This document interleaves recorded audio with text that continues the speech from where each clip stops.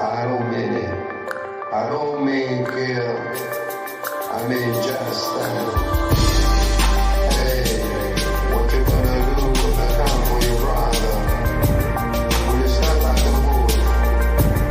Step for his brother. Hey, what you gonna do when they come for your best friend? Will you step like a bull? Step for his best friend. I don't mean kill. I mean just stand. I don't mean kill.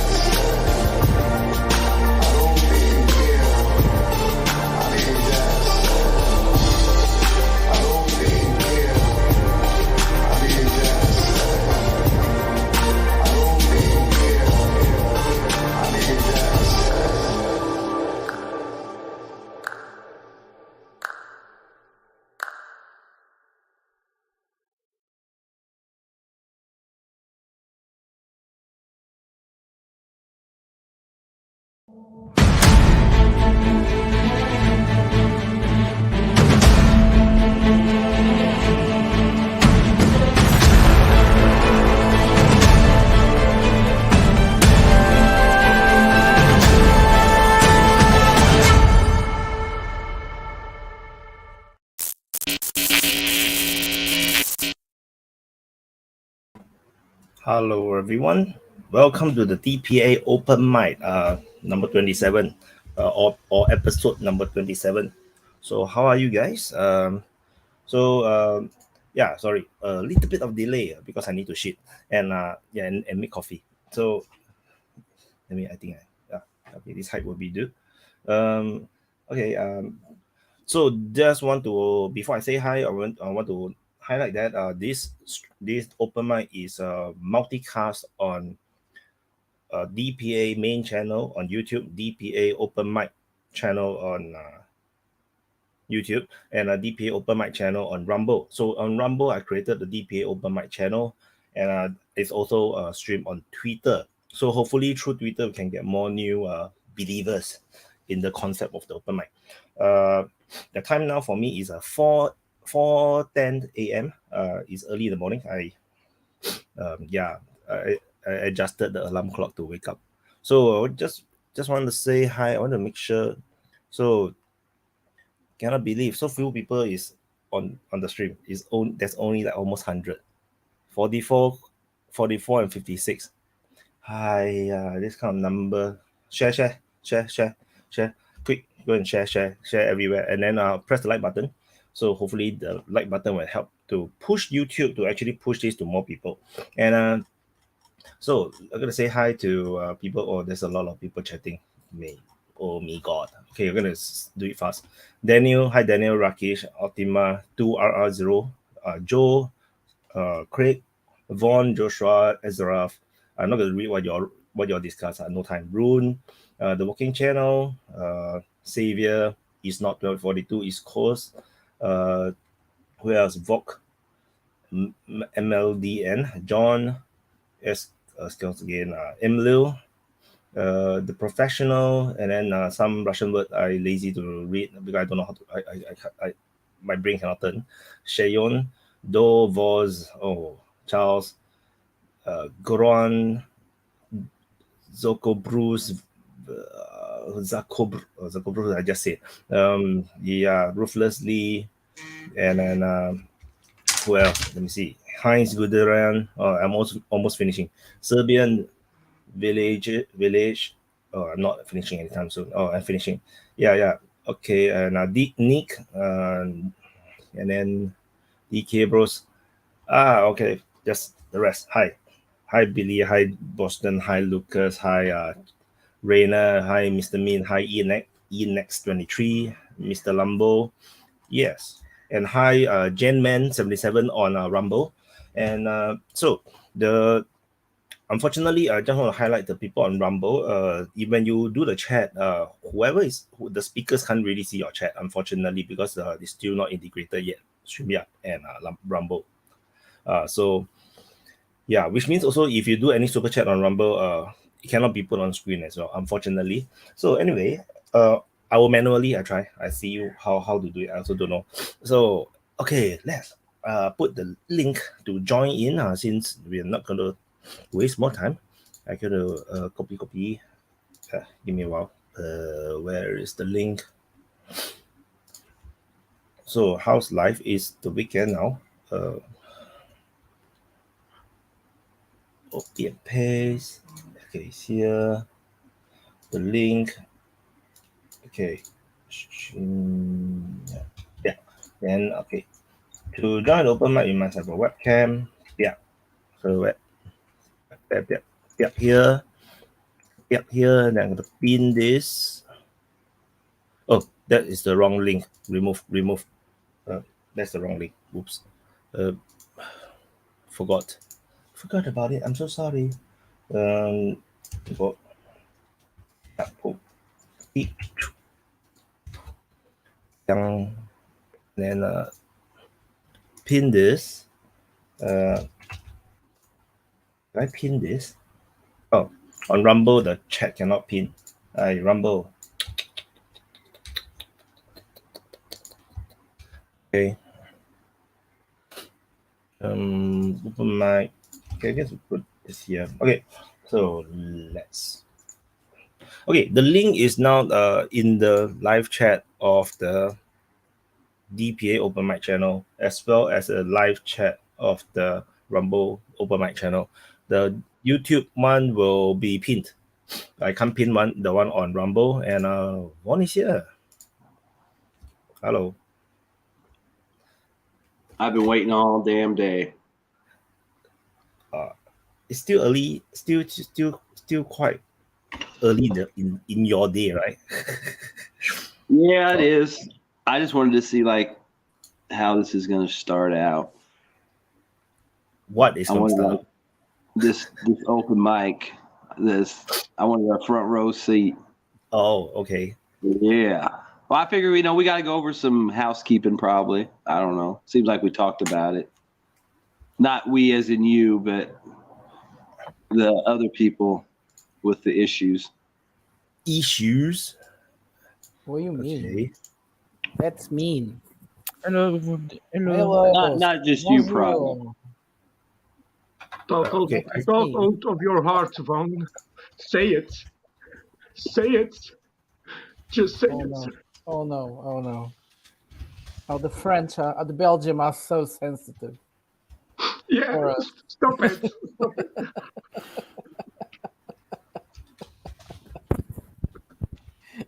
So, No, I just meant, are we going to try to have like some better organization this time?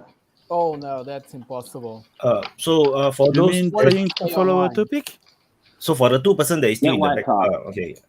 If you need to look at the private chat because yeah, okay. Because if you all don't wave, I'll not put you in. Just to There is make a sure person. that you guys are real. A lot of new people. Hi Root, hi Valkata. That's We have- cheating. We Raising have the a mask, that's terrorist. cheating. Why? And We hi have, a Ecosay. we have a terrorist online. What's this? He's Hello, afraid of showing guys. his face. Yeah, that's cheating. That's That's shit. Don't need to show my face. That's Oh, bullshit. okay, whatever. Here, You there we can go. do it. You Can can you hear do me? it. Now we know. yeah. If people complain, we'll start to ban people. I can show your face. That's very good. Yeah, I think maybe we should set a rule. No mask. I mean, Oh, okay, okay. because, Sure. your face then is Wait, not. let me. There. There's a face. So No Oh, mask. He No, was you're afraid screwed of for the being, rest of your of life. being There we supporting go. Ukraine. And that's Oh, why man. he that was a like turtleneck. hiding his I thought that face. was. In case Uh, Poland decides to unite with Ukraine or annexate Ukraine. That's the new news today. Poland will got it. annex Ukraine. This is actually a big brain move. Is Ukraine not annexing Poland? You don't even know. It's a reverse. No, they get a whole of Poland to worship Bandera. You don't know this. Anyway, the new guys should introduce themselves. Who want to start first? Ecoste, I cannot hear you. Can you hear me now? Hello, hello. Yes. Yes. Oh, Hello. both Should I hands here. begin? Hello? Are you Belgian yeah. as I can well? hear you too. Are you No, I'm Belgian? not Belgian. I'm from Lithuania. Oh, My name is Lithuania. my real name is Leonidas. Leonidas. Pretty much, It's a very I know fierce name. Russian language, so I can pretty much talk about the Russian side. Ooh. That's what I intend pretty much to talk about. What else? If you got any questions, you can ask me, of course. so you are from Lithuania, yeah? Yep. Well, that's quite unusual. There are not many Russian-speaking people in Lithuania. Well, a lot of Oh. Belarusians, but not as much as in Estonia or Latvia. Yeah, true. I mean, speaking about my generation, like Gen Z, there's not many Russian-speaking, I think it's like funny. my age people. Mhm. I just got lucky because my mother is half Polish, and in her family side, everybody speaks Russian. Oh, So interesting. that's how it is for me. Mhm. But mostly, yeah, not a lot of people, especially in my city. People do speak Russian, but if another city, then yeah, it's mostly Lithuanian. Which city is that? Klaipėda, it's next to the coast. Memo. By the Yeah, sea. Memel. Oh, that's Yeah. true. Yes, that's the port. Yeah, the port city, Yeah. Harvard. Exactly. Who's next? Me, I guess. All right. Hello. So yeah, I'm Armenian. I just came to check out and debate, I guess. I'm half Ukrainian as well, so also about the conflict. I think it could be interesting, yeah. That will be very interesting. Why is Armenia betraying the Russians, or is the other way around? I think Ukraine is betraying itself, bro. Yes, sure. I was thinking about Bergkarabakh. But the leader of Armenia is a bit suspicious, as far as the division that he's making. The prime minister. Yeah. Okay. And Ruth, introduce yourself. Ruth. Yes. Oh, Wakar. Hi. Yes. Wakar. Sorry. If I can have the floor, can I introduce Yes, myself? introduce yourself. Yes. Please, Ruth. My name is Ruud Bruins. I am from the Netherlands, but I'm based in Paris. I can speak French, German, English. I'm a military historian. I have my own YouTube channel under my own name. So please check it out. I have videos about Ukraine since last year, and I'm working on one right now. Cool. Ruud, sorry, my brain just not short circuit. You are from Netherlands, and you're in France now. Yes. Okay.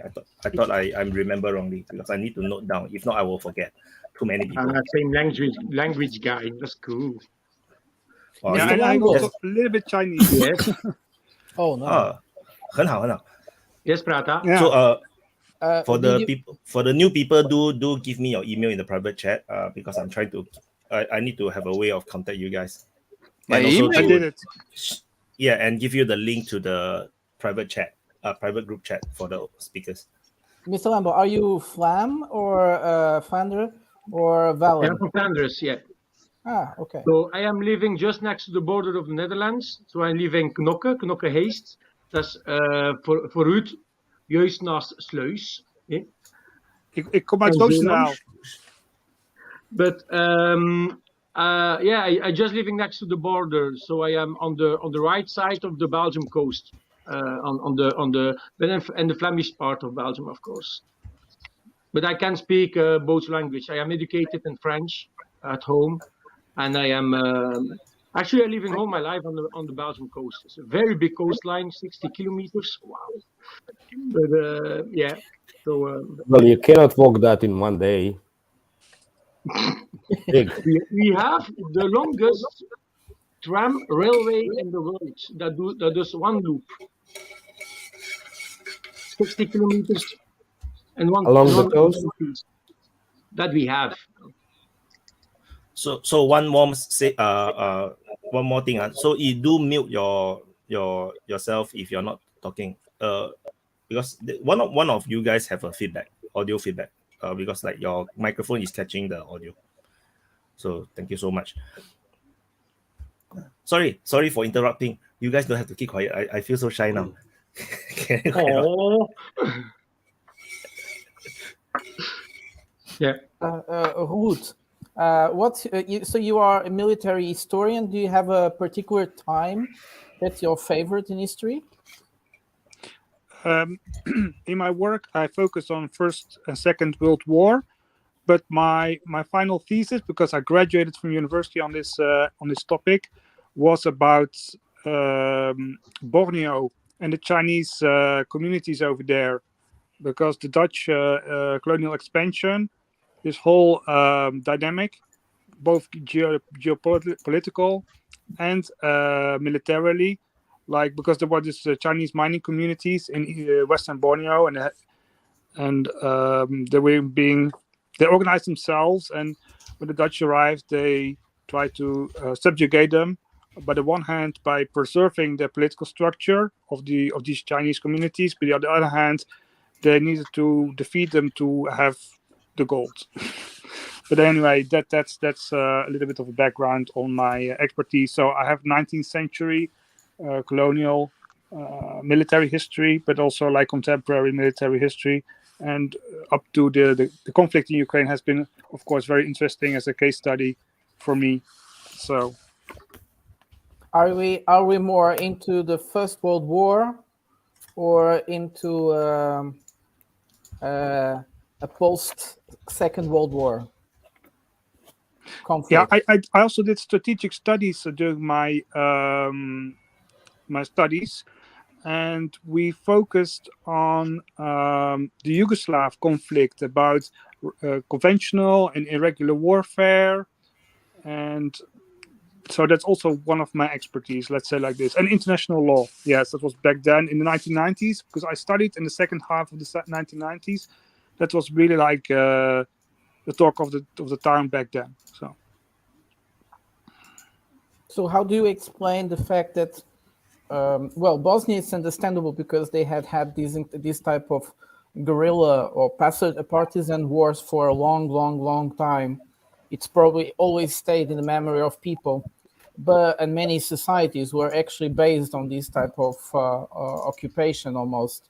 But the Ukrainians actually are reviving the guerrilla war. Together with the conventional war, they also kind of developed this. Where is it coming from?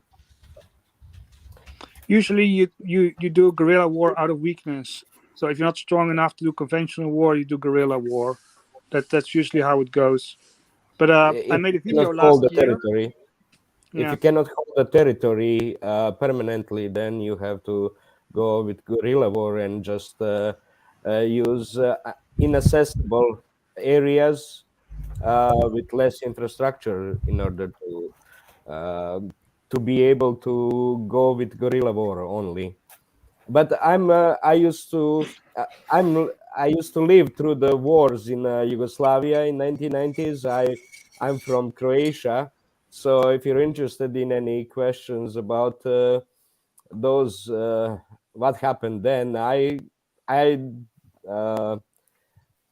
actually am familiar with every narrative that's out there, and I actually also was interested in how narratives change over time about what happened. So also there's I'm just wondering if any military historian is interested in how narratives change during the war and after the war. Yeah, definitely. I'm because one of other thing I do is the history of ideas is also very interesting for me, and especially this kind of nationalism and how that develops. And I made a video. Actually, it was like in the video I needed to explain a little bit about Balkan history. And there was a video about Waffen-SS and mountain divisions, because there were quite some which were raised in the Balkans from Albanians, Croatians, from Muslims. And I need to first explain how that came to be, all those different nationalities and all those allegiances. And then I explained a little bit, very roughly, of course, how this whole narrative developed about who belongs to whom and who relates to whom, and that's very interesting. Yeah. So yeah. Well, identity politics as a science, let's call it like this, or as a discipline, has been developed for a long time. It's very easy to introduce identity politics topics into a society, especially if they are into stress. I was very interesting during the 2014-15 war in Donbass, and how people created out of nothing a conscience of belonging, a different belonging in comparison to Ukrainians as such. Yes, and it was very strong, and it moved people extremely fast. Of course, they didn't create new symbols. It was very easy to appropriate the symbols of the Soviet Union around, not the Russian symbols. Well, sometimes the Russian symbols as well, but very few. It was mostly Soviet insignia that was being appropriated and elevated like the something very good they had in their past that they wanted to recover. It's very easy to control people through those methods. I don't think it's possible to create an identity while at the same time starting a war or organizing the war. It must be something that's there before, and that people feel that there's a narrative around the people long before the war, that they feel togetherness. They feel they feel equal to those ideas. The problem is that identity is something. The problem with identity, they agree with those ideas, and they identify with them. It must be something from long before the war. No, not really. And it's easy not just really. to separate them. Identity exists in all of us, in our communities, but it doesn't play a role in our everyday life. It's just in very stressed situation that it starts when we feel that most of the things we know around us are into question, and that's when identity plays a big role. Like saying, scare people about they are not going to be able to speak their language, or in the case of Yugoslavia, scare people that they won't be able to use the Cyrillic alphabet. They probably never use the Cyrillic alphabet, but that's enough to ignite something in you, and suddenly people get very, very aggressive if they feel that something that belongs to them, their anchors, are being taken away from them. And from that point, with some little things of reality, you can very easily command people to a very different path of identity construction. I think Prata is in sociology, right? Yes, yes. Sorry, I'm massacrating you with this stuff. Are you lecturing or you studied sociology? I cannot remember. I just studied. I want to welcome Dr. Rishi. Can you introduce yourself? Actually, I'm a doctor from India. Awesome. Yeah. Oh, that's a very short intro. It's like, which part of India are you from? I'm from the eastern part. Eastern part. Yeah. Are you from Northeast? No, not from the Northeast. Otherwise, I would have it's below Bengal. It's called Odisha. Odisha. Oh yeah, Yeah. My Indian geography sucks. I have no idea where is that place. Yeah. No, Vakar must know. He is my neighbor. Yeah. Odisha is a great people. And, what kind of doctor are you? I'm an internal medicine doctor. Internal medicine. Yeah.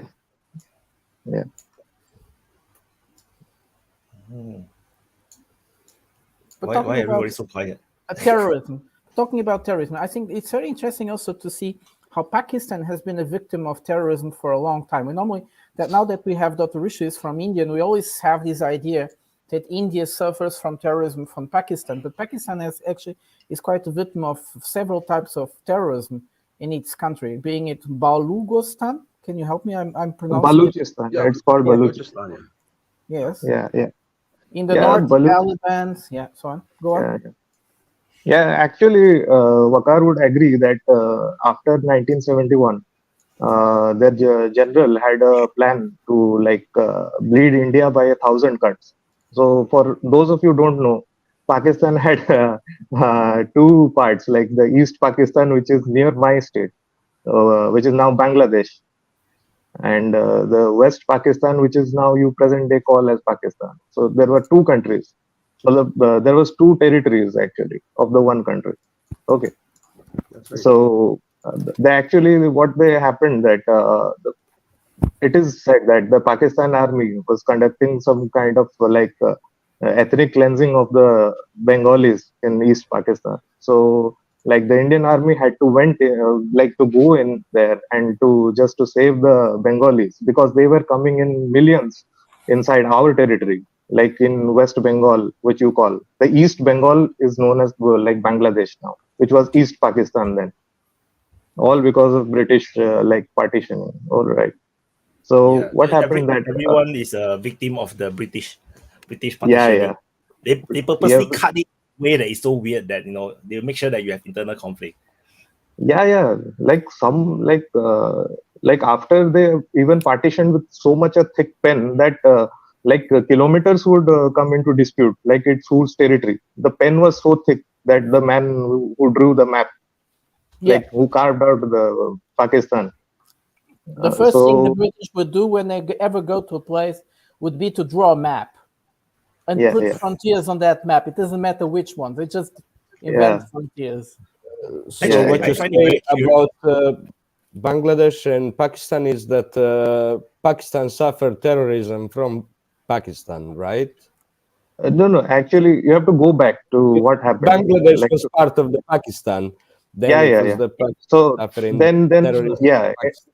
yeah. Indian army had to intervene, and so they had to lose half of their country, almost half of their economy. More than half of their population went out in Pakistan, East Pakistan. So what happened Yes. that the general who was there, who was commanding, I must, Wakar must know his name. I'm forgetting his name. He thought of a plan called as bleeding India by 1,000 cuts. So they can't match conventionally with India. So they had to call it asymmetric warfare. So they thought it as asymmetric warfare. We cannot fight in symmetry with them, like conventionally. So we can sponsor some people, send them across the border. They can do our job, right? So that's how they started, like in Kashmir, right? Because what happened in 1947 was Yeah, that here, Kashmir was not part of India or Pakistan. It was given an independent state. It was an independent state, so it was given free to either choose to be with India or go with Pakistan or stay independent. So in 1947, what happened that the Raja was a Hindu ruler. So for your knowledge, the majority of the Jammu and Kashmir, especially the Kashmir Valley, is of predominantly Muslim population. But the king was a non-Muslim, right? So what happened that Pakistan sent its irregular forces into inside Kashmir to incite some type of revolt against the Raja, and they were almost successful. I can say that they went inside Kashmir. They caused a lot of havoc. They incited a rebellion against the Raja. The most of the soldiers were of Muslim origin of the Raja, so they revolted against the Raja. And the Pakistani regular forces first went in, then the Pakistan regular forces went in, so they got inside Kashmir. So what you see now, the Kashmir, which is divided between India and Pakistan, it is like the line is known as line of control. Okay, so that was the ceasefire line, which was signed a ceasefire by UN mandate. So the war hasn't ended. Like they haven't said, but this is a ceasefire line.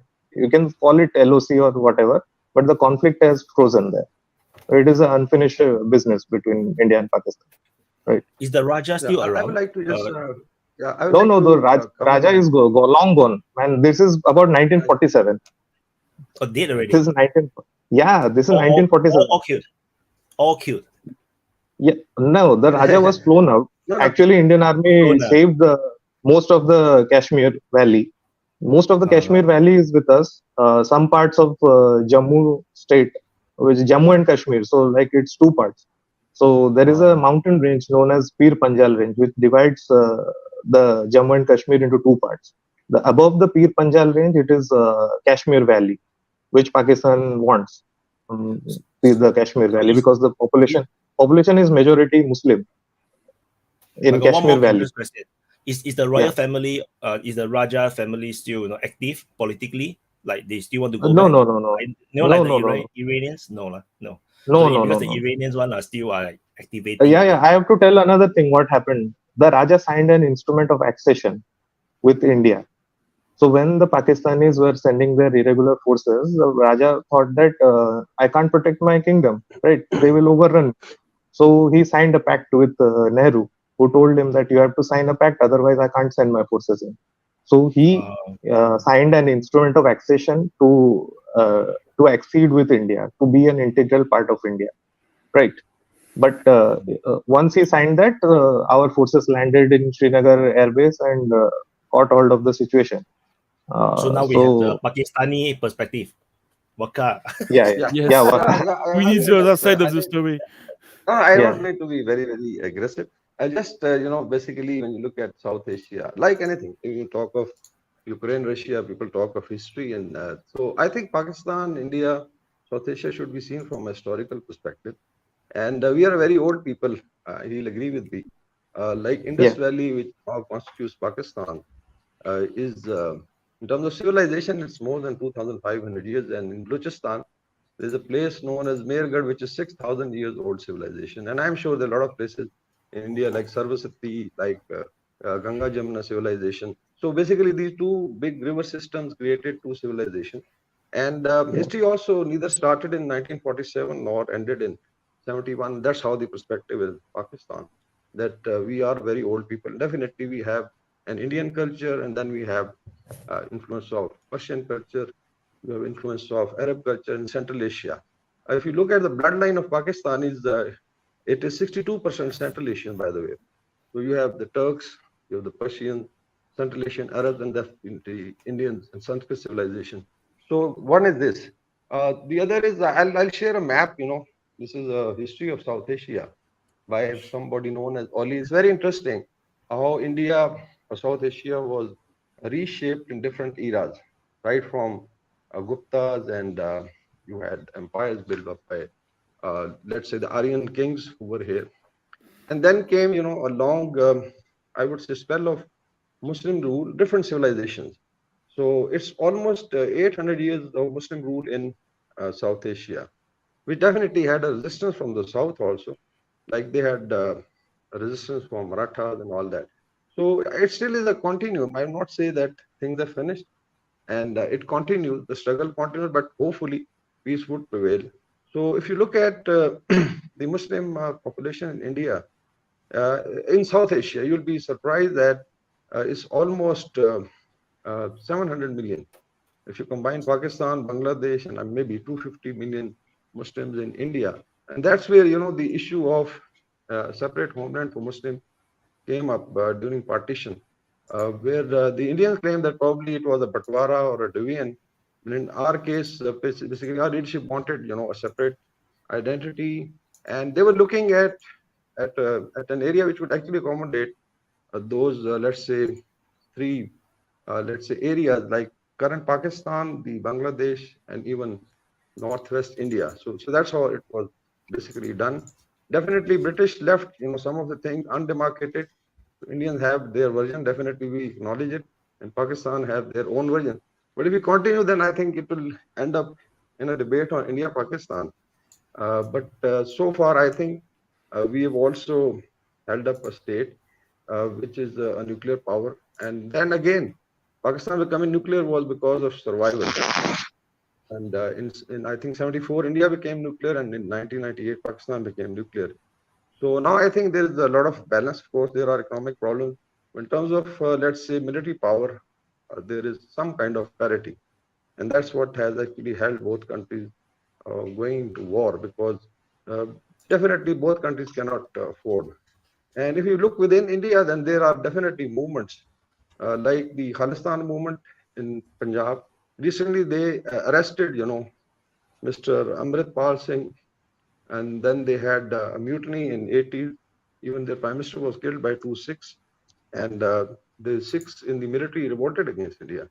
Similarly, you have Naxalite movement in northeast of India along the seaboard. I think Odisha is one which affected Chhattisgarh. We recently had attacks by the Naxalites causing casualties. And then you have South India, which is definitely very different. Look at their outlook. Then there is a class division. We'll not go into detail. So there are problems on both sides.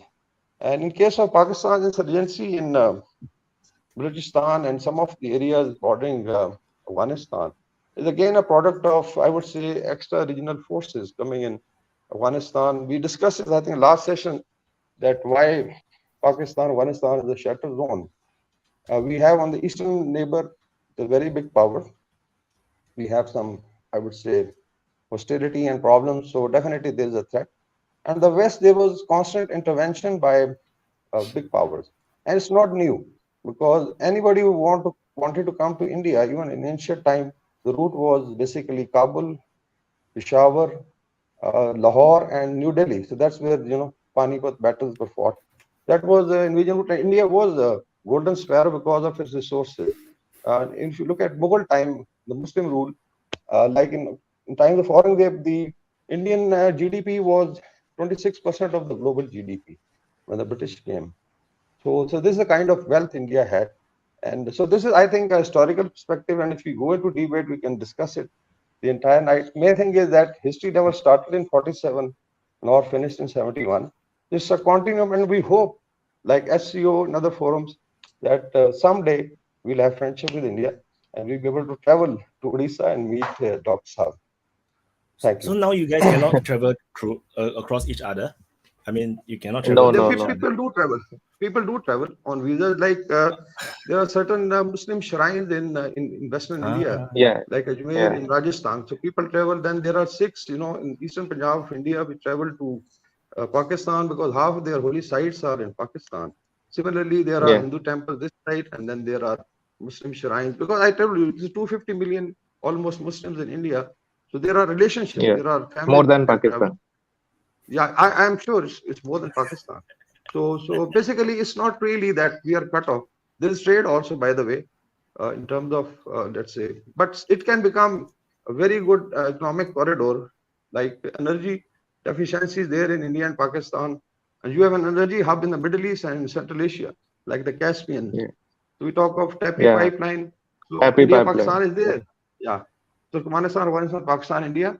IPI is Iran, Pakistan, India. So in case sense prevails, I think things can be better. And it will be trillions of dollars can be generated in case sense prevails. And we'll hope that one day our next generation may have peace. And I think things are moving to that direction.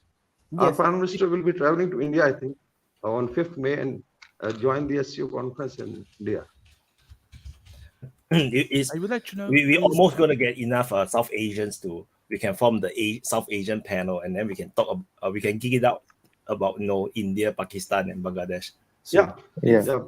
But it's still very we can, I think, discuss what is happening in Ukraine. Yes, but it's still very interesting. Now this is very important for Ukraine, for the battle with Ukraine as well. So Ukraine is very important because it's in the crosswords of two very important old paths, the Silk Road and the Spice Road.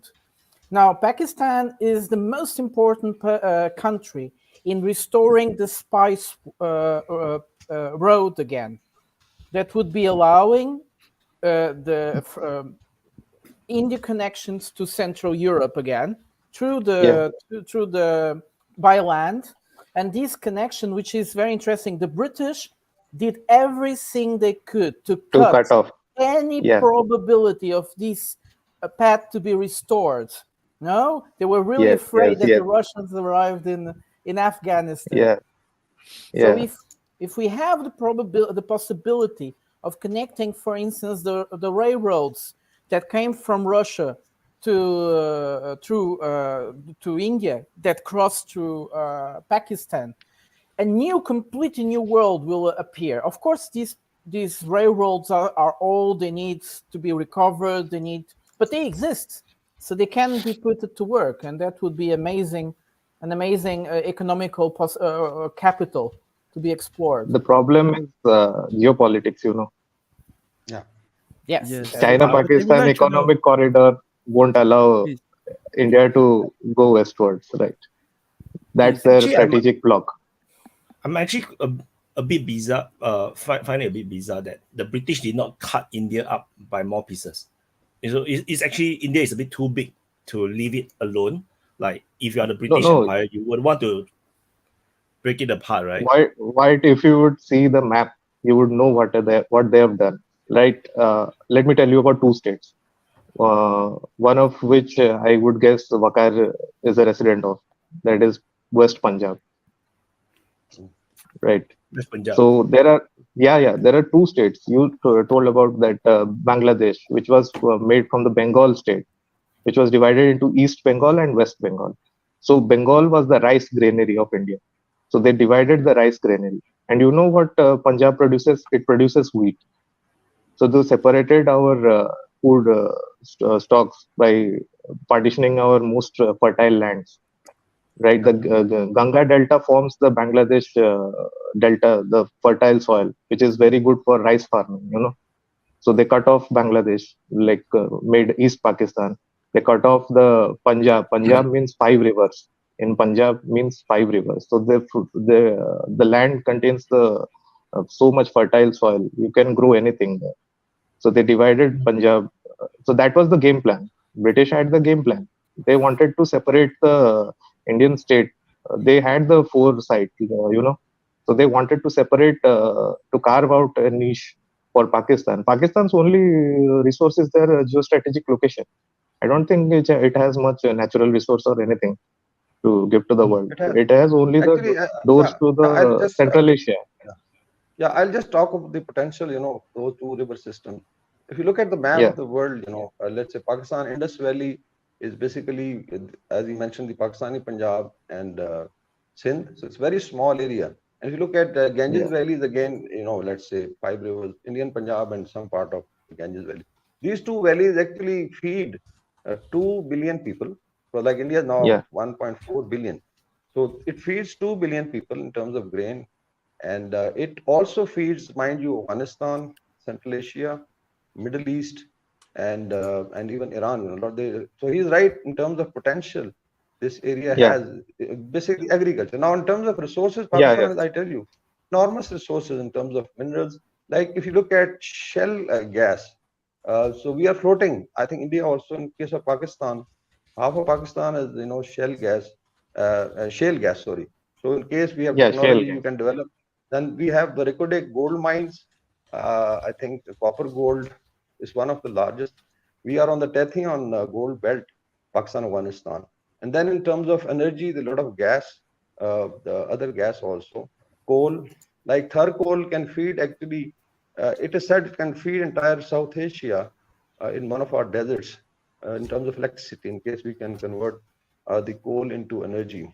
So, and then but Waqar, the problem is that you cannot tap into the resources, right? You have blackouts in Pakistan. If you had that much coal, you would be having that much. Not really. Now, blackouts, I tell you, now we are surplus in terms of energy. Yes, the distribution of energy is a problem because a lot of our energy is produced through hydro projects, because we have those 5 rivers also. And it's a steep slope. If you know India, Pakistan, northwestern portion is a steep slope. You start from zero at Karachi, mean sea level, and you then touch within 1,500 kilometers the highest mountain in the world, the roof of the world. So you are touching like 26,000 feet. So this is the kind of slope I think northern India and Pakistan exists. So there's a lot of potential in terms of. Then there is enough sunlight to produce solar, and then there's enough coal. The resources are not. I would say it's management.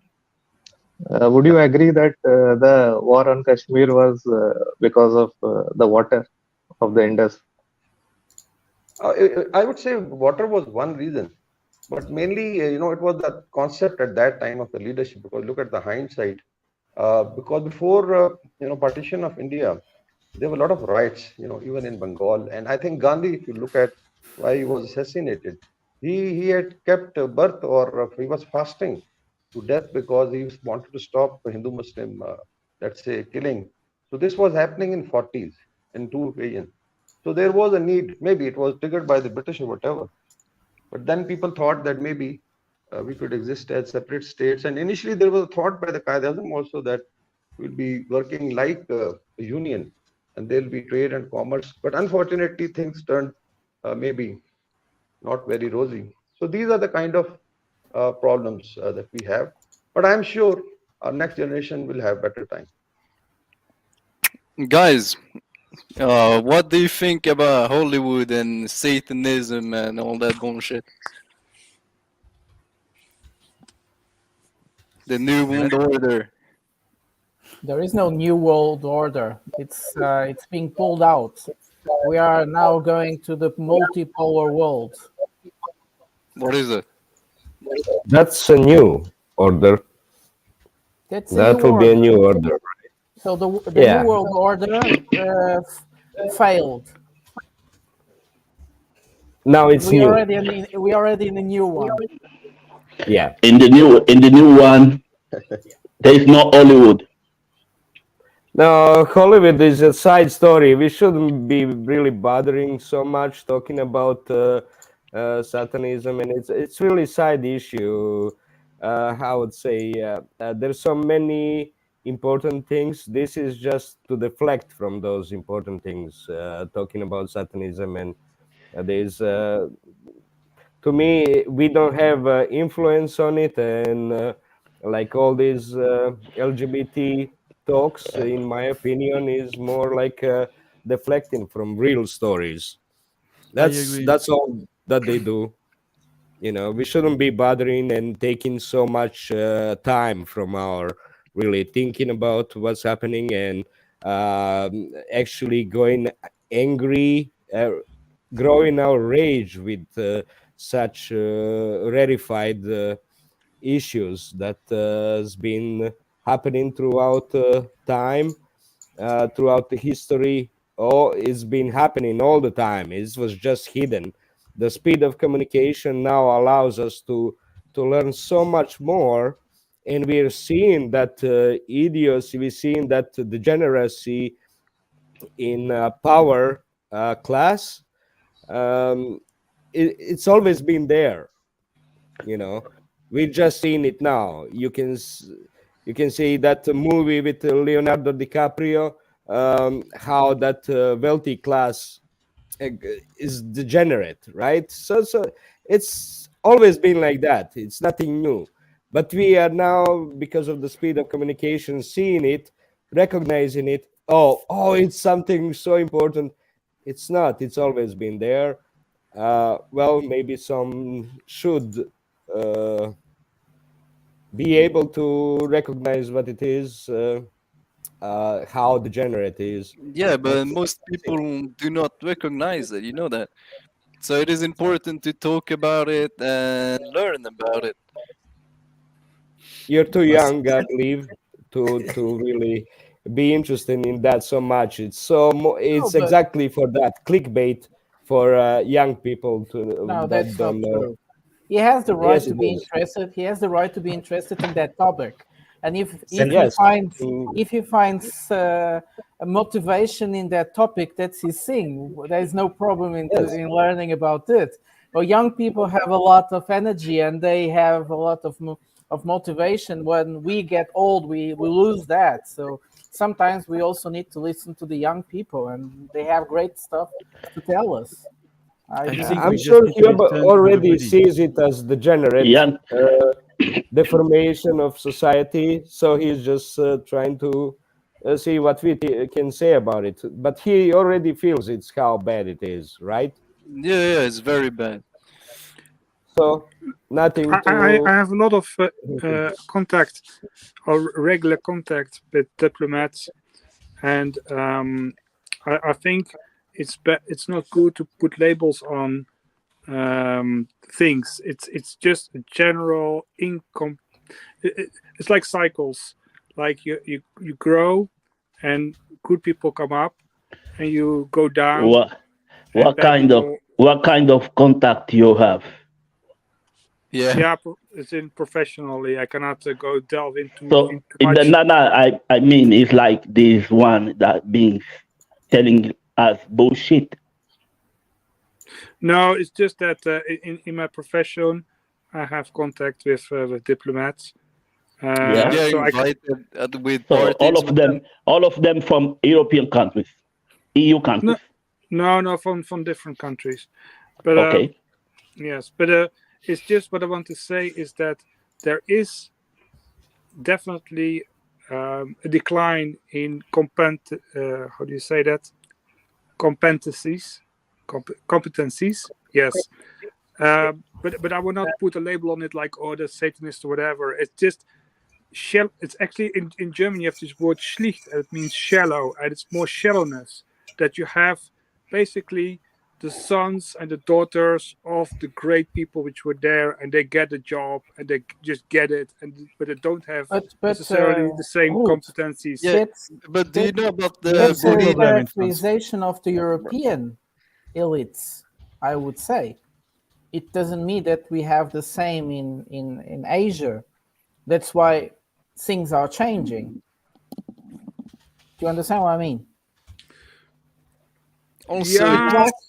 These For left- example, in Right. China, I was also kind of disappointed to see this kind of wolf warrior diplomacy, like this kind of very brazen talking. I really think like that's very un-Chinese, and I'm very familiar from family reasons with Chinese culture, and with East Asian culture, and I think it's very regrettable. I mean, this kind of like diplomatic skill and talking and way of doing is really in decline. It's like they don't seem to have it anymore. The touch. In France, we had a school to teach our diplomats how to do their job. A very specialized and very good schools. And the government, the Macron government, has decided to close it because the government thinks it don't need trained diplomat. What he needs is diplomat to tell what the government wants them to tell. Yeah, but the government is just fucking Satanist at this point, bro. They go to the Bohemian not sure woods it has and something to do with sacrifice Satan. children. Yeah. They all I just think it's more sleep. about worship and the banking system. But I've got a question for the French guy, the Yes. Belgian, and the Dutch. Why you three don't make just one country?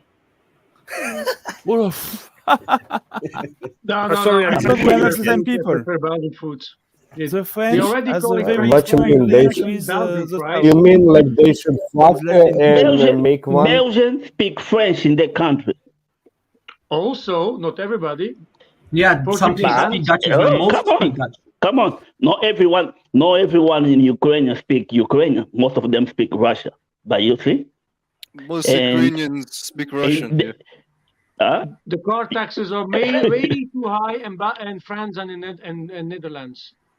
most me, it's of not people in interesting. Belgium speak If I want Dutch. to keep my Subaru, it's gonna take me a lot of money to keep them. Not only for that, I have a lot of friends that Oh, he's live whipping in, the car. I think kilometers from me in Holland, because it's cheaper to buy a house there, because where I live is so fucking expensive, and they prefer to move to the Netherlands. But I personally have nothing to do with the Netherlands. For certain reasons, I never gonna live there. I am happy here. For so long I can still live here. So my apartment is cheap, so I can stay. France, my dad already lives in France, so I have Hotel Papa nearby Saint-Tropez. If I want to go to holiday, I have free holiday in France, so I have actually already something in France. So no, and I go do my shopping in France because it's fucking cheaper than Belgium. But the attitudes and the way of living I don't like in France. So I prefer Belgium. And Belgium is a unique country. So I am unique. So I stay unique, live unique. Yeah. By the way, we got a guy from Lithuania. Yes, exactly. He's young, and I'm sure he got a lot of things to do today or tonight. left. I think like so. Huh? He left. He left, Hey, yes. Also, Nah, isn't it's Oh, still we, there. we Belgium a have, proxy wait, country? guys. Wait. We have two new guys in the Yes. room. They probably want to present themselves. So, Rahil Rikhil. or Rikhil. He sorry. is not new. I've seen him before. Yeah, I've actually been here before. Oh, okay, sorry. Yeah, man. Where are you from? I'm from India itself. Ah, it's India too. Great. We have Yes. Southeast Three Indians. Asia. Really fine. And then we have Hardeep Singh. Are you from Pakistan? No, I'm from Punjab, Sikh Punjab, from like the Ah. Indian Union. We're not Indians. We're Punjabi. We love our country, and this is my first time I'm showing up on any podcast. And thank you guys for letting me talk. So you guys were talking about my country. I never ever heard anybody from my country actually talk like represent our views, like what we feel. Like, you know, they talk about Kashmir from 1947. Well, till 1948, it was independent. It has nothing to do with the British, nothing to do with India. Why do they don't tell you that? Till 1962, Goa was not part of India.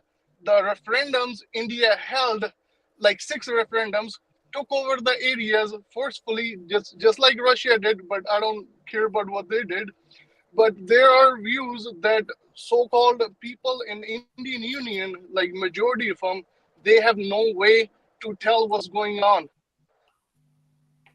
Cannot whatever they work for, like they cannot even earn like living, honest living.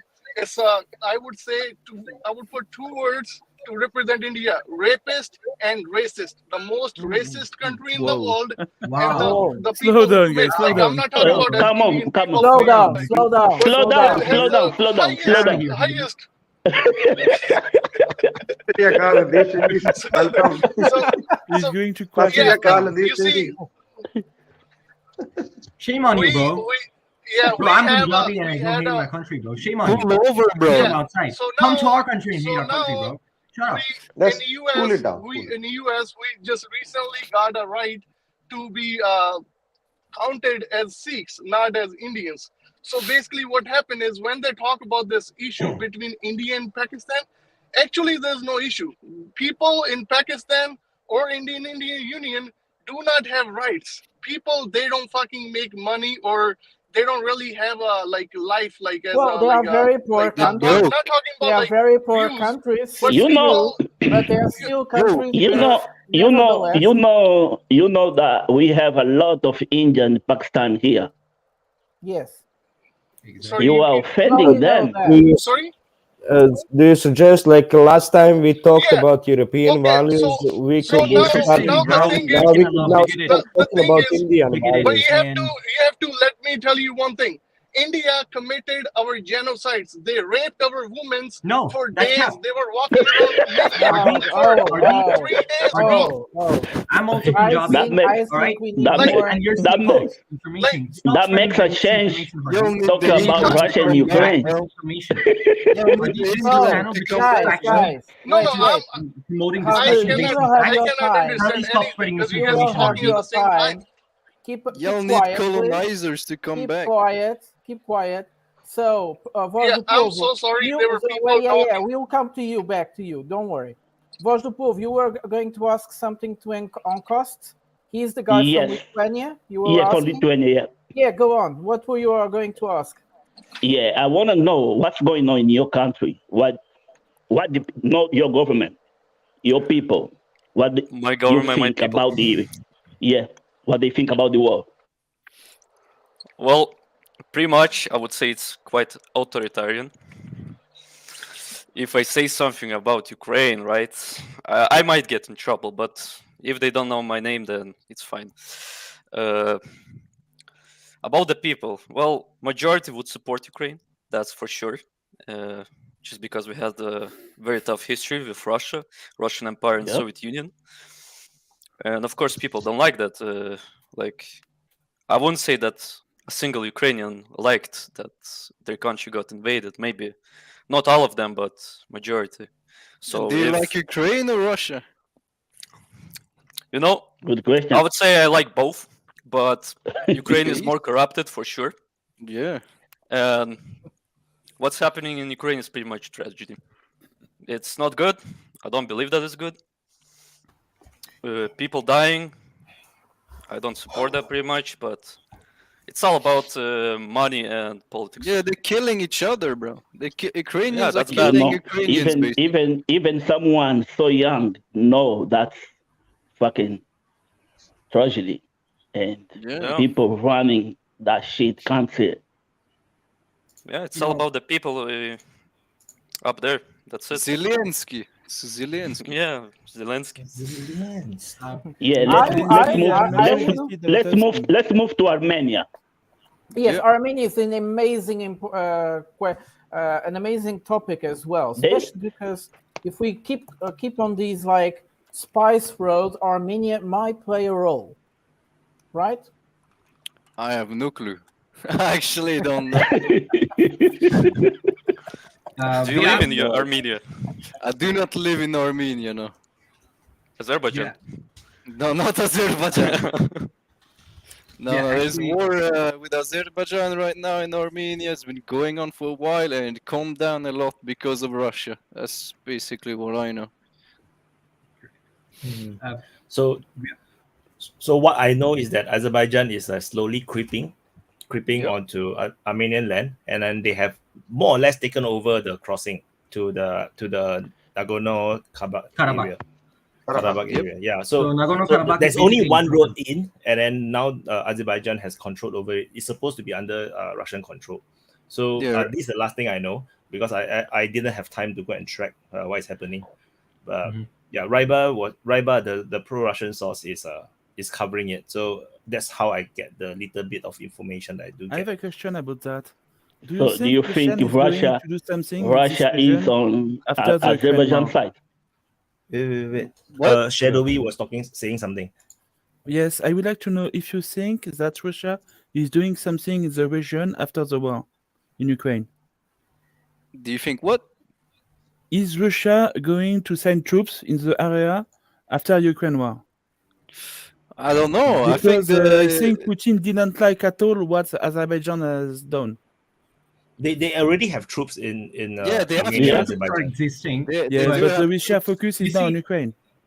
I'm not sure if Russia will send troops to attack Azerbaijan, despite of Armenia being an ally. Basically, Azerbaijan is heavily influenced by Turkey, correct? And Turkey has been drastically influencing its influence on Azerbaijan after the fall of the Soviet Union. And I'm not sure if Russia would want to make like Azerbaijan as an enemy of the state, because then Azerbaijan can join NATO, and then it'll be a big problem for Russia as well, right? Don't forget about Iran too. There is a triangle between Azerbaijan. There is Russia on the north, Turkey, and Iran on the south. And if Turkey agree to let go Azerbaijan, they could have a very serious problem. I think it's a very complicated chess play there. You see, everybody needs everybody in this little piece of land, the Caucasus. And the Russians are very intelligent the way they moved into this situation. They kept their heads cold. It's a bit surprising that the Russians didn't have any military information in forehand what the Azeris were going to do. It's very surprising, but nevertheless they kept their head very cool and they tried to play both of them that things didn't got worse. It's true that these what they call it security, they have this kind of CSTO. pact. Yes, it's that they didn't intervene. Nobody wanted to intervene. It's the Russians even did something. The other ones didn't want to play any games. I mean Kazakhstan. What was the other one? Kyrgyzstan. I think Turkmenistan is also Tajikistan is also there in that panel. Yes, and they said no from the beginning. And so Armenia is also, let's say, Armenia is also playing in many in other levels as well. So they are like not really the victims here. Everybody's playing some moves here and there, and the situation is chaotic. Who suffers? On the end is the Armenians living in Karabakh, and this situation is really horrible for people living there. But the West is not helping, as we see. However, the only one helping is Russia. The West is taking their opportunity. That's what they like. See these people fight each other. But Prata, one second. You are saying that Russia made a smart move in this decision between not siding exactly with Armenia in this conflict, right? Yeah. I mean, I would say it's kind of like a double-edged sword, because when Russia didn't exactly support Armenia during this Nagorno-Karabakh campaign, and it was only countries such as India which were sending like missile systems and like air defense systems. Russia was not sending much aid to Armenia. It basically kind of set a low precedent for the CSTO itself, right? It kind of weakened CSTO coordination, because CSTO was supposed to basically counter NATO. And, as you know, NATO countries stick up for each other. And most of the time, even in Ukraine, even though it's not a part of NATO, the amount of support that they have shown to Ukraine it basically displays an image that NATO is a united bloc, and most countries, despite of having like slight differences amongst each other, stick up with each other at times of war or conflict. But because of this Nagorno-Karabakh campaign and the lack of Russian intervention, it kind of proved that maybe Russia is not exactly an ally which to have military alliance, to have a military alliance Russia with, has a and weakness in the region. need to be more sided with the West when in terms of military alliance. Because I think people don't really understand, Azerbaijan is actually by right also under Russia's circle of influence. So no, if Russia really wants Azerbaijan back into their security framework, they cannot take side. In fact, it's easier to just take side with Azerbaijan because Armenia is getting a bit ridiculous sometimes, like the kind of things that they are saying. Wyatt, do you think Azerbaijan ask Putin the authorization to strike Armenia? No. They don't ask. They ask the help from Erdogan, not from Putin. They're war criminals. No, what I mean is that they are striking Armenia when Russia is weak. And I'm pretty sure that Russia don't like that. Karabakh is not international recognized as being part of Armenia. It actually was not officially part of Armenia. It was a republic that almost nobody recognized. Which was only recognized by Armenia. That's what I said for Ukraine, but for Armenia, it's wrong. It was actually part of Armenia the whole time. Ah, yes, sure, but I mean now officially, it didn't. It was not part of the. Not. Yes, and the thing is, like half of Turkey is also Armenia. Well, not half, but a big chunk of Turkey is actually Armenia before the genocide. And there's a lot of Kurdish people also in Turkey, so technically part of it is Kurdistan as well, correct? Yeah. Is all these others the problem with the breakup of the USSR? We should get Waka speak. Armenia was not I just want to highlight why Russia didn't come to help of Armenia, because I think their president or prime minister was more inclined before the war started, the last war, the Azerbaijan versus Armenia on Nagorno-Karabakh. It was Armenia was then trying to bend towards NATO, mind you. There was some talks of bringing Armenia into NATO fold, and so I think that's where Putin decided that he's not going to militarily invade. And it allowed basically Turkish and Azerbaijani forces to go ahead with the. And so in terms of Nagorno-Karabakh, there are different claims. Like Azerbaijanis feel probably they are their people, and they would like to, let's say, reunite them. So these are the reason I think why Putin actually did not intervene. So he allowed certain space for Azerbaijan and Turkey to settle the score, and later on, I think he stopped them from going further. So I think that was one reason. Otherwise, it's very complicated. You are saying there are Armenians in Turkey, there are Azerbaijanis in Iran, there's an Iranian Azerbaijan, and then you have Azerbaijan, and basically they are Turkish people. So it's very complicated, the Caucasus. And I think Russia also wanted the Caucasus to remain stabilized because they didn't want another front opening from the south. Remember, there was a kind of mutiny in Kazakhstan also, just before the Ukrainian war. Because another front was being opened. Russia sent its military to maintain stability. To stabilize, because they wanted to open another front from the southeast of Russia. So it was stabilized before Putin moved in. So I think it's very complicated. But one reason was that Armenia was tilting towards NATO at that time. So I think maybe Putin then didn't like it. Otherwise, maybe he would have intervened. But when you look at connection between India and Russia, actually there's a way through Caspian Sea or through Azerbaijan. It's not really going through Armenia, probably because of the geography, mountains and all that. So the possibility to use the transit through Azerbaijan to Iran, then to India, is why Russia is kind of into the, not deciding whom to affect. Probably trying to push Armenia more because it's Armenia been shown to be more belligerent, more violent. Using army more than Azerbaijan. It's only that Azerbaijan recently got more weaponry and trained their military properly to be able to do these offensive attacks, successful attacks on Armenian taken territory. So Russia primarily wants to get peace between them.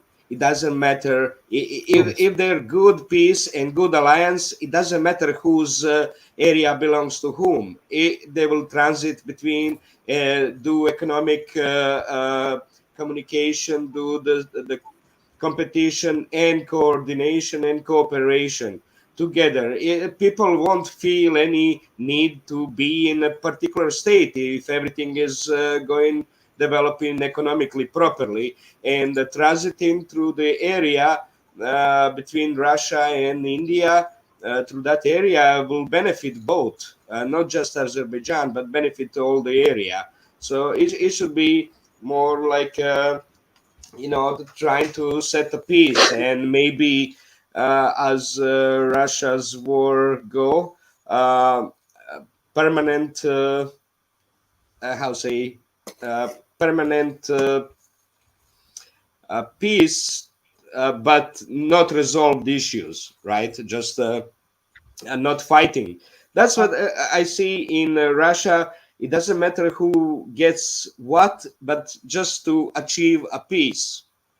I think we have to look at this. Whenever negotiated between the warring parties. I think we have to look at the Karabakh conflict as a pre-war conflict before the Ukrainian war. It was more than evident that Russia was preparing a conflict with Ukraine. They had their troops in the frontier, and we had all these little conflicts in Central Asia. It was not just Kazakhstan, and then later Taiwan too, with China. Yes, I agree. Again? Taiwan with China. Yes.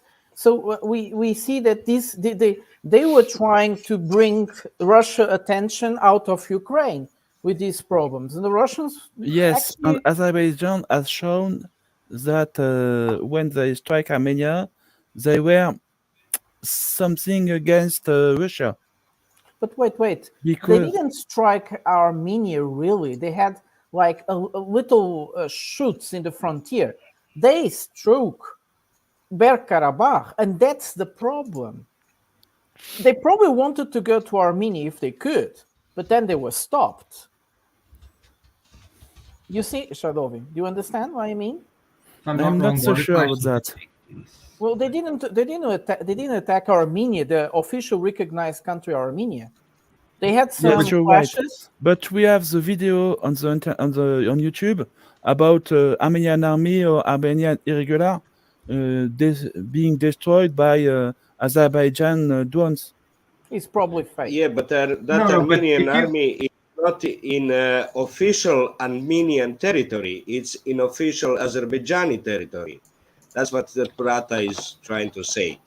They occupied that territory from Azerbaijan in 93, for what time? When was that? Just after the fall of the Soviet Union. I think the question is, you see, the Bergkarabakh region was under Armenian control. Most of it. There was a little part that kept under control. But the problem was that Armenia, the country, did invaded parts of Azerbaijan, connecting both places, Bergkarabakh and Armenia, and occupying all the connection, all the lands between both. Armenia never really claimed these lands. They were just claiming Bergkarabakh. And that was the problem. Armenia actually should have disoccupied these territories. And they did not. So as long as Azerbaijan was taking these territories between both Bergkarabakh and Armenia, I think Russia was okay. But was the moment that they really got inside of Bergkarabakh that the war stopped it. So to say that Russia was not really there, it's also not true, or that they were weak. Okay. Do you know what I mean? It's not weak. Russia's never been weak. No, Russia. You can say that Russia was focused on a different issue. Like the different issue was more. Yeah, but they still can defend that area. I would say, yeah, like I do agree with Boz that Russia wasn't exactly weak, but I would say that Russia wants to use Azerbaijan as a strategical ally more than Armenia. You know, as Jordan had said that, you know, Azerbaijan has a more strategic geographical importance as compared to Armenia, because, you know, Armenia, it doesn't directly border with Russia, correct? There's Georgia in between, and Georgia is not an ally of Russia. And because Russia wants to they have military bases there. Yeah. But my point is that people still think Russia is the one for the 19th. You know, Russia changed a lot. Yeah, but I was saying that right now I think Russia did have plans that, you know, the talks, I mean, between Russia, Azerbaijan, Iran, and India, right, to form an alternative trading route rather than being dependent on Western trading routes. You know, that had been going on way before this war, correct?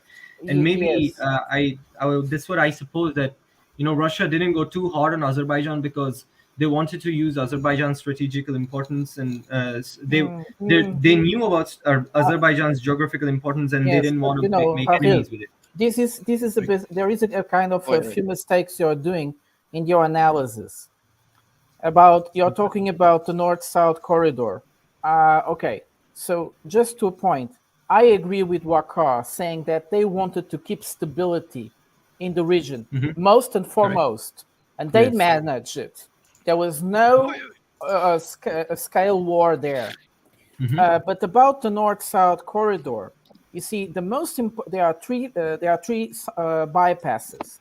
The one that goes through the Caspian Sea, Russia, in the Volga, Arkhangelsk, port directly to ports in Iran. There is the Western corridor, which is not finished. It's just there is no train line between Iran and Azerbaijan. They are 165 kilometers. They have been trying to finish. Russia will finish this corridor. They will announce. They have announced it several times. They will announce on the 21st or 22nd of May if they will construct that 165. So that's the Western corridor. The problem about Azerbaijan as the Western corridor is because Azerbaijan has a lot of problems with Iran. So this bypass is actually the most unstable one from the three bypasses. And then there is the other bypass, the most natural one, that nobody was talking about it, but they are really moving very fast and always existed, which is train tracks from Russia, Kazakhstan, Turkmenistan, Iran. It's a bit further away, but it works much better than actually, and is very stable than it works with Azerbaijan. So it's the North-South corridor is very intelligent in the way that looking at that bottleneck, which is the Caspian Sea, they understood they needed to create several bypasses in order to always keep flowing. Azerbaijan is not trustworthy. But establishing that Western corridor, actually, it will make cooperation between Azerbaijan and Iran more probable, more likely, and actually doing the cooperation because of economical reasons, you will get better cooperation. Sure. If you allow me just to give you an example, Iran bought diesel from Russia, and the diesel had to come through Kazakhstan and Turkmenistan because they couldn't come through Azerbaijan. They didn't let it go through. So Azerbaijan always will be a problematic partner on this equation, and their relationship is very conflictual. It will always be very conflictual. But there's also a lot of refineries in Kazakhstan, so that's a nearest route. That will be nearer route than because a lot of refineries in Kazakhstan. No, you're talking about oil production. No. Oil production. they are not self-sufficient on refinery products. Until now, they are not. They all buy diesel and benzene from Russia. Kazakhstan buys diesel from Russia. Depends on where they are. The northern part, for instance, is supplied with oil from Russia, for instance, oil that is then refined in their distillery, and much of the oil from some countries goes directly to China, and then from other parts they get oil from Russia. It's called a swap. It's very bit complicated to explain, but they do swaps. So I thought Armenia is having some geopolitical, very, how to say, instability. You know, they because they are so pissed that the Russians are not taking their side, so they have been saying a lot of things that it's not so nice to Russia. And then the only one that it seems to be siding Armenia now is Iran. So Russia, if it's without Iran, Russia could have just sided with Azerbaijan, and then Armenia will just disappear or just become part of Azerbaijan, because it's because of Russia that Azerbaijan stopped their military campaign the previous time. So, and Armenia was totally defeated, because Azerbaijan is very interesting. They got the support of Turkey, they got the support of Israel, and then now Armenia seems to be getting some political backing from the West, which is why they are talking up to Russia.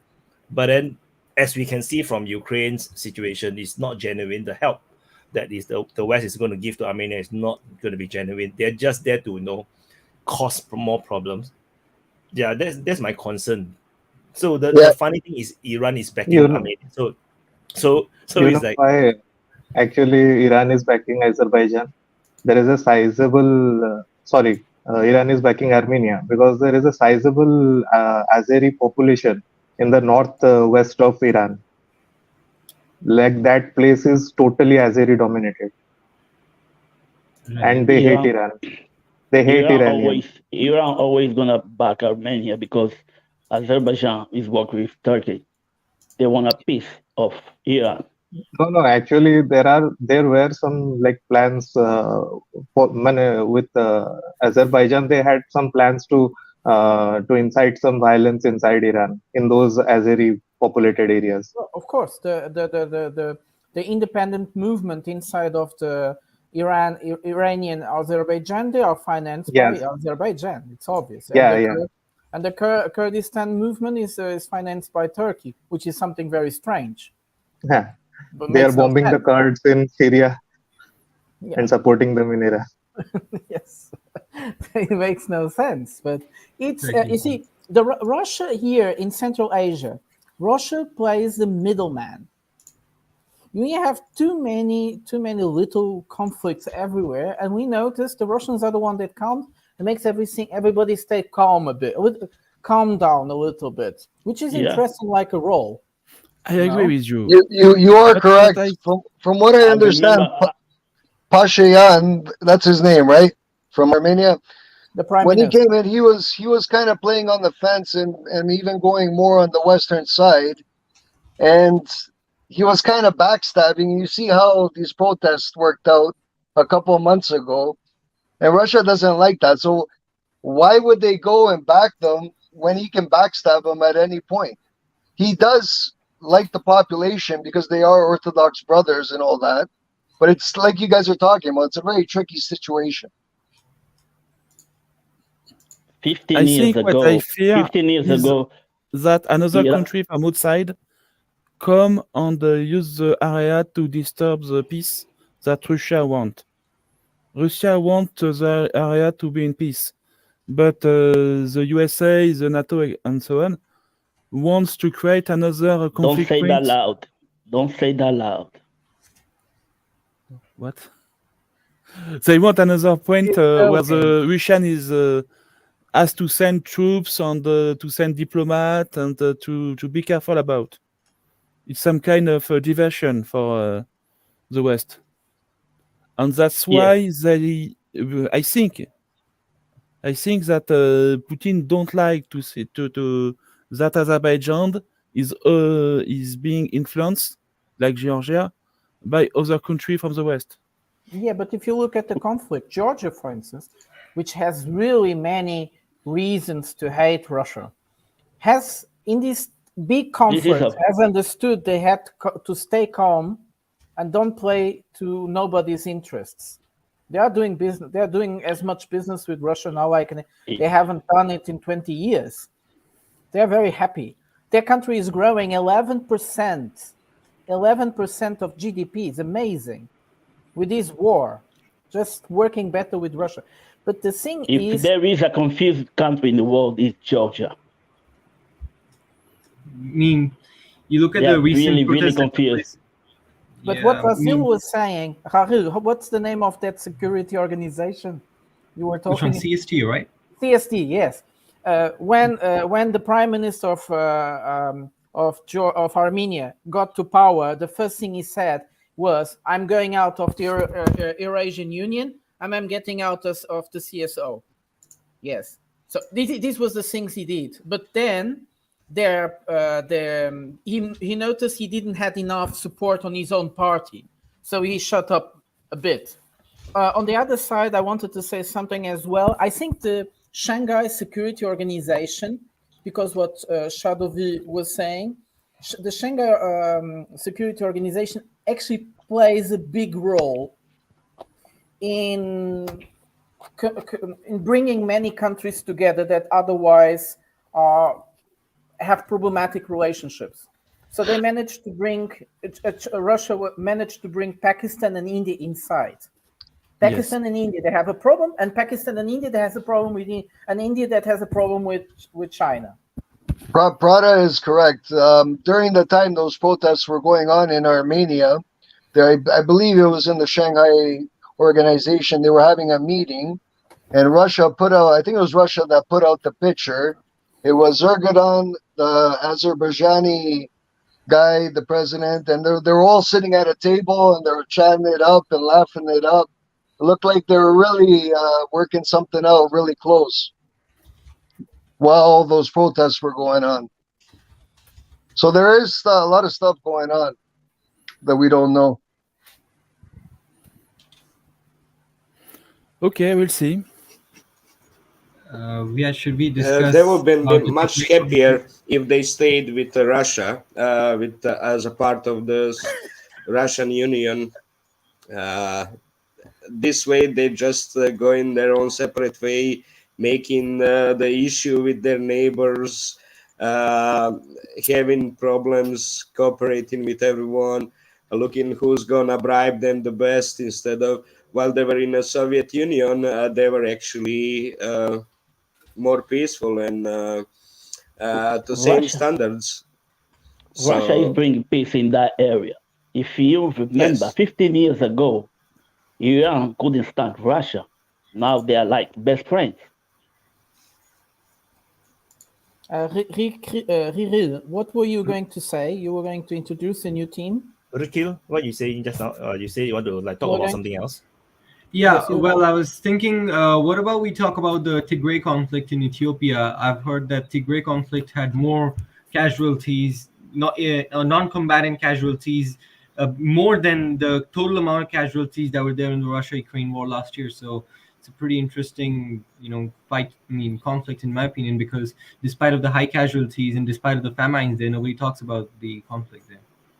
Was it 600,000, something like that? I mean, there was like really high casualties. I mean, History Legends also made like a short on it, like the total conflicts in each, and then number one was in the Tigray conflict. I saw that also. Yeah, I was shocked because I didn't hear about it, or media even talk. I mean, I knew about the conflict, but I was like shocked. Oh my god, they sanctioned Ethiopia, which is very strange.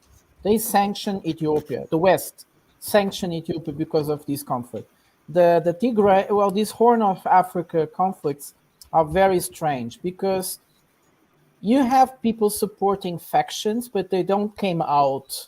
You don't know who is supporting who in Sudan. You don't know who is supporting who in Ethiopia. You don't know who is supporting who in Somalia.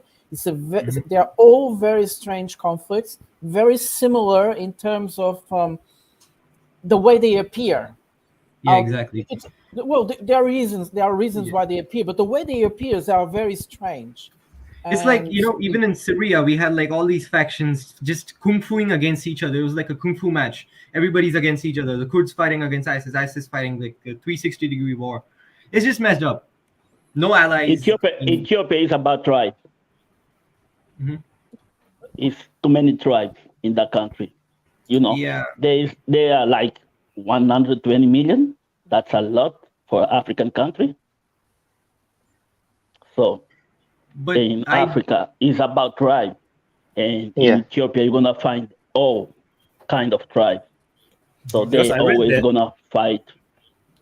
I read that Sudan is the same thing. It's a tribal thing as well. Yeah. Even Because South Sudan. It's basically like the Arab Sudanese versus the more black African Sudanese kind of thing. So the Darfur Sudan is area, a very big country, and it used to be bigger. Yeah, with the South Sudan, right? So even in South Sudan, after separating from Sudan, there's like a inner conflict between the two Christian tribes, and there's like a oil mafia going on there. That's all same area, Somalia. But the thing Ethiopia, that is strange about Tigray is the bloodiness. The both sides have almost no pity for people. So when we talk about the people are dying, we are talking mostly about civilians. They are left without food, no medicines, just to die of hunger and starvation. Sorry, that's the correct word. And so the Tigray conflict is really strange in a way, but also strange because you see the West didn't medicize this conflict. Most people didn't hear about the conflict. The conflict has been going for months and months and months and months, and nobody was talking about it. But the West was placing sanctions against Ethiopia, which was very strange. Why did they wanted to make Tigray secede? What's the intention? It makes no sense. Other than chaos, like you were saying, Kaushal. Chaos. There were 360 everybody fighting each other with no... Yeah, it's like a kung fu fighting. Everybody's like kung fuing against each other. No, it's a WWE Royal Rumble. Yeah. Royal Rumble. Then they run into the ring. Yeah. I have when all people in the ring, everybody's just beating up each other. Yeah. I have a theory that the world, because the conflict in Ukraine, it's so undecisive. Anybody in the world right now is in extreme danger of being caught in a kind of a proxy war out of nothing. Any non-nuclear nation, I would say. I'm going to, if you see Victoria Nolan in your country. Yes, I will like this one. You're fucked. I've seen this one, really good. The Angel of Death. She was in Sudan. Days later, boom. Where she's now? She's not in America. She's somewhere. We have to track her. Yeah, there's this kid on Twitter that keep tracking Elon Musk. We need his help to track Victoria Nolan. Yes, wouldn't be a bad idea. But Prada, I just wanted to ask you a question. You seem like you were able to give a lot of insights on this Tigray conflict. Can you just give a quick brief on what started the conflict? I have no idea. You see, the Tigray is the area of the historical Ethiopian or Abyssinian Empire, the Christian Empire. So the historical capital of Ethiopia, Aksum, it's located in the Tigray area. The Tigray have the feeling they are cultural superior inside of all the Ethiopian Christian tribes. And but there is no reason to, they may feel a bit like in disadvantage, yes. Also because parts of their population were caught up on Eritrea's side. So in Eritrea, there is also conflict with Tigray tribes. But there is, I don't think. I was thinking maybe there is really a reason for the conflict in itself, other than someone giving weapons to the Tigray militias. Yes. I was thinking the famine had a major a major factor for this conflict to happen, because famine caused a lot of frustration amongst the poor population, right? People were like, hunger motivates people, like hunger makes people turn into animals, correct? And because of this massive famine over there in that region, and the common people is what they were like really desperate for food and stuff. And then when foreign powers were coming in, they're giving them weapons, food, just to fight. I think a similar thing even happened in Somalia, right? They never bring food, just weapons. Al Qaeda, I think. Some terrorist outfit in Syria, basically what it does is that it starves the people. So those people are like common people are sent to the front to like die and then fight for them. And then in return for the fighting, they're given food. So they're literally fighting for a living. That's the thing. And food makes them like people just go desperate, and that region is like prone to famines, I would say. That's why I was thinking maybe they never bring food. They promise them food, but they need to fight before. Rikhil, that was excellent. That's what I wanted to say also. When you're fighting while hungry, actually lightheaded, actually that's what produces so many civilian deaths. Because they don't care when you're hungry, starving, and you're full of weapons, taking control of a village. There's nothing, to stop. There's no rationality in such army. And but most of the famine in the area comes when a large population is kicked out of their land. And they cannot grow their grain or whatever, the food anymore. That's how the famine starts. It's not that. So basically, a war or a fraction, a small army will come in and kick out huge population, and now they start starving. If they weren't moved away from their land, there will be no famine. That's a major reason for the starvation. And when they starving in a refugee area, that's when foreign influence comes in and offer them weapons, and with weapons you can pillage and get food. That's the way. That's the reason for such a chaotic behavior in all the fractions and everything. It's exactly famine. Yes, the starving people. One of the most horrible use of famine in political ways was actually in India during the British time. Yeah, that was the Bengal famine. How many people did they kill? It killed millions. It killed more than the Jews that were killed by the Holocaust. It was like 13 million Indians that were killed. It was engineered by the British. Yes, engineered by the British, because they wanted you guys to plant cotton or something like that. No. I mean, it was like the British were fighting the front, like the World War, correct? And they needed to like divert the supply of food. So they wanted the food that was being produced in the food producing, like Bengal, as one of the members had said, that is a very, very fertile state, and a lot of food is grown in that particular province, correct?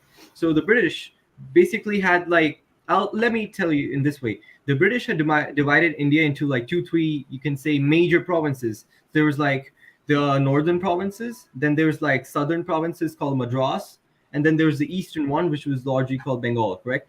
And what they did was, from the Bengal province, they just used like a mass, en masse, whatever food was being produced, they sent it to the front for feeding the soldiers.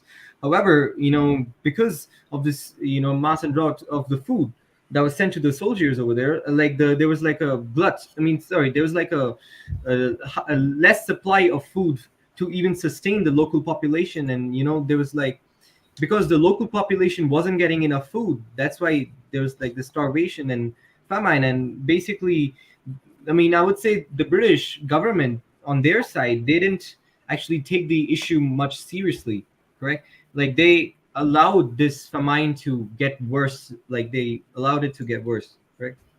That's why the deaths were like enormous. 13 million people. Yeah. I mean, at least they could have set some sort of refugee, camps or like done something at least. But the problem was they didn't take adequate action. And then British just explaining what they did, they project it onto the someone else whom they hate at the time. So that will be like Russia doing the Holodomor in Ukraine. It's actually what they did to India. It was the Western full propaganda about Russia doing that intentionally.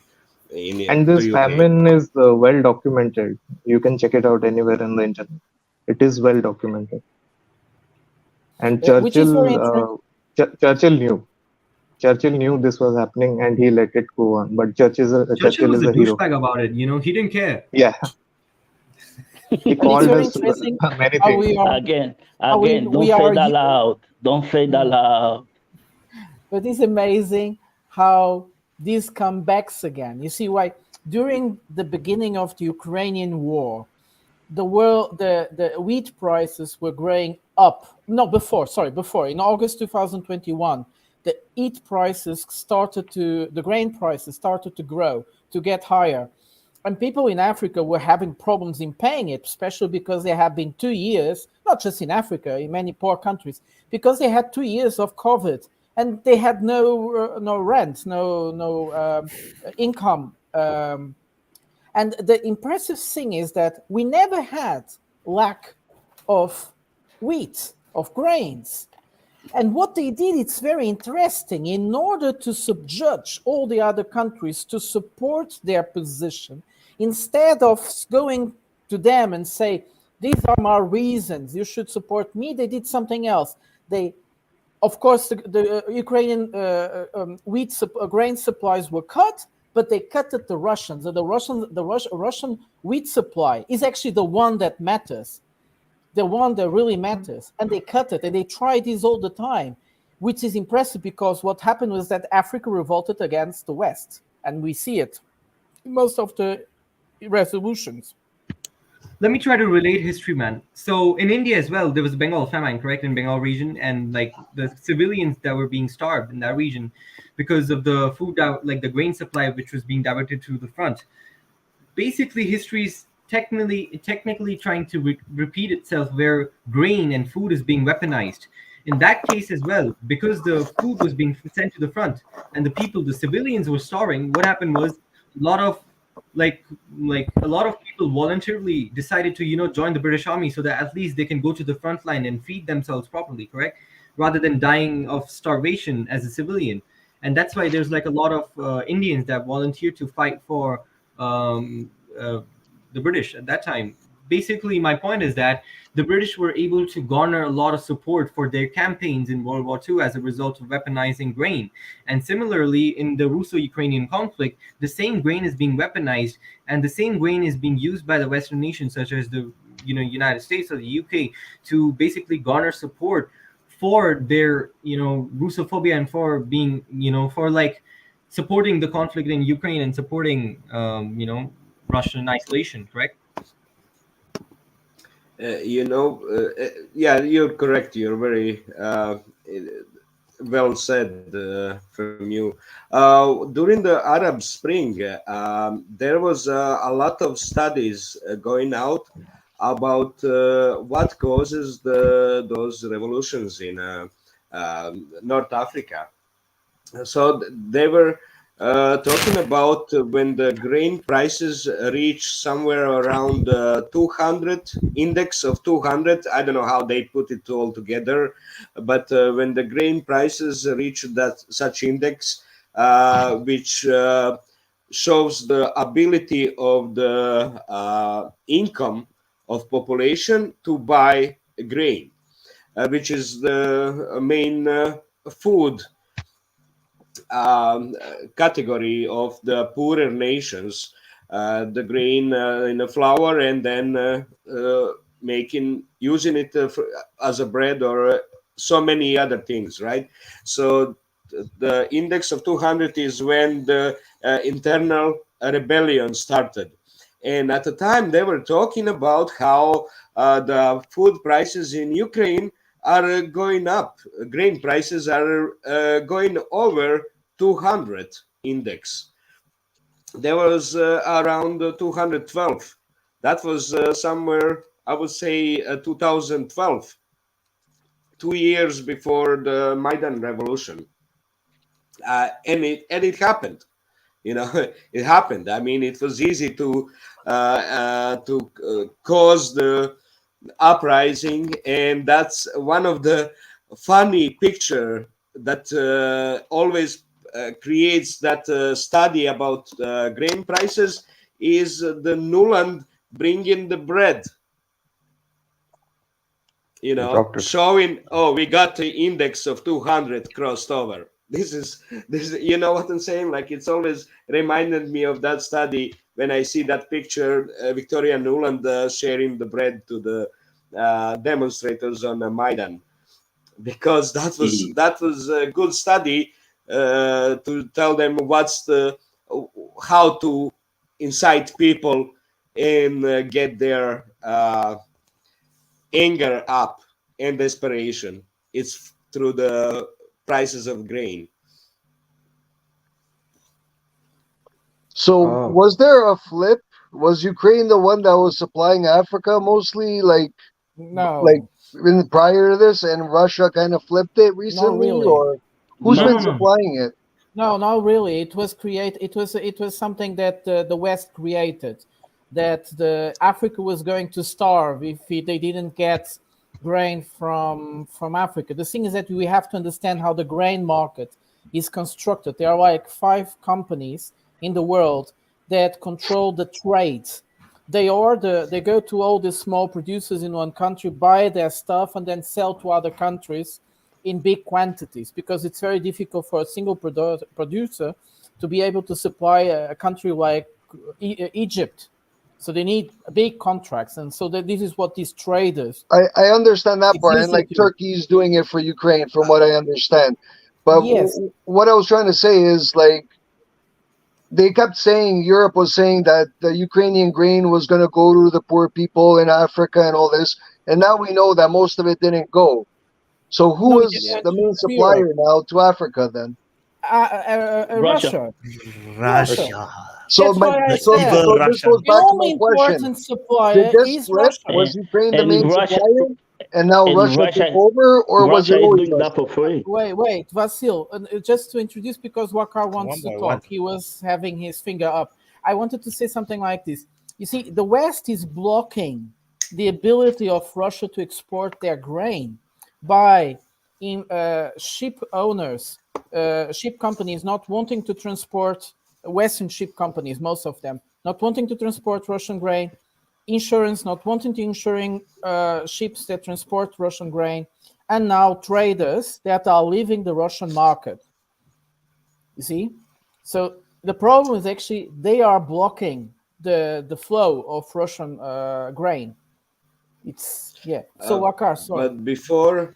if you allow, then I thought that we'll discuss the issue of grain, but I think shouldn't we discuss the so-called Ukrainian counteroffensive, because a lot of debate on that, and I think today we may look at the next 2-3 months how the military campaign is going to shape up, and we can definitely discuss the grain issue. But I feel that now we should be looking at what happens in the next 3 months, if you allow. Well, I need my crystal ball. Russia is helping the Ukraine to plow their land with shells and bombs. But also for the grain quality, with a lot of shrapnel, with less shrapnel, to see how long you need to wait. Yes. More iron in the grain, less iron. Or more iron, And if you wait too long, it's going to be blue green. A lot of fertilizer. People in the chat want to see you talking. And by the way, people watching, like the stream, please. Press the like button. What? People in chat want to see you talking. Hey. So Are your fans? Yeah, fans you around. talk about Armenia. Armenia are just beggars. They are So taking we're a going back. big geopolitical slap in their face. You are talking about Ethiopia. The reason of the war in Ethiopia is China's success in Ethiopia. Because it's one of the country in Africa where China put a lot of money and where they kind of have some success, economic success, industrial success, building factories. I It didn't seems the follow. West wanted to destroy that. I didn't follow it much, but in the background of the news here in North America, Biden was, I don't know exactly what he was doing, but you could see that they were escalating, trying to take a bigger part in the conflicts over there. I don't know exactly what they were doing, but that was the buzz about a year ago. I don't know why you're talking about Biden, because you don't know what he's doing himself. Well, I'm not saying he accomplished anything. I'm saying that was the talk behind the scene and the news around here in North America at the time. It wasn't. It was like on the. It wasn't on the front page. It was like, you know what I mean. It was just talk about trying to enter a war into Ethiopia, trying to get America to go over there to help out. No, they did put sanctions on Ethiopia, which is amazing. You have to understand, Ethiopia is like India for Africa. Ethiopia has this amazing intellectual and how you call it? It has this amazing power for Africa. It was the only nation that was not colonized in Africa. It was independent. It had their own structure, so they have a lot of emotional feeling, emotional power. You see, thanks to Russia, didn't get colonized. Yes, so it's amazing. Sorry again. It's thanks to Russia that Ethiopia wasn't colonized. Right. May I ask how? Yeah, but Eritrea was colonized by Italy. Yes, Italian East Africa was there. Yeah. Even in World War II, yeah, Italian forces were operating there. Yeah, but it's just occupied for a few years. Like people, maybe people don't know this, but Namibia was colonized by German. Yeah. That's right. It's also, that's right. Like Cameroon. And Togo. and Togo. Benin also, if I'm not wrong, right? No. Or was Benin Benin was a Portuguese protectorate for a very short time. And Benin then, is French. It became French. Okay. There is another one, Congo. That's right. A lot of people think it's France, but now it was Belgium. DRC. My yeah. dad is Brazzaville was from France. My dad is born in Congo, and he's born. You Belgian? Oui, je suis Belge. Ik ben Belg. Yes, my dad is born. My dad is gonna get. He's now 69 almost. No, 68 years now. So he is from the Roman Empire area. No, he's born in Kinshasa. So he knew the colony, and he need to flee once everything started to affect up. My grandfather was a naval merchant, so actually he also did the Second World War with the U-boats and all that stuff. But he continued to do that in Africa also. I went there in Africa for his job also. But Africa is a very important.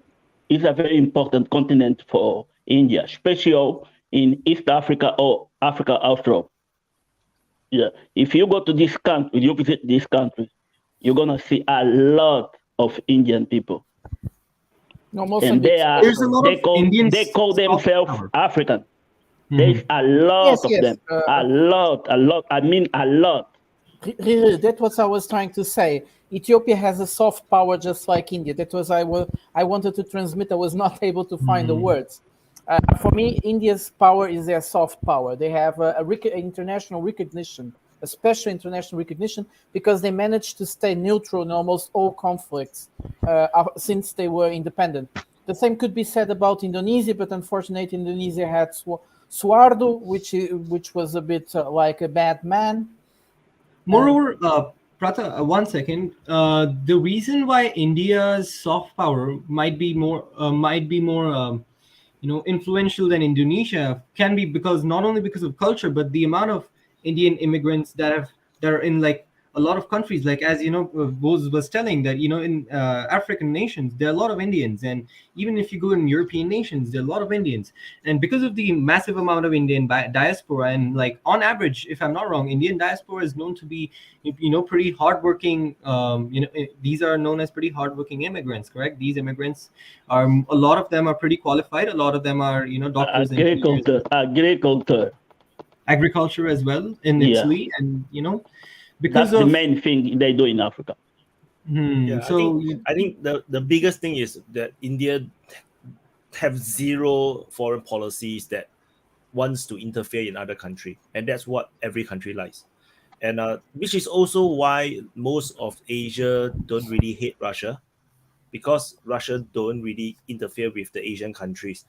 I think Right. the only one I think will have problems, I think, is other than China. China is obvious because it's a strategic rival. Is Japan. Myanmar. Myanmar have a problem. Because the people have the problem with Russia because they are feeding the junta weapons. But that is also why, because Russia don't really care about internal issues. So if they want to buy weapons, they sell. Japan's problem is more on the American side. It's more like the American problem because the Americans Is have anybody on? There was some crash. Yeah, I would No, like no, to no come crash. to why South Asians are, especially Indians, are influential in Africa. I have a personal experience of living in Africa for 4 years. I was teaching in the National Defense College in Zimbabwe, so I had a good view of Southern Africa, the SADC region. It includes Zimbabwe, South Africa, Botswana, and Namibia, and all that. So I've traveled a lot. There is a historical reason also. If you've seen the movie Ghost and the Darkness, the story of two lions. This was shot in Zimbabwe. So the history is when the British colonized most of the Europeans also, especially Southern Africa, even in Kenya. So a lot of Indians were brought, and even I would say Southeast Asians. Some of the Malaysians and Indonesians were working in Southern Africa. And if you look at the Afrikaans language, which was developed in South Africa, it was by the Asians, mind you. It was mostly South Asians, people coming from Mumbai, people coming from Karachi. You find a lot of Muslim diaspora, Karachi, in South Africa, and even Gandhi, I think, had a stint in South Africa where he started his movements. Yes. And he was also liked a lot. So that's the kind of connection, because India had a larger population since time immemorial. This continent has been with a lot of population. So that's a natural process also. So they were brought as supervisors to work with the Africans and the chief executives, of course, the whites. And then the nations, stayed. You look at Rishi Sunak, I think his family has some connection with the. His family has moved to East Africa, and then he was born in East Africa, and then moved to UK or something. Yeah, and mind you, his grandfather is from Pakistan. So the guy is So, African. He's ethnic yeah. Punjabi, huh? So he's ethnic. Yeah, he's Punjabi. That's right. So we had that He's Hardeep alright. Singh, creating a lot of problem with you. So these are the reasons why you see a lot of South Asians in Africa because of demographics, and they are very hardworking people. If you look at Zimbabwe and South Africa, the opening was done by South Asians mostly, working on the railways, and then of course now they are doing very well. The next generation, if you look at Zimbabwe, most of their bigger stores are run by some people who have linkage with Pakistan or India, and same is true in South Africa.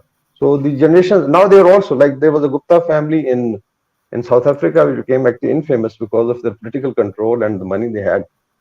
So that's a kind of connection. Same is true for Europe. You look at Indian diaspora, Pakistani diaspora in Europe and North America, is because after the colonialism finished, there were a lot of cultural linkages. People used to go and study. I think Nehru, probably Qaid-e-Azam Muhammad Ali Jinnah, studied in the UK. and same is true for North Africa. So that is one reason you find a lot of South Asians, and it's a very good success story. They're doing very well. So I thought that we should discuss about the Ukraine, because that is the major flashpoint, and what happens in next 6 months. If you allow, we can have a discussion on that. Why I'm 6 quite months? quite afraid of. Wait. Wakar, why do you think it's possible even to preview 6 months on this war? It is possible. Yeah, it's a kind of. It's impossible. It's scenario building. You can. Let me It's get scenario my crystal building. ball. Yeah, we can do scenario building. We Okay. did a paper in 2000 before the Maidan, and the title was "Tectonic Shift Along the Dnieper Rivers." This was 2014, and where the thing that started in Crimea. Actually, my son landed up in Ukraine to study medicine. He was in Ministry of Medical University, and then we had to pull him back because we thought the war will spread. So there was, the scenarios were like we projected that in case of war takes place, Russians will be able to absorb area east of the Dnieper rivers. That's why we mentioned tectonic shift along the Dnieper river. So you can do some, I think, scenarios projection, because the Russia-Ukraine war is now entering a phase where I think we can have some scenarios how it happens. There's a lot of talk of Ukrainian counteroffensive, so-called counteroffensive, and so it has a lot of limitations in terms of logistics and military hardware and training, and let's say supporting the military. On the Russian side, I think Putin, if you look at the statement came, I think yesterday, I think he mentioned that we have not even started. He said we have not even started. So probably there is a projection from both sides that in case this offensive comes, then Russians are going to come very heavy. And that's where I think Chinese effort to bring peace is very important, in case the new liberals and neocons in North America understand it. Otherwise, there will be a lot of destruction. So I think that is very important, because it has also affected, a lot of things geopolitically. Look at the alliances. The Saudi-Iran rapprochement by China came up because I think one reason was the Ukrainian war, because people saw it. De-dollarization is a result of Russia-Ukraine war. So I would say they have accelerated the process of rise of the rest. And as I think was projected by one of the Indian writers, Farid Zakaria, he wrote the book Rise of the Rest. So that has been accelerated by Russia-Ukraine war. So that's why it becomes very, very important. Because for Asia, for Middle East, there are some positive things which have come up. And that's why I feel the triggering of war in Sudan is part of the same plan to keep it destabilized, at least the region. So I think these issues need to be discussed, how militarily things are going to shape up and how it is going to affect the geopolitics of the region and rest of the world. The thing is that it's very interesting that Wakar was saying this. It's very interesting that Wakar was saying this, that Putin said we haven't even started, because we start to read in the newspapers, the West is finally waking up, that this is the last big counteroffensive or offensive that the Ukrainians will be able to do. They don't have enough, they can give them weapons, but it's already getting very hard to get soldiers or whatever, who knows the reasons. But the thing is that the Russians will give the final call, because my point of view is that the Russians want to keep the war going as long as they possibly can. But once they see that things will start changing very fast, they will break up the conflict very easy, like stop it. And there is a very interesting news today. Well, it's not a very big news, but it's the first time I read it in the big German newspaper. Poland and Ukraine are planning to unify in order for Ukraine technically to get inside of the European Union faster. It's not the reason. The reason is very easy to understand. In case the counteroffensive goes wrong, they will try to unite Ukraine and Poland very easy in order to, to justify an incursion of NATO or whatever, which will be very dangerous. Yeah, I think I take it from your point, yes. Now look at the statement by Viktor Orban, the Hungarian, I think, Prime Minister or President. Yeah. I think the thing that you pointed out, I think this strategy of reunification, actually it's balkanization of Ukraine, not really reunification. But what Urban is pointed out is that probably the power shift of economy military is going to towards the east. So maybe the Germans will be marginalized, the French will be marginalized, and now we're looking at maybe the reunion of Poland, some of the Eastern European countries with whatever is left of Ukraine. That's what I think he said. Viktor Orban said that whatever is left of Ukraine. And so I think this is something born out of frustration, because you can look at the area lost by Ukraine. It's not only the breadbasket, it's also the industrial hub, the Donbas region, Crimea, and they have lost, I think, 90% of their seaboard. They are left with because that's where the problem of this gimmickry about the grain comes in, because there are no ports left with Ukraine to really export. And the area of east of the Dnieper River was very fertile. And as somebody mentioned, because of the war and ordnance delivered, the wheat is not really worth eating. So these are the kind of challenges that we feel are coming up. But the Russians saying that they have not even started, it means they are also ready to extend it for another year. So in case sense prevails and the peace is restored, otherwise there's going to be, I think, a massive destruction, at least area east of the Dnieper River. Now on the counteroffensive, I feel that it's not only, I would say, a fake idea, because counteroffensive is not a counterattack. You require like at least 30 brigades to cross the river, then create a dent, establish bridgeheads, and then like talk of crossing river and going to Crimea is just absurd, because physically it's not possible. So I would say this just pumping Zelensky up, that you keep on going, and he was, I think, also threatening, don't give F-16, will still go. So it's more born out of frustration, and Ukrainian people are going to suffer. So this is a very, very critical stage. Unless peace prevails, I think Russians would be able to even absorb area, especially in case this Balt offensive comes. They can always draw circles around it, destroy this force, whatever is left of Stat Reserve, and then march on to Dnieper River.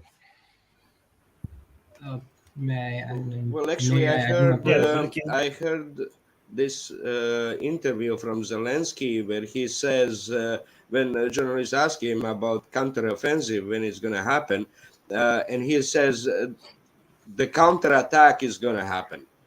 So he dismissed it as a possibility of offensive, more like a counterattack, just attack, which means attack means it doesn't go into the depth behind the enemy lines too heavy, just a more limited area, not like how to say full frontal area.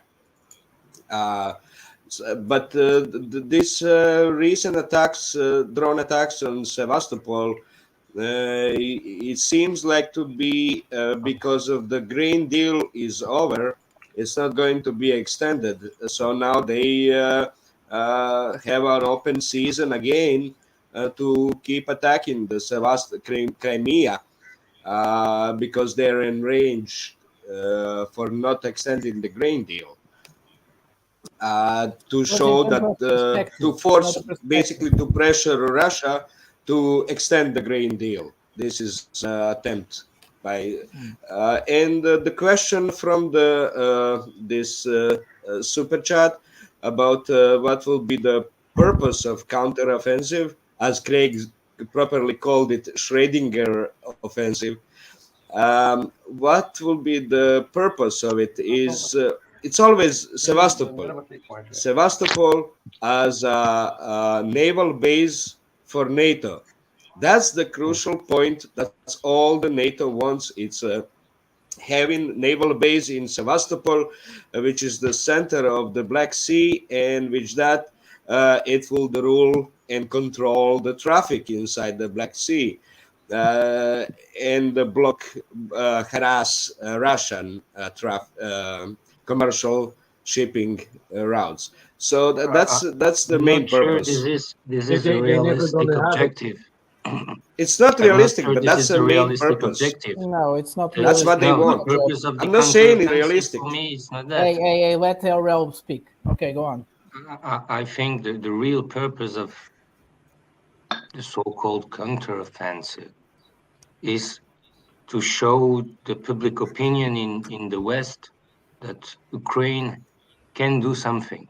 Percent in a way. So we can still pump money into that black hole, which is Ukraine. It's a machine. The all Ukraine has become a machine of getting money from the West. Wait. This is an organization. My real question, my real interrogation is the use of depleted uranium ammunition that the British have sent to the Ukrainians. Will the American also follow by sending depleted uranium calibers for Bradleys? Because Bradleys are intended to use those kind of ammunition. Russians That's my question. We will have to see in the next month. Russians also have Bradley. And it will be a good kind of scorched earth and destruction of land by the Ukrainians when they are withdrawing. From what I understand, for the Challenger tanks from England, they only have depleted uranium Sable rounds. Only have. Oh my God. It's a rifled barrel. It's very expensive. They are very expensive ammunition. But Mr. Mambo, I think the Russians use more wolframium munitions. They also have technically uranium, but they use more wolframium. It's also a very hard metal or very heavy. It's like the United States. If you look at the planes, the A-10, their Go-8 machine guns is uranium also.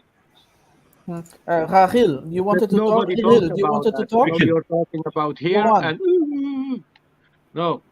For me, it makes no difference. It makes not really a difference. It's just another impact hitter, other way to impact things.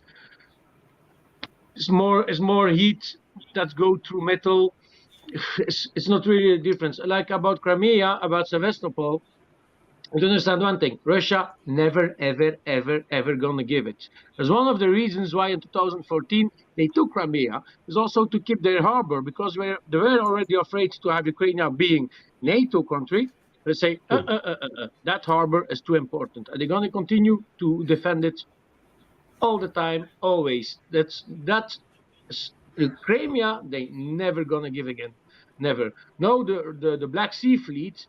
Not using Sevastopol because of the Ukrainian threat, so they are a little bit further away in Russia. I don't know anymore the name of the port to resupply for their cruise missiles and the other stuff.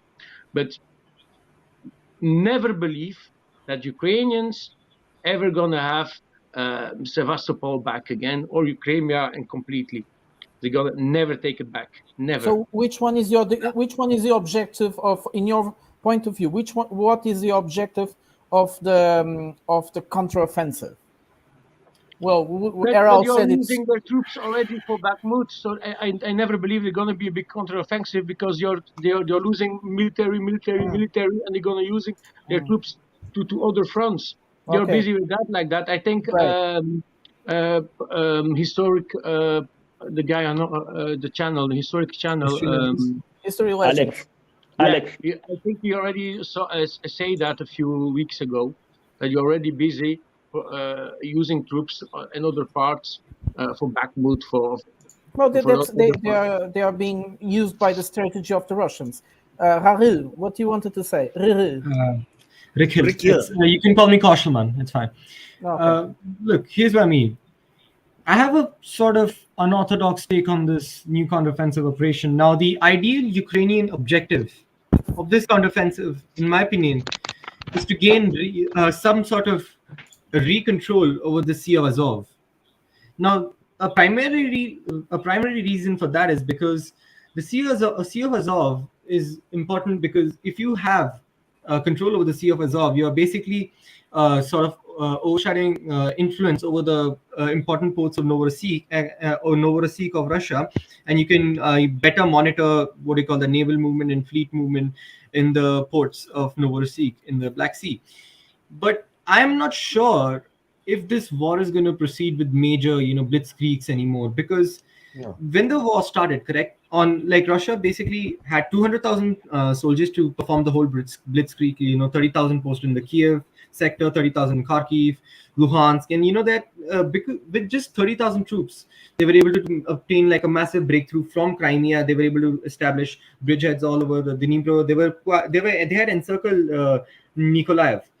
And at that time, what happened was, because Ukraine was just overrun with so much of chaos from all those frontiers. Less number of soldiers were just quite enough, satisfactory amount for conducting such massive operations. But I'm not sure if that would be viable now, because both sides aren't able to mobilize millions and millions of troops. In my opinion, Ukrainian, there have been videos of Ukrainians running out of soldiers, and they're literally forced recruitments happening on the road. But I'm not sure if Russia will also be able to mobilize about 1 million troops at this point, because Russia is definitely facing a big population problem in its country, right? The young people the birth rate is less than the death rate, and on top of that, if Russia as a country mobilizes a lot of its young men, even right now, just after World War II and the effects of World War II, where so many young men were killed, the population effects are still seen up to date. My point is that if Russia won't be in a position to actually mobilize a large number of its men. They already have a Kaushal. They already have. Who else can mobilize its youth? Yeah, go on, Who Wakar. else can mobilize its youth? I mean, if you look at Ukraine, it's even worse. Yeah, exactly. The pyramidal demographic of Ukraine is simply catastrophic. Okay. And then you have to see the European demographics. Even if they are not at war, I mean, it's catastrophic also. Correct. That's why they are compensating with immigration, mass immigration, to compensate it. But still, the demographic statistic is not there. So in that zero-sum game, Russia is in a better position, even if their demographic at specific age groups is not good. The opponents of Russia are not in a better position.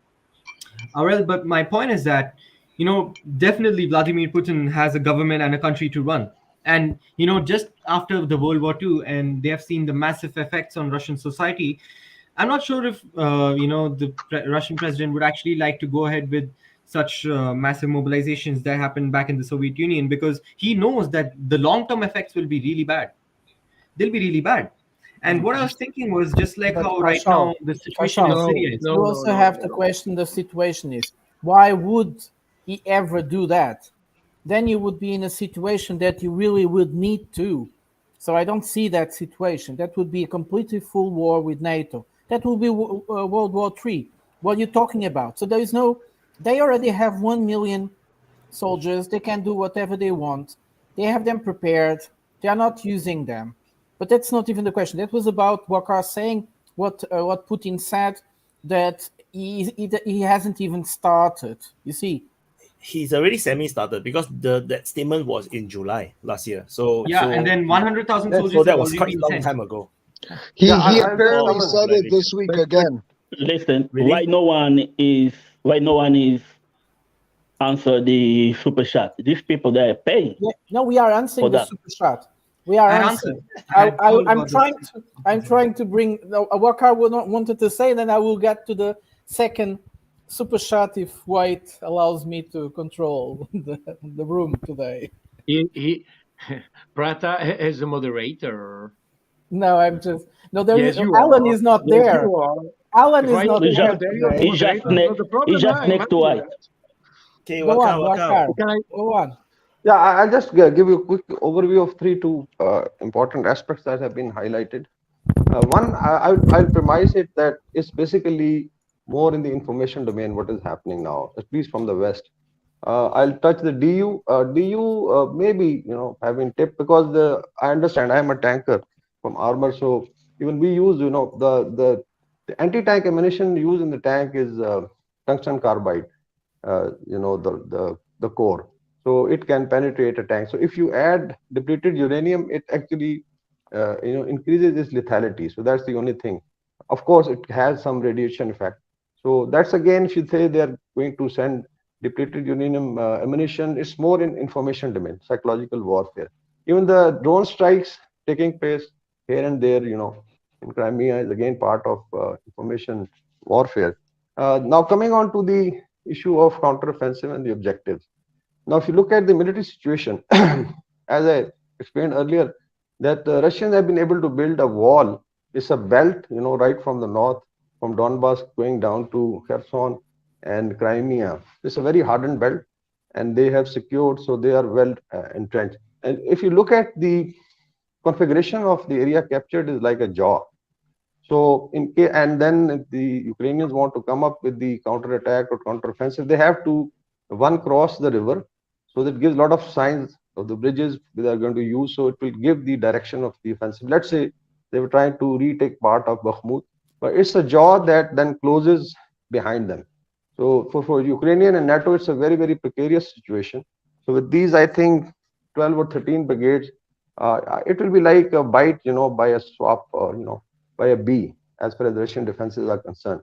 And that will be the final call, because then the trap can, they can draw the circles around. So anyway, now in case they want to go towards, let's say, Crimea or the ports, they have to cross the river, breach, the Kherson area. So it requires a bridgehead, which requires almost 9 brigades to only, secure the area across the river. And then comes the breakout with armor. Whatever tanks they have, these 200 tanks, which require a lot of training. We have discussed that.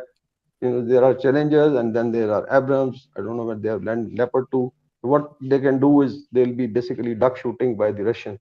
Russian military power is enormous in terms of firepower, and also the manpower which is available, the soldiers. So they have enormous firepower already concentrated. Nobody talked of the second tank army, which has 3 armored divisions waiting in the wing for a counter offensive. So I think Ukrainians are enough, and then is the air cover, because for any offensive, whether it is limited or so big size counterattack, you require air superiority in that particular sector. And it's going to be, I think, unidirectional. They don't have, for counteroffensive, you require 2-3 prongs to really create, because you have to have deception, and then there's a major effort which goes and achieves the objectives. So all told, I think the cards are stacked against the Ukrainian and NATO. So more information, they'll keep, reminding that it's coming. I think Russian will be very happy, because this will be the last trump card that they can play, and then they can destroy it, and then I think march toward the Dnieper River becomes very, very easy. So this is the kind of military situation. I feel now the snow has melted, the ground is becoming firm, and I think in June, July, either the Ukrainian comes or maybe the Russians start rolling towards the west. So this could be one of the situations. Still, I feel that sensible is Ukraine should look for peace, and they should try to secure whatever is left, I would say. Ultimately, it could be what Putin desires is demilitarization of Ukraine. So, and Cost, you have to unmute you. That's great. So you wanted to aid? Yeah, I wanted to add a little bit to the Wakar's statement.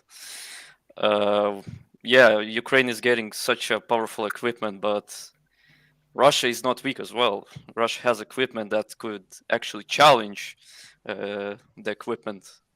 For example, their new glider bombs can penetrate those tanks easily. And especially that Ukraine doesn't have air support that much. It just comes from Russia's side to just pretty much close air support their positions. If the Kherson region is pretty much just plains, a little bit hills, but not much. So they can use that equipment, but can they actually break through? I don't believe that. Blitzkrieg at this point is not going to work. You already see the augmentation of the air power for Russia. So the Kh-52s are flying again, the other choppers are flying again, the planes are flying again. They're destroying more and more air defense. It's going to be much easier for Ukraine. And don't forget, Ukraine is now almost completely independent of the NATO for new armaments. And information. And information, exactly. Special information. This component, they are not, I have the feeling they are not able to get information nowadays tactical information anymore for themselves, by themselves. They are completely dependent on NATO information. So Vasil, go on. So the question I have is that, can anybody think of a scenario or an advantage in any way, let's say in the Zaporizhia area, if they were to attack over there, what advantage would Ukraine have, or strategy, or anything? Can anybody think of anything? Well, to cut the access to Crimea by land. That's the point, but it makes no sense. Yeah, but it's the advantage. How can they reach that goal because they have a trump card or something? And in my point of view, no, that's all bullshit. Yeah, Rishi? If they amass troops, if they amass tanks, if they amass equipments, Russian will see that. They will launch missiles, they will launch bombs, they will launch helicopters, they will launch planes, and then you will see artillery shells coming to them. Rishi. So then the second question I'll put then is, okay, Bakhmut should be wrapped up within a month, let's say that. The land should be dry. What do you think they will do? Who? The Ukrainians? Russia. Russia has created boogie traps for them. That's why the Zaporizhia thing is not working anymore. They created boogie traps. So if they go there, they are like Wakar was saying. They close down, and the guys have a really bad.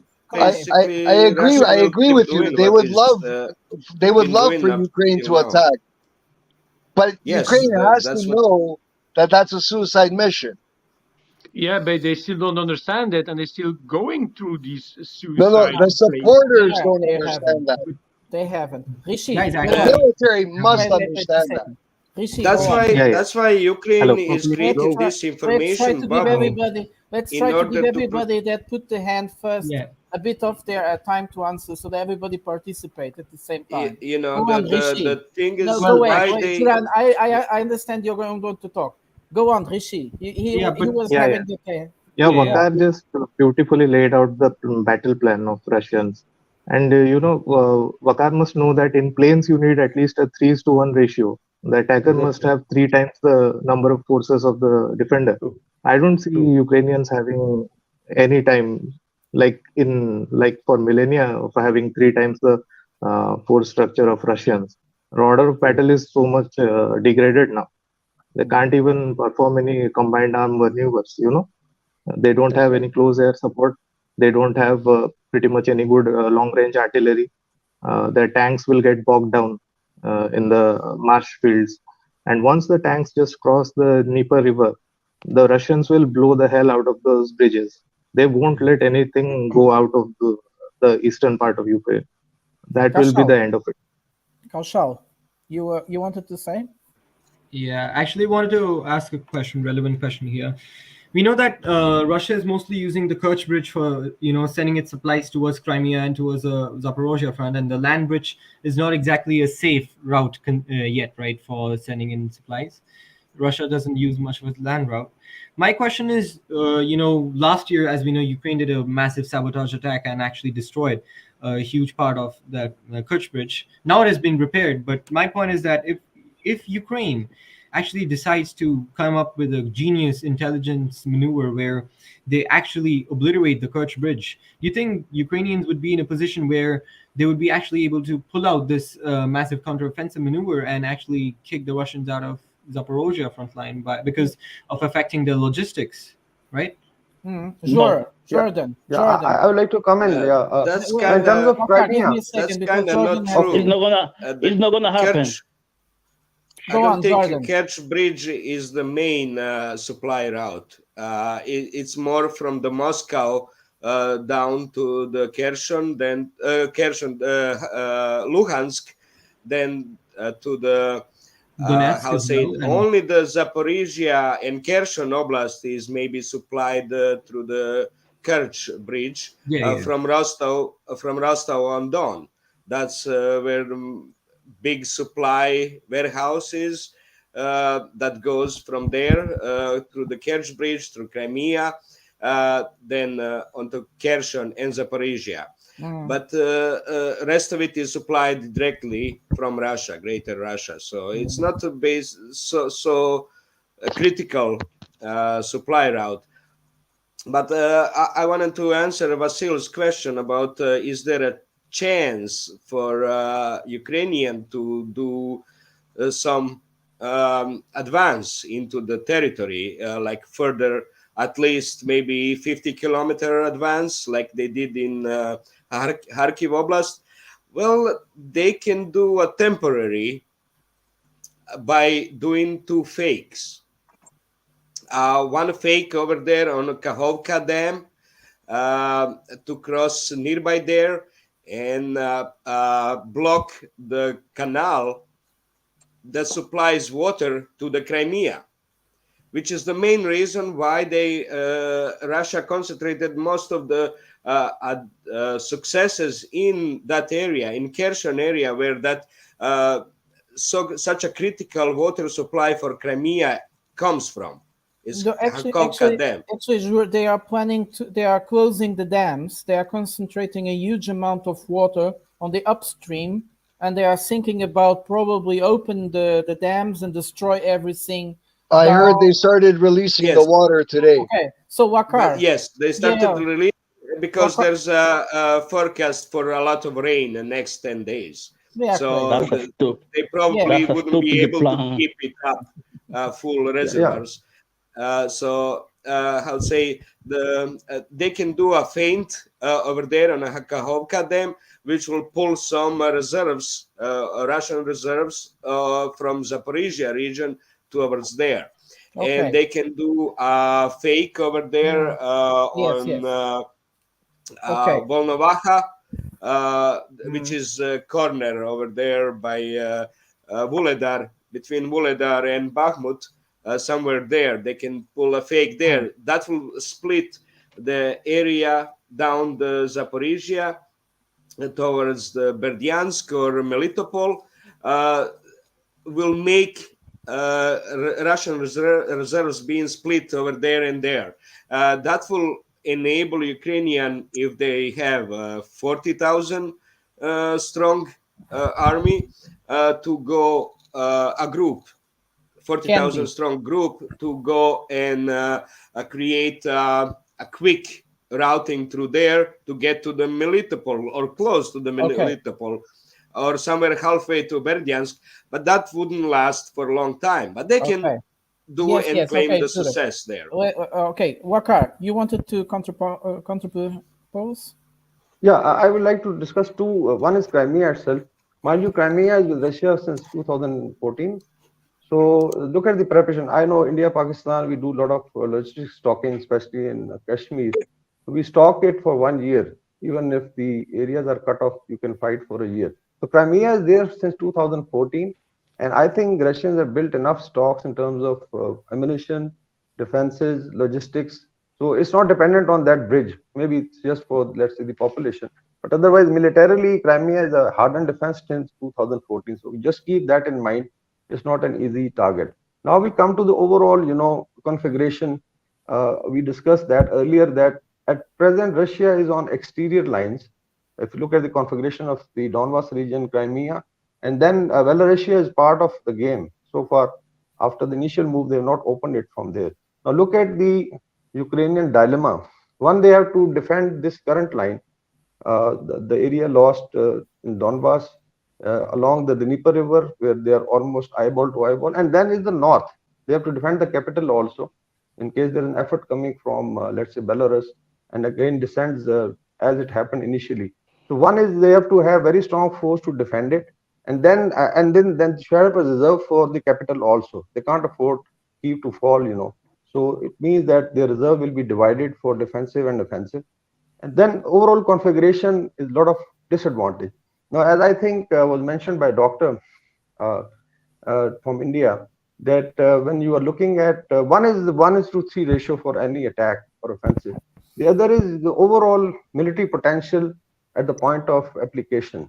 So it's not only the manpower and the tanks, it's the surveillance. That's the C4ISR. If we look at how much visibility is available with the other side, I think Russians have an advantage because they have their satellites, real-time information, look at their drone strikes.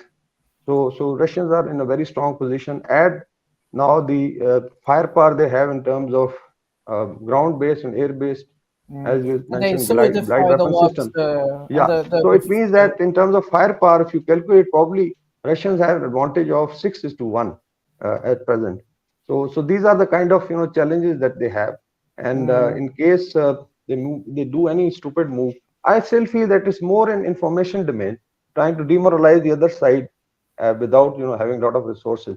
Best option would be to preserve whatever they have, and because training on this new equipment will require at least 6 months.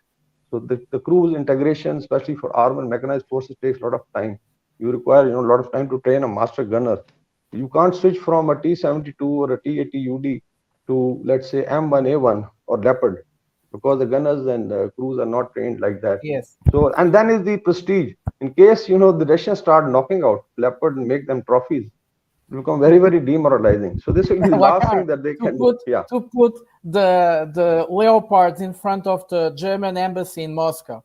Voz do Povo, you wanted to say something? Has there any videos of the T-14 come out yet? Yeah. Okay, Voz do Povo. I've got a question. I think 2 or 3 days ago. Wait before a question. I want to jump in. And No, then you okay, ask okay. the question. Okay. Go on. If it's another topic, yeah, wait. If it's related to the topic Yeah, it's we are another discussing, top. then It's another top. Another Okay. top. no, I think asking the questions, what will the counteroffensive of the Ukrainians achieve? What are the strengths of the Ukrainians? What are the capabilities of the Ukrainians is nonsense. I think the good question to ask is, what are the goals of the Russians? What will the Russians decide to do? Example, did the Russians want to go till Odessa? Did the Russians want to take Kharkov? Putin is very Did the flexible. Russians? Maybe we don't know. That's the true thing. Except for Donbass, they want to take what's the name of the city just next to Bakhmut? Kramatorsk and Sloviansk. Yes, we know that's the goals of the Russians today. But after that, will they go take the city of Zaporizhia? Will they go to Dnipropetrovsk? Will they go take Kharkiv? We don't know. I think you're right, but I don't think I think Putin wants to end the war as soon as possible. These territories that he's annexed, he's not going to give them back. So the question is, most of us here believe that Ukraine won't be successful in what they're trying to achieve. So how does Ukraine get to the point where they're going to make a settlement? Because if they don't make a settlement, they will go to the Dnieper. Do you guys not believe that at some point a settlement will be made? Like this conversation with Xi. They could have talked about China could have said we can rebuild. It's the NATO calling the shots. You're right, but at a certain point, you lost. The problem, RL is right.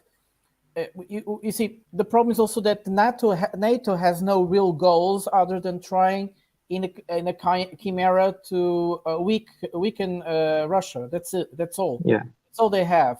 They don't have a goal. And so if this counteroffensive goes really wrong, if the Russians get inside of the Ukrainian territory without any that was a second super shot, I think NATO will get panic, might do something very stupid, and that's when we need China to say to the Western countries, no, stop, we need peace, and we have to stop now.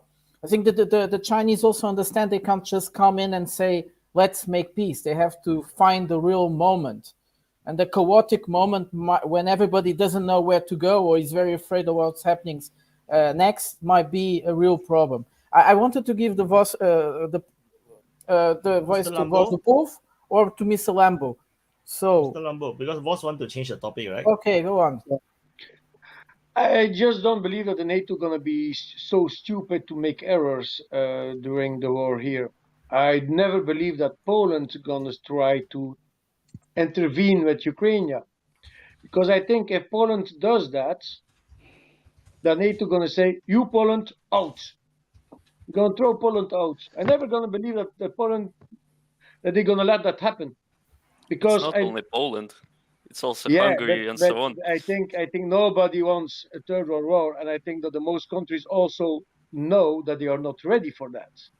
Here in Belgium, we are not ready at all.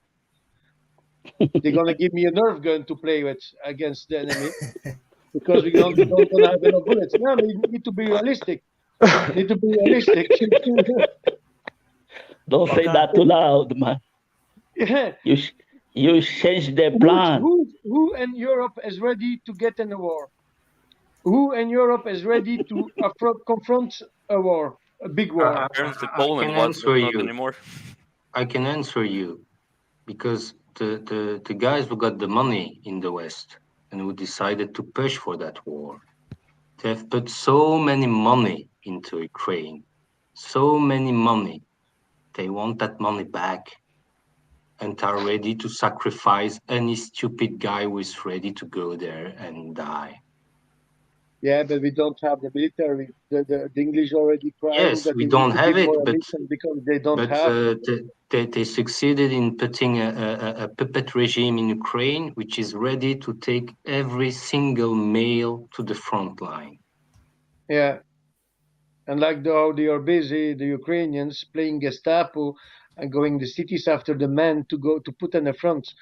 They arrest them in the most disgusting way. That you need to go to the front. You run away, we go after you. We're going to take you, arrest you, and you go to the front. Of course, in Ukraine, you have people who are beginning to think. It's a bit late to begin to think about it, but it's just that. If they got coked, they go. If they have money to pay, they pay the money, so they don't go to the front line. But that's it.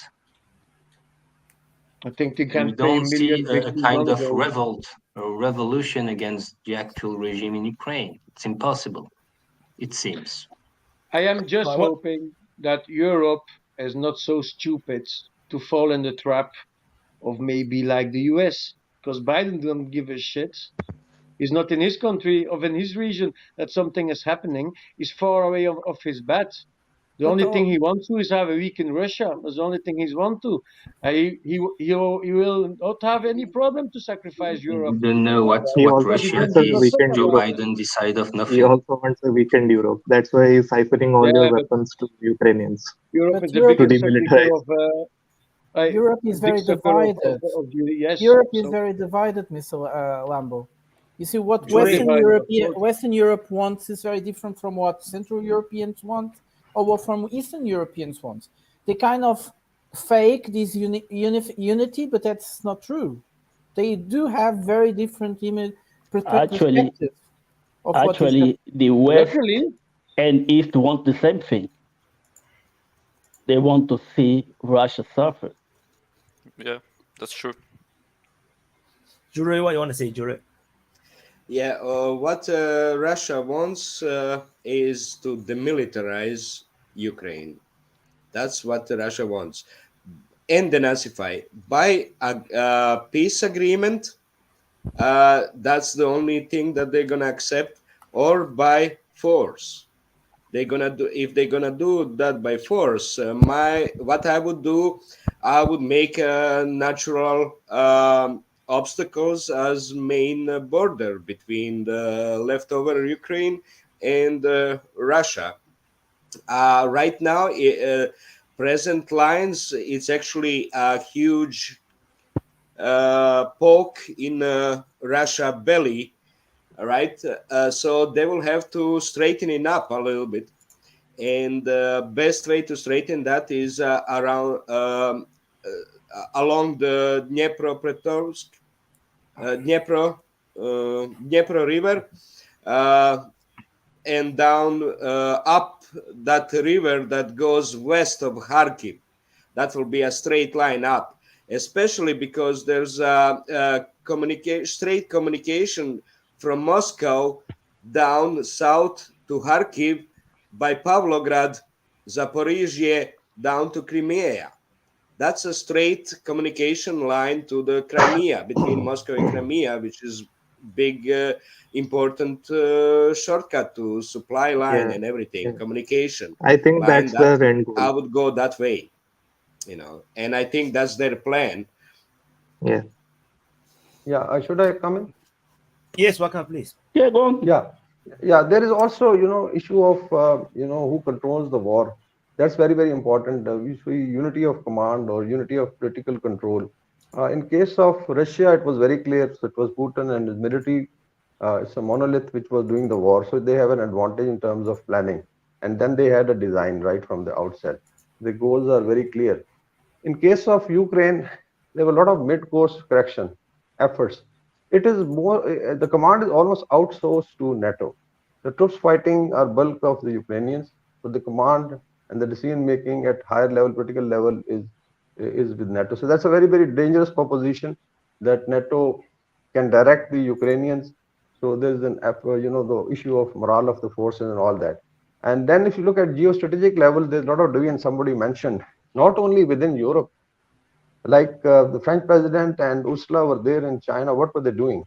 Basically, I think they were looking for China to play because the Europe is tired of this war. I think, as was pointed out, and even transatlantic. If you go into US, there's a lot of divisions. Look at Trump's statements, and he's trying to become the next president. And I think he was very, very clear that this is a stupid thing that US has done. So there's division within United States as well. So at political level, and then you look at Eastern Europe, like Hungary has a totally different stance. France has a different stance.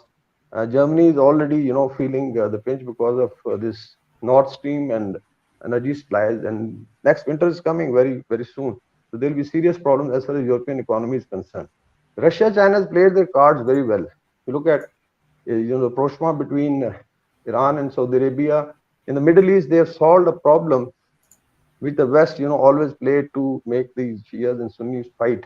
And if you extend it even to Syria, there's a lot of peace coming into Yemen. There's talk of peace in Syria. So all these, places where the West could basically, tweak and force people, is gradually they are losing. And I think there was statement by some of the American politicians that what we did in last 20 years, with one move, that has been compromised. So these are the kind of losses the West has suffered.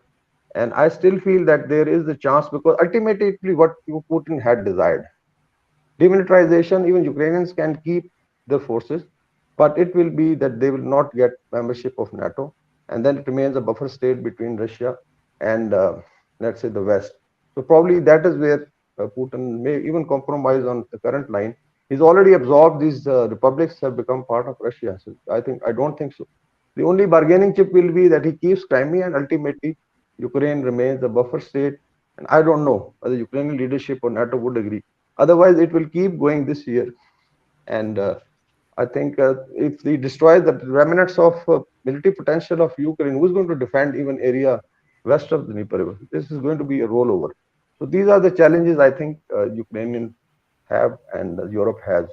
So I feel that Europeans are also tired of this war. It costs them a lot. And so they're going to be a lot of dissension and demoralization.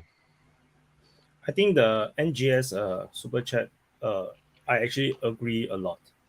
I think for NATO to, let's say, I don't think NATO wants this war to go to the point where they have to go on the confrontation with Russia directly.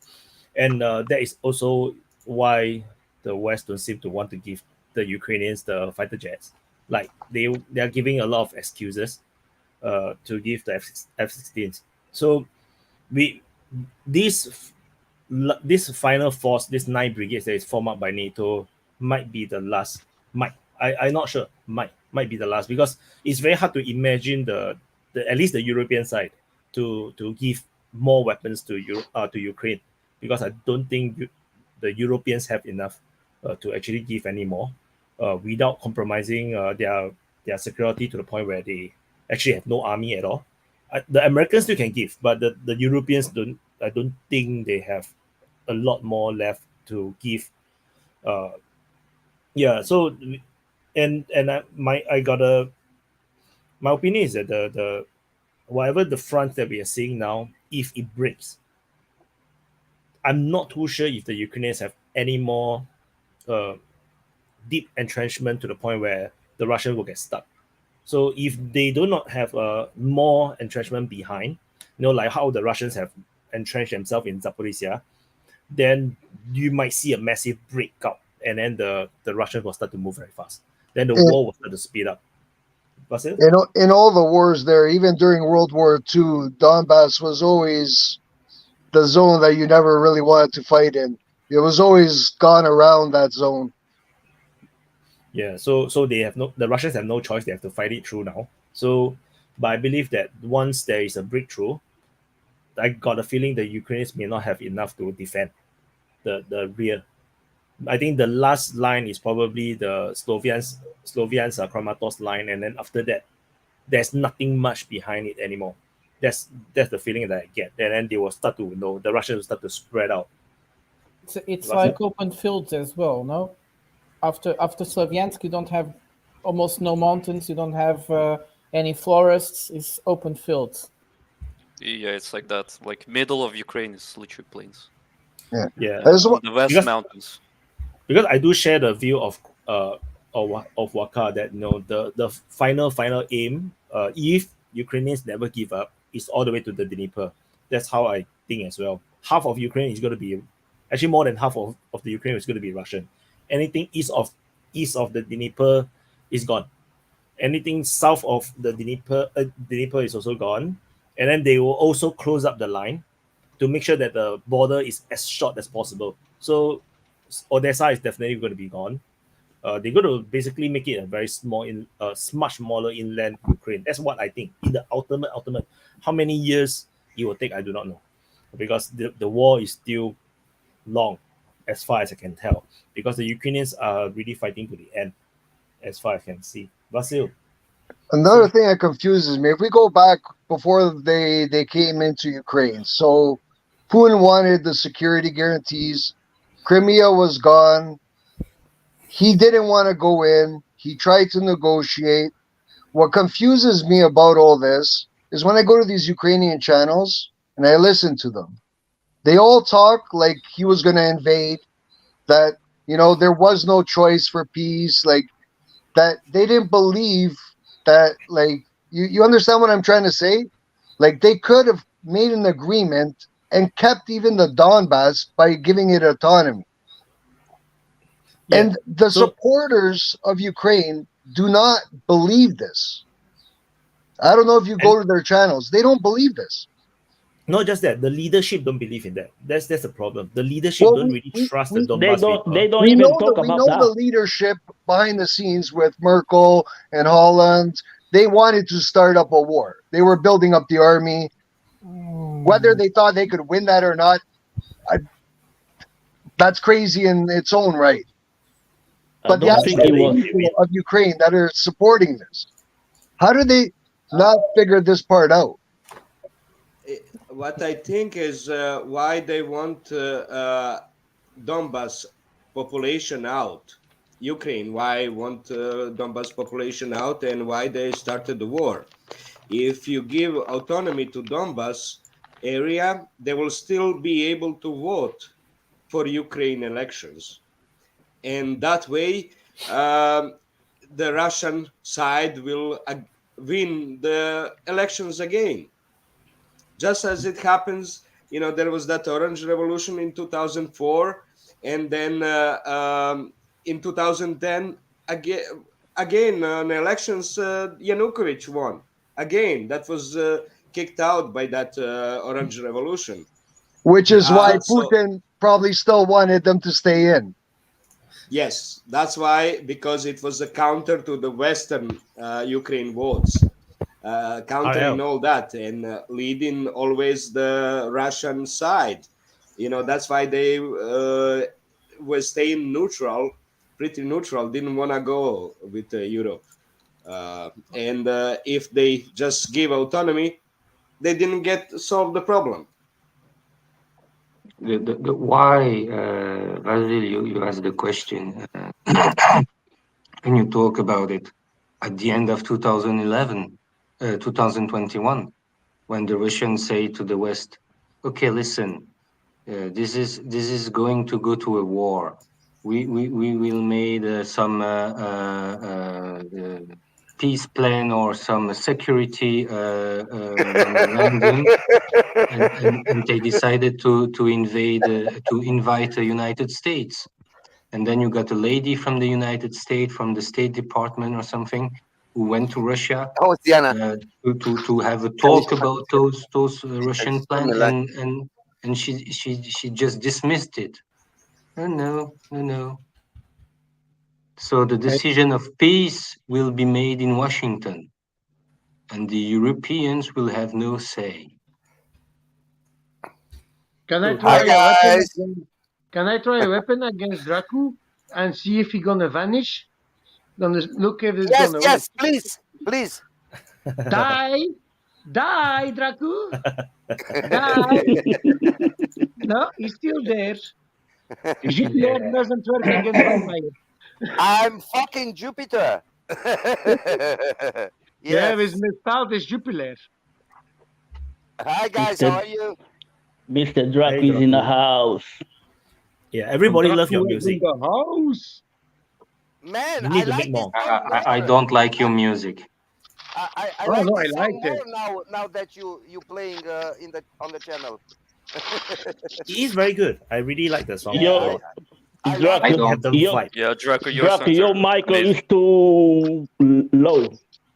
Yeah, I'm No, adjusting his it's mic. perfect. The mic is perfect. I'm adjusting. The mic is Okay. perfect. Yeah, because sometimes he shout a lot, so I have to. I know. No person.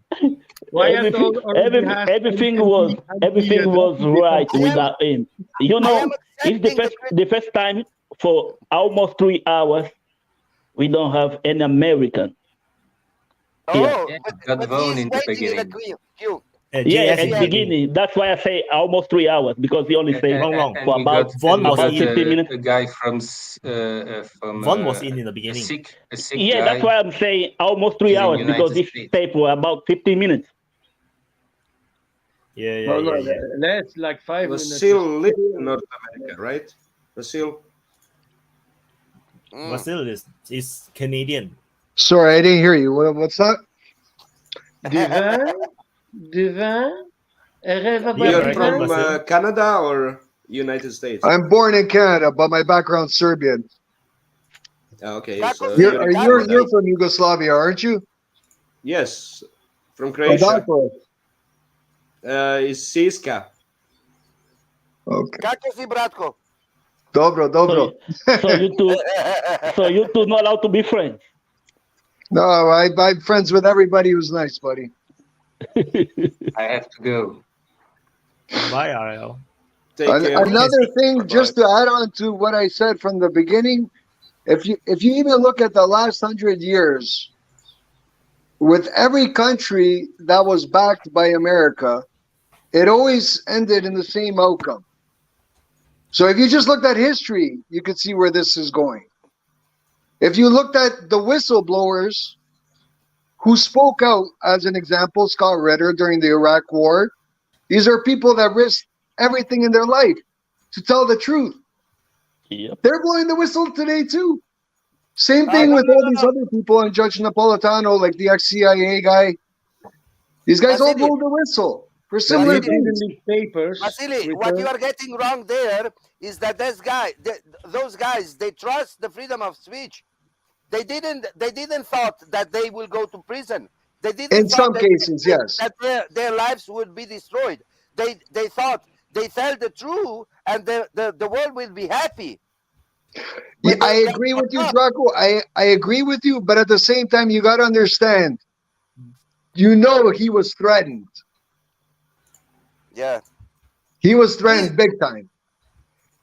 Yeah, but he was not threatened before, not like this. No, he was. He openly says he was. Yes. Of course. Who is being threatened? Sorry, I missed the conversation. Who is getting threatened? Assange. We are talking. We're talking about like Scott Ritter as an example. Yeah. Julian Assange is he knows that he's in deep trouble. So That's why he hid in the embassy for 10 years. He's not a whistleblower, though. He was a publisher. That's what people forget. He was publishing things that other whistleblowers were giving to him, to his group, actually, to his group. He was not alone. Yeah, he was taking responsibility, and he was very, very truthful, and he was very he got this risk, but I don't think that he ever thought that his that his leaks will bring him for like now more than 10 years. Yeah, in but prison. Rako, I didn't know just that. With these other times in America, when people believed in free speech. But There is no such a thing as free speech. I think what Julian right misjudged is actually that he didn't expect his own country to not protect him. I think that is the main problem. It's not the Americans. He can don't go to the United States, but it's his own country is not protecting him. That was a surprise to him because I think he's Scandinavian, right? So Scandinavian countries used to be. He's not Scandinavian. He's Australian. He's Australian. Yes, Australian, yes. yeah. So he was hiding in Scandinavia previously. He was just fucked up in Scandinavia because the Scandinavian girls were the girls who said that he raped them. But she was claiming that he tore his condom while fucking her in order to impregnate her.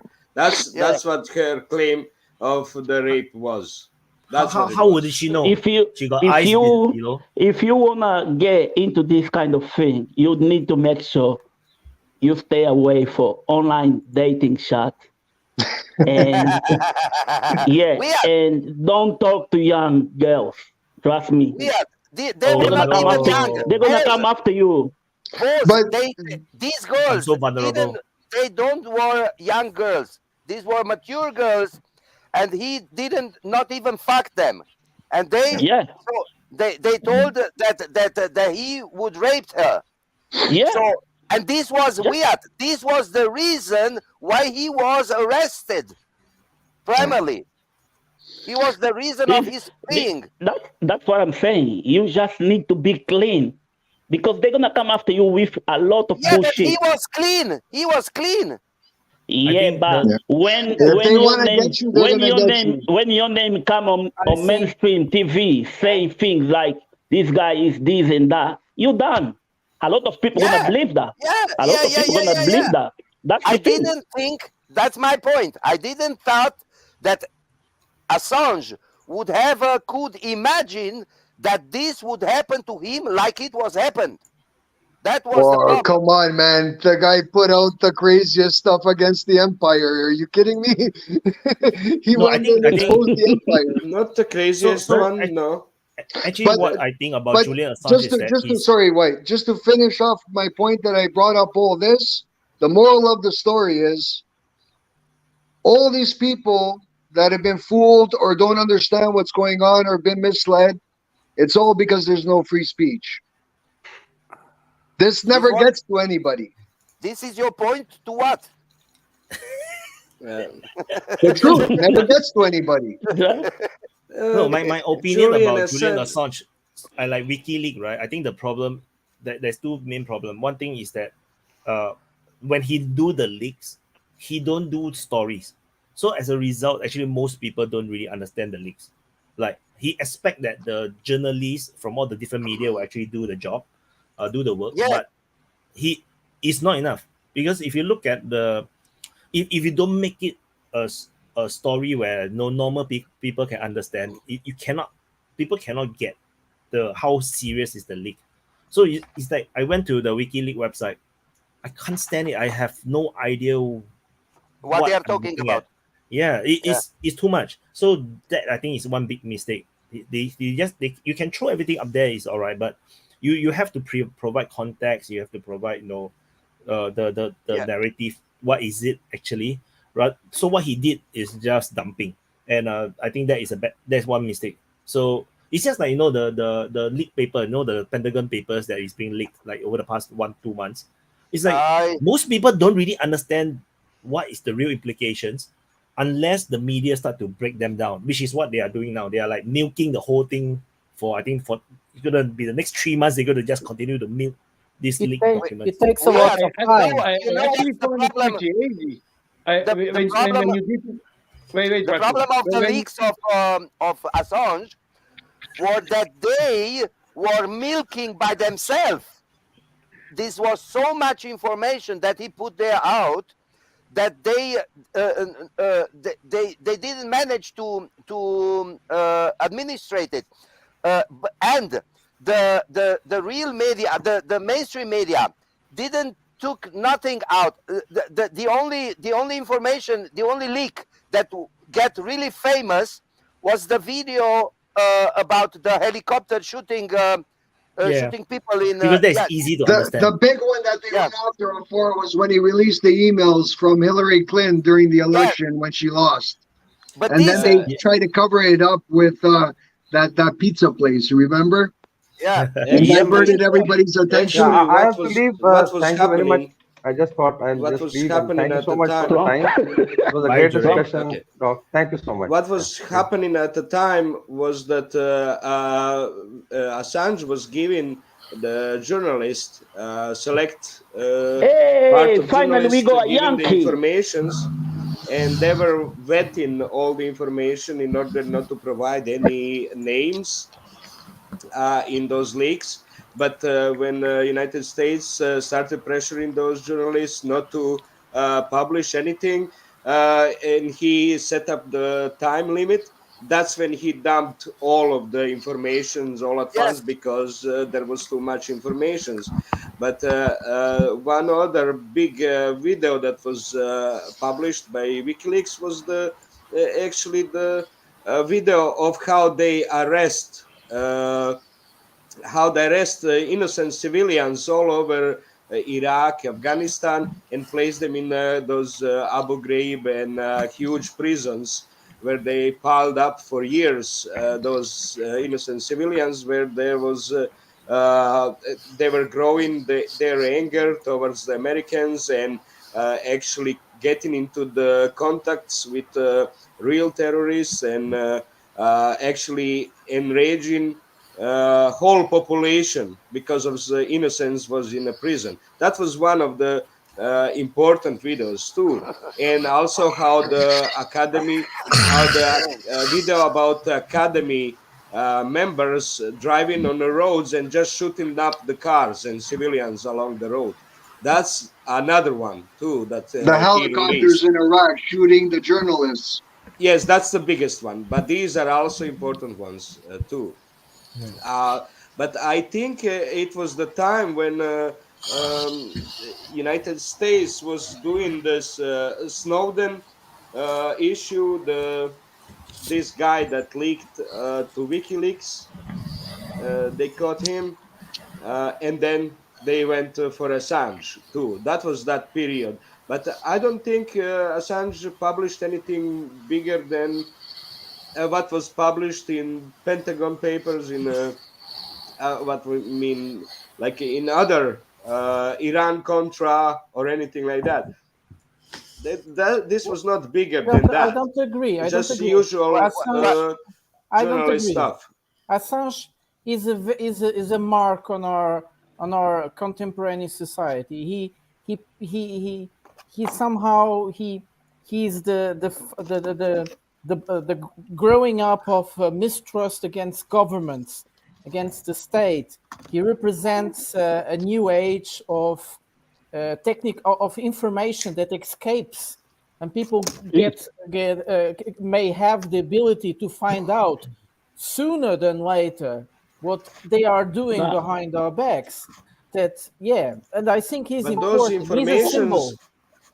Those informations are very significant to the countries that can read that when the informations relate to those countries, when they read it, they can understand, and really important for those countries. That's why it was also a big thing. But the most important information that I got from Assange was the capability. It was for the first time that the influence of the US was put out. the whole how big the influence of the US was on the world at that time, because the most important information, the information that was so disturbing for the US, were not the video information, were the written information, the emails that Assange put out, emails which were cabled by embassies from all over the world. This was actually the most important information that Assange put it out, and that's why he was. No. Why no? No, no, not you, not you. Hey, come on. Don't wake up, Draco. Please don't wake up, Draco. Just agree with him so he can go. I'm gonna be So I very want to. irritated today. NGS. So let SWERTY introduce himself. SWERTY. How's it going? I go by SWERTY, Swertin. That's just a YouTube name. It's obviously not my real name, but I thought that your name is SWERTY. Where you from? No, I did 8 years in the military. He's 11 from Alaska. Bravo infantry, United States Army. I did my basic training up at Fort Drum up in New York. I've done extensive time in Fort Carson. I was in the Battle of Fallujah. I've been to Bagram Air Force Base over there in Afghanistan, which was a freaking disaster, by the way, when we pulled out of there this last year and a half ago or whatever. We all agree with that. I'm very ashamed. I'm ashamed of real soldier. It's all become woke and nothing that I represent at all. But no, I heard some people say there was 3 hours and no American was up on here. So now there is two. Two of us. Yes. I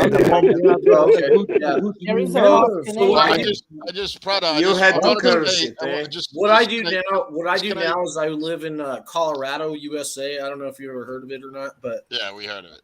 Yeah, so I work in the oil and gas industry now. That's what I do.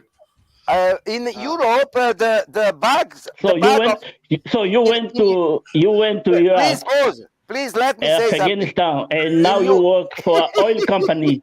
Proper Yankee.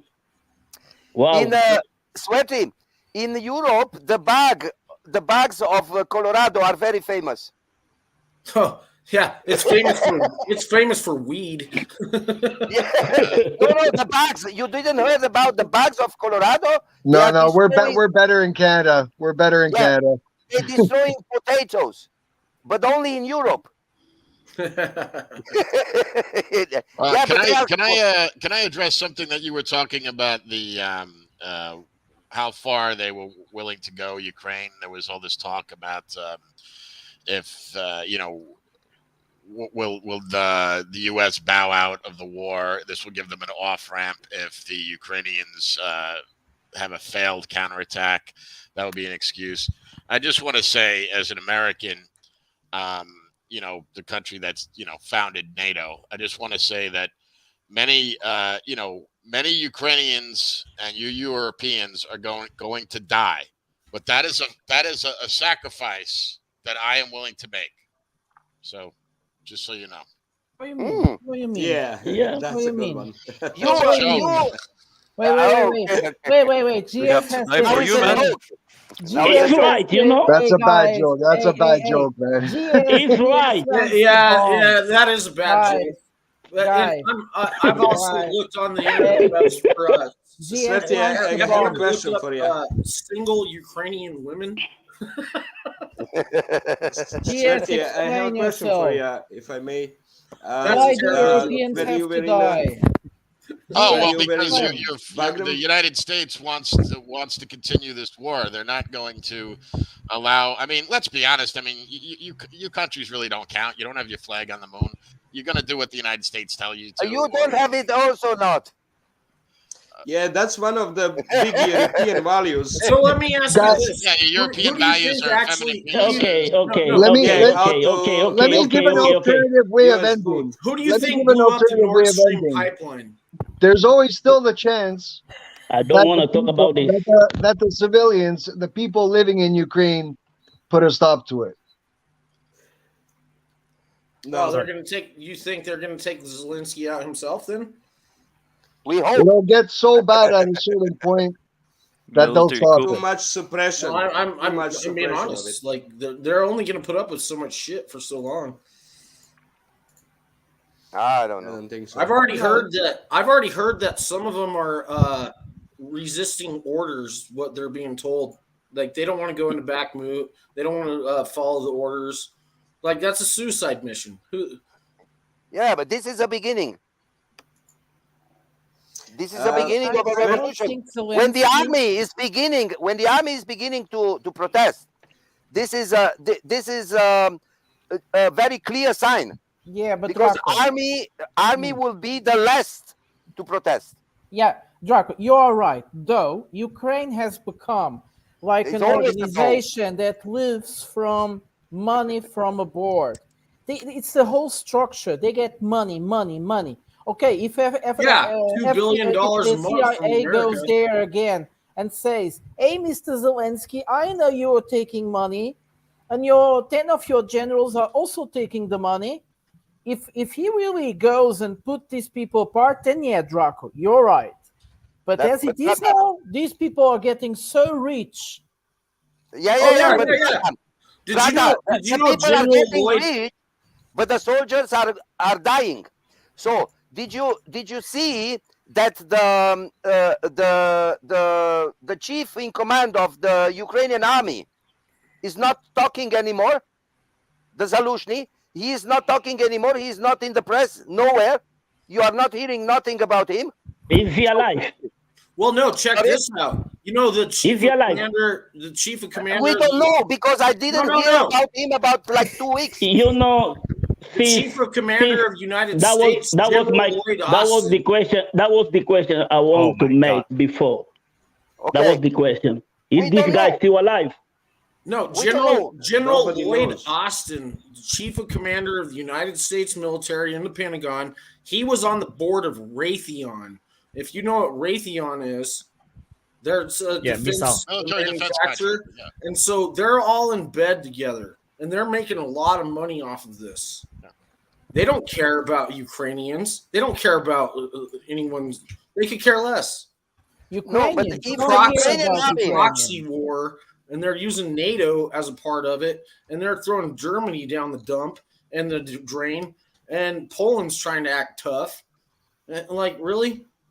Like Poland. Yeah, but Poland even make threat to her German, telling German that German must pay what they did to them in World War II. Yeah, they're not. And German is not even responding though, because they don't know what to do. Let Incost speak. He's trying all the time to say something. Go on, Incost. No, it's about another topic. There was a donation about Baltic Germans, so we can talk about those. Yeah, I guess. Baltic Germans. The Baltic Germans. Pretty much. There's two classifications. There was like Lithuanian miners, which are Lithuanians but lived in the region of Memel, and there was also Prussians, but with time Prussians just got Polonized and Germanized pretty much. They get Polonized. That means they get fucked with Spermian. Yeah, exactly. With Polish Spermian. Yeah. And about the donation. Polonizing means sexuality. True. Flower sexuality. Yeah, I actually remember that from biology. But speaking about, was it better than in the Russian side where all of the Lithuania was taken? I would say yes, but they also had lots of problems because usually they got oppressed. May I ask you something? Yes, do you know? Do you might know? Prata, just a moment. Please, Prata. Do you know, Ekost, if there are some nationalist movements of the old Prussian in Poland, like, for example. That's what Do you I'm not know? sure about, because Because I Russians are didn't. pretty much dead. I never heard about that. I've Yeah. heard they've been all protesting. There is just about the Tired of it. Schlesian. The No, they Schlesian- actually accepted. They the accepted Schlesian are the Germans. only ones in Poland that don't want to be. They would like more autonomy or get independence. But in cost, during the Russian Empire, actually during the Polish-Lithuanian Commonwealth, the Polish took over culturally of the Commonwealth, and Lithuanians were took back to the backside. And at that moment, when the Russians took over Lithuania, actually they favored Lithuanians. Yeah, So I know that's that. how Lithuanian culture came back. That was completely oppressed during the Polish Commonwealth, Polish-Lithuanian Commonwealth. They came out, and you were the question about the Germans of the Baltics. Well, it's not just Lithuanian. There were much more Germans in Latvia and in Estonia, and these people were the elites. You see, Latvians and Estonians, they just lived in the countryside. The cities were occupied by Germans, Russians, Swedish, Yeah, Livonian order, pretty much. and some parts by Jews. So when the Russian Empire came in, and they got a lot of strangely, because there was no autonomy inside of the Russian Empire, but these countries and Finland, they got a lot of autonomy, and these peoples got the right to develop their cultural development. So that's how Estonians and Finnish and Latvians appear in the map, because when Finland was oppressed, was part of Sweden, no, there was no Finns. Finns didn't exist. And but the thing about these Germans, What they you are got talking about? well, it's about the question. So the Germans in the Baltic Germans, they actually become an elite inside of the Russian Empire.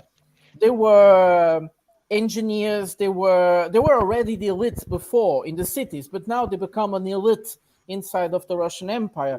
They get their door opens to the king's court in St. Petersburg. And So you are talking about the Baltic states, like the Baltic Germans. The Baltic Germans. No, but you meant here. You mentioned Lithuania, Estonia, like they would be a part of the German culture. No, which they is were not true. no. Estonia. No, yes, it's true. Estonia No, and it's not Latvia, true. not Lithuania, not Lithuania. Lithuania was Not different. Lithuania, not Lithuania. Lithuania belonged to the Polish-Lithuanian Commonwealth until it was taken by Russia. But Latvia and Estonia, they belong to the Tectonic Order. And Yeah, order. but the Teutonic Order is not a nationality. Yes, it Yeah, doesn't but matter. lots of Doesn't matter. The leaders city, were from Germany and Denmark. I am sorry. The cities, the town's yeah, population, the okay. town population was German mostly, That's or not true. Germanized, That's not true. That's not true. So I see Lithuania's given a lot of equipment over into Ukraine, though. Yeah, They give it everything. I think. If they go to war, they have nothing left. Yeah, they got nothing. Yeah, that's actually true. They are 3 millions. 3 million. Less than that. Yeah. 2.7. Sorry, if I may ask you, 3 millions you with were the in Russian. Bagram airport. With Russians, yeah. Sverty, Can I ask while you you were in sorry, Bagram the airport, Lithuanian guy? were you socializing with some Croatians, member of NATO, there? Is that a question for me? Huh? Jory, ask again. We didn't catch your question. Sverty, well, you were in a Bagram airbase station there. Did you socialize? Did you socialize with Croatians? No, Not not really. so much. Jordan, I think the Croatians Be are honest under with the you. Italian commando, aren't they? The NATO is organized by different groups. Like, for instance, Oh, yeah, Portugal yeah. is always with Italians. And I think Croatians also go with Italians. So whenever the Croatians go, they go to the same camp where Italians, Portuguese go. The French go with the Spanish, for instance. The Dutch with the Germans. No, I have met. Portugal I have didn't met learn some a lesson. Spaniards. I've met French. I've met British. I didn't ever. I don't think I've ever talked to Croatians though. If I, yeah, Belgians? I don't think so. Belgians? And I'll tell you what. As much as you try to be nice to the Afghanis, they don't want to be your friend. They don't talk to you. Who do you? Say hi. They Yes, don't- but Sweaty, What you occupy their My cousin was country. saying differently. You're killing them and you want them to be your friend. My cousin was saying differently than that. So here's you went under the guise that you're trying to have freedom for these people and let the voting system. And you know what they do in their voting system? They don't do mail-in ballots. They dip their hand in ink. You get one vote and that's it. Not like America where I don't even want to talk about the last election, but Yeah, cannot talk about it. YouTube don't like it, so we cannot talk about it. Yeah, that's why I have to like no. Right. Yeah, but if you dip someone's finger, Western values to ink, Afghanistan. That you was don't get another vote. the point. You get Western one values. vote. That's it. Yeah. So you it's have very one, interesting, right? You have one shot. In America, sometimes you don't even get your one vote. I know. It probably ends up in the trash. All dead people. In America, dead people are voting. Well, somebody else, you get there, somebody else might have taken it. Or my dog, or my grandma that's dead, or The dead always vote Democrat in the United States. Yeah. I think the only country in the world where zombies are allowed to vote is America. Oh, in France, we allow the dead to vote sometime. So how many? I don't know if you know this How many little of island, those? the Mediterranean. The deaths How are allowed many to vote. of those crimes of I'm not dead going to say voting was nothing more. I discovered? don't want to mess up DPA's channel. He's a good guy. So how many? But you of all know those what I'm dead talking about. voted? You all know what I'm talking about. Yeah, we know, we know.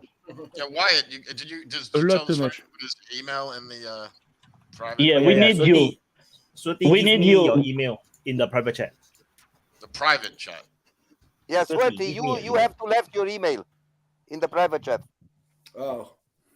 to Yeah, thank become you a so part much. of this group. Yeah. So that on YouTube there's a few things that cannot be talked about. But one of them is supposed to be COVID related stuff, but I think that is gone because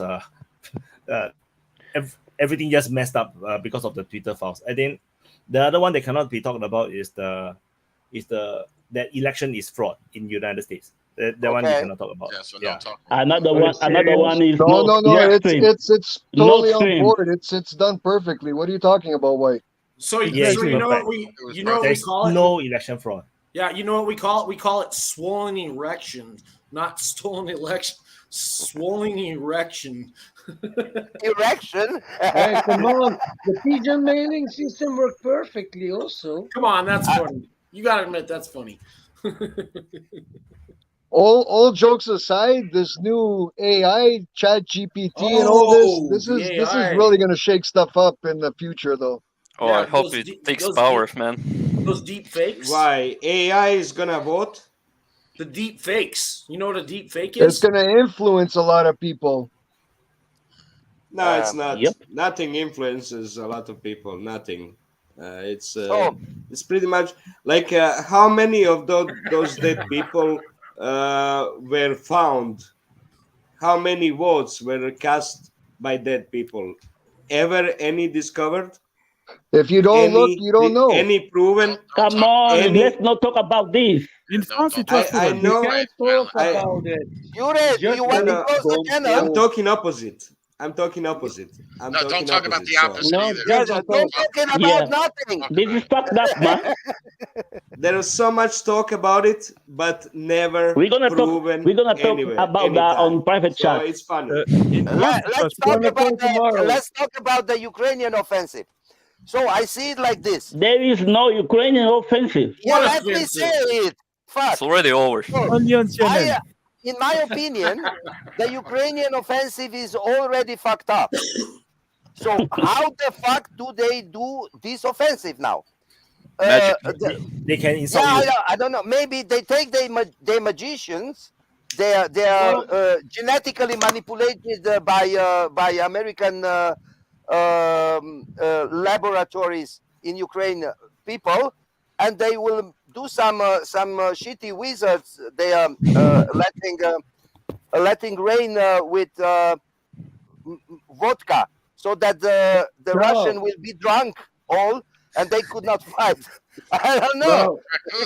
Well, I guess up above Zaporizhia, they are massing some troops, and they got those Bradley. Maybe you're right. And they do got some actual equipment that's pretty good.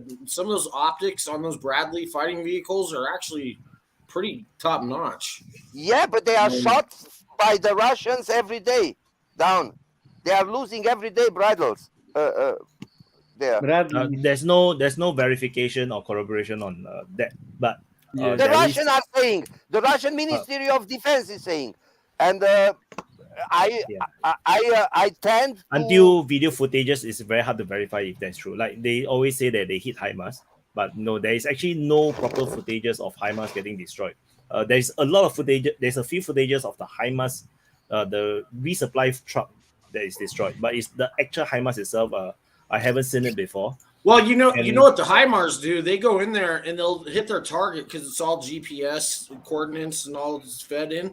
They go in there and they shoot and scoot. That's what we call it, shoot and scoot, and they get out of there like really quick. So it's kind of hard. Has anybody seen the T-14 yet in Ukraine? I Has have. any videos of it yet? Oh yes, I haven't seen footage of it. The Terminator in Bakhmut. The Terminator, yes. Yes, the of course, You're talking about the Terminator, not the Terminator, the Armada. They deployed them now. I think they're going to keep it. T-90 is the biggest one until now. No, they just introduced the T-14 now this week. Yeah, I know. The But they're T-90, using the T-90. In Bakhmut themselves, they're using the T-90. They already showed footage of that. The T-14 not. Terminator is using, so that's the most modern one that they're using is a Terminator. Not the T-14, not yet.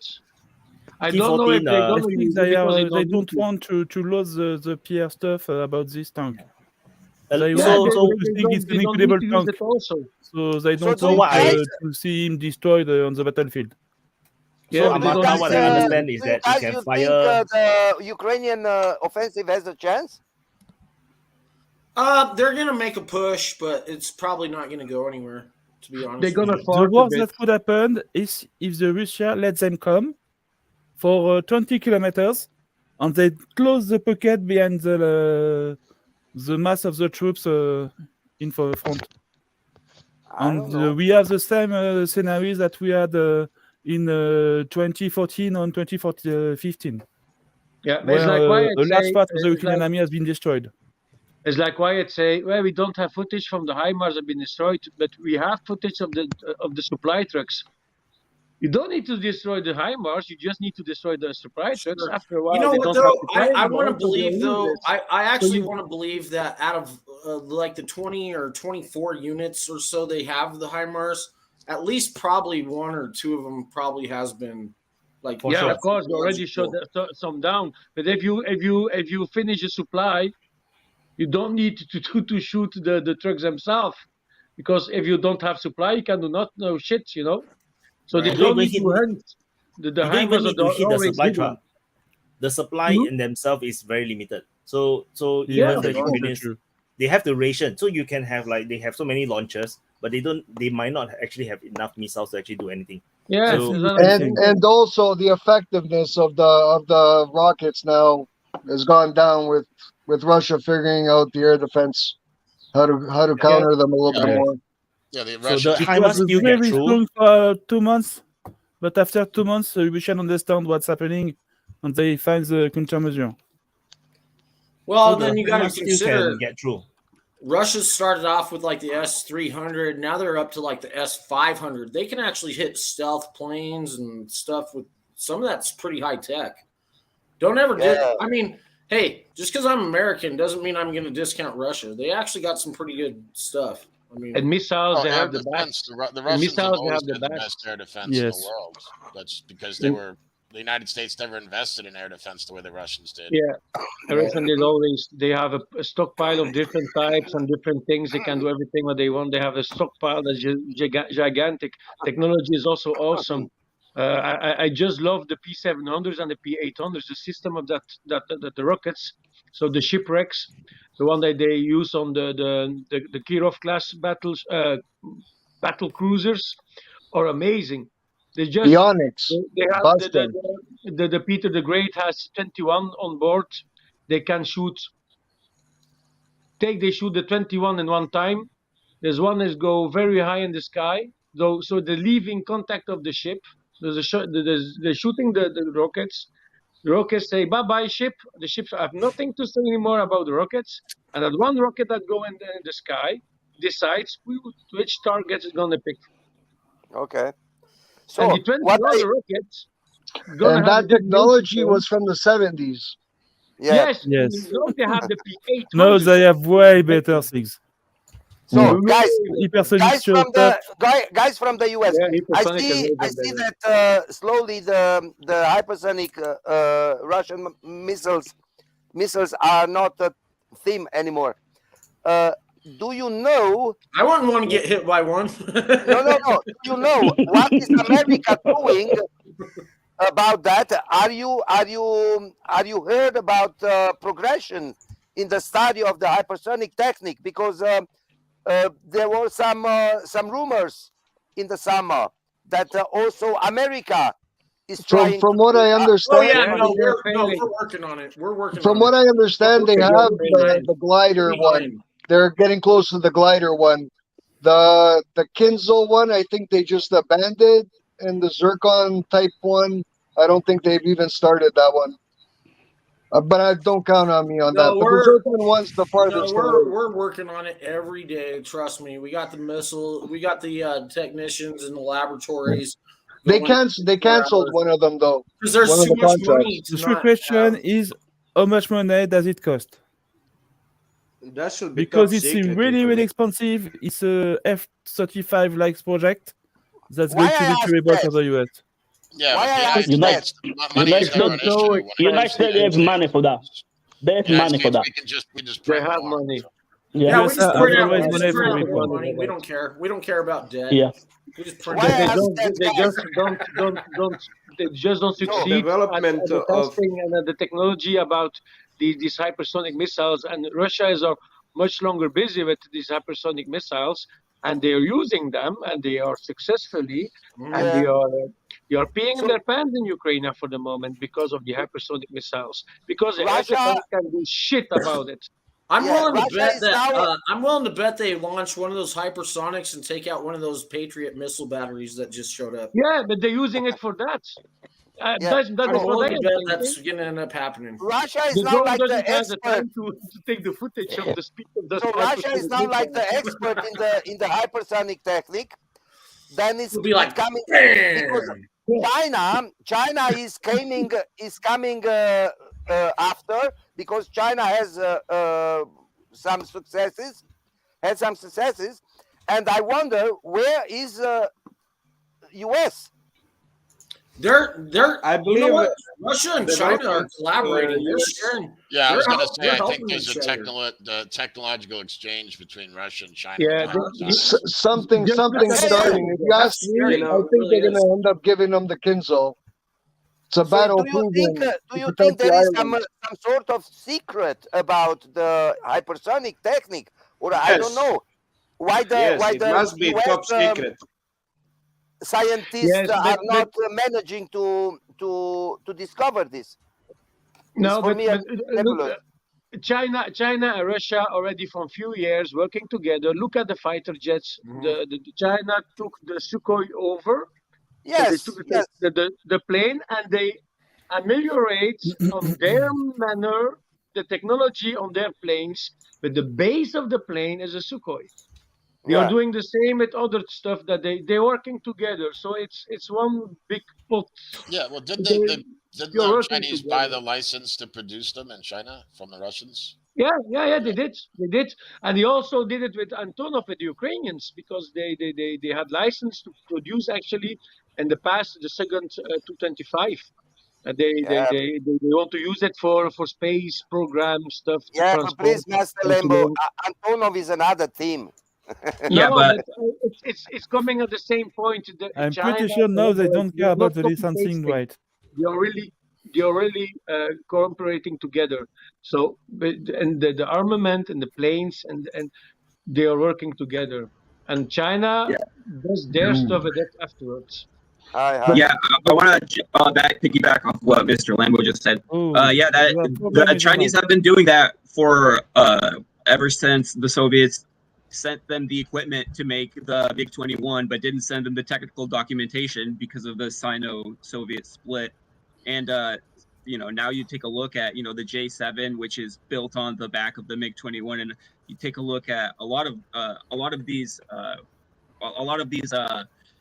this equipment that the Russians shared with the Chinese just took the ball and ran with it. And in a lot of ways, people say that the Chinese versions of Sukhoi jets are better even than a lot of the Russian versions of the Sukhoi jets. So it's the Chinese, they needed to get a certain level of make up a certain distance, and that's kind of why when they were buying up the aircraft carriers and all this other stuff. And now that they've made up that distance, they're making their own jet airplanes, they're making their own aircraft carriers. They're doing this all on their own. And it's going to be, the Russians are going to be borrowing technology from, just like the Russians sold the Iranians the S-300 and the Iranians made the Bavar something system out of it, right? That's going to happen. There's going to be cross-pollination going on. Because the biggest thing China needs is Russia's sub-technology. That's where they're lacking big time. Yeah, that's really something you never not anymore. The type 095, who is going to come out of the shipyard in 2 or 3 years from the Chinese shipyard is going to be really, really good. Yeah, the same as the Yazen from Russia.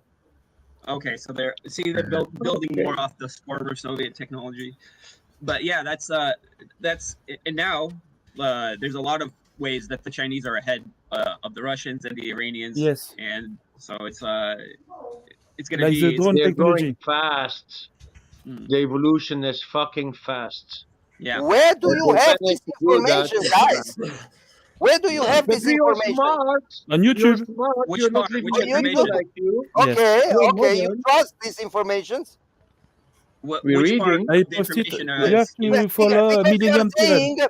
You are saying the Chinese copied the technique of the Russian and they are better now. I don't They're think not that. copying. They have an agreement together. Sure, They're man. using Yes, the yes, patterns and they are together. copying and they are. I don't think that Chinese are better than the Russians. Hold up, Draco. They are They're getting better. I want to kind of nail what Draco is talking about. There's certain applications that they're better at. Maybe they're gonna have some AI or some HUD advancements, right?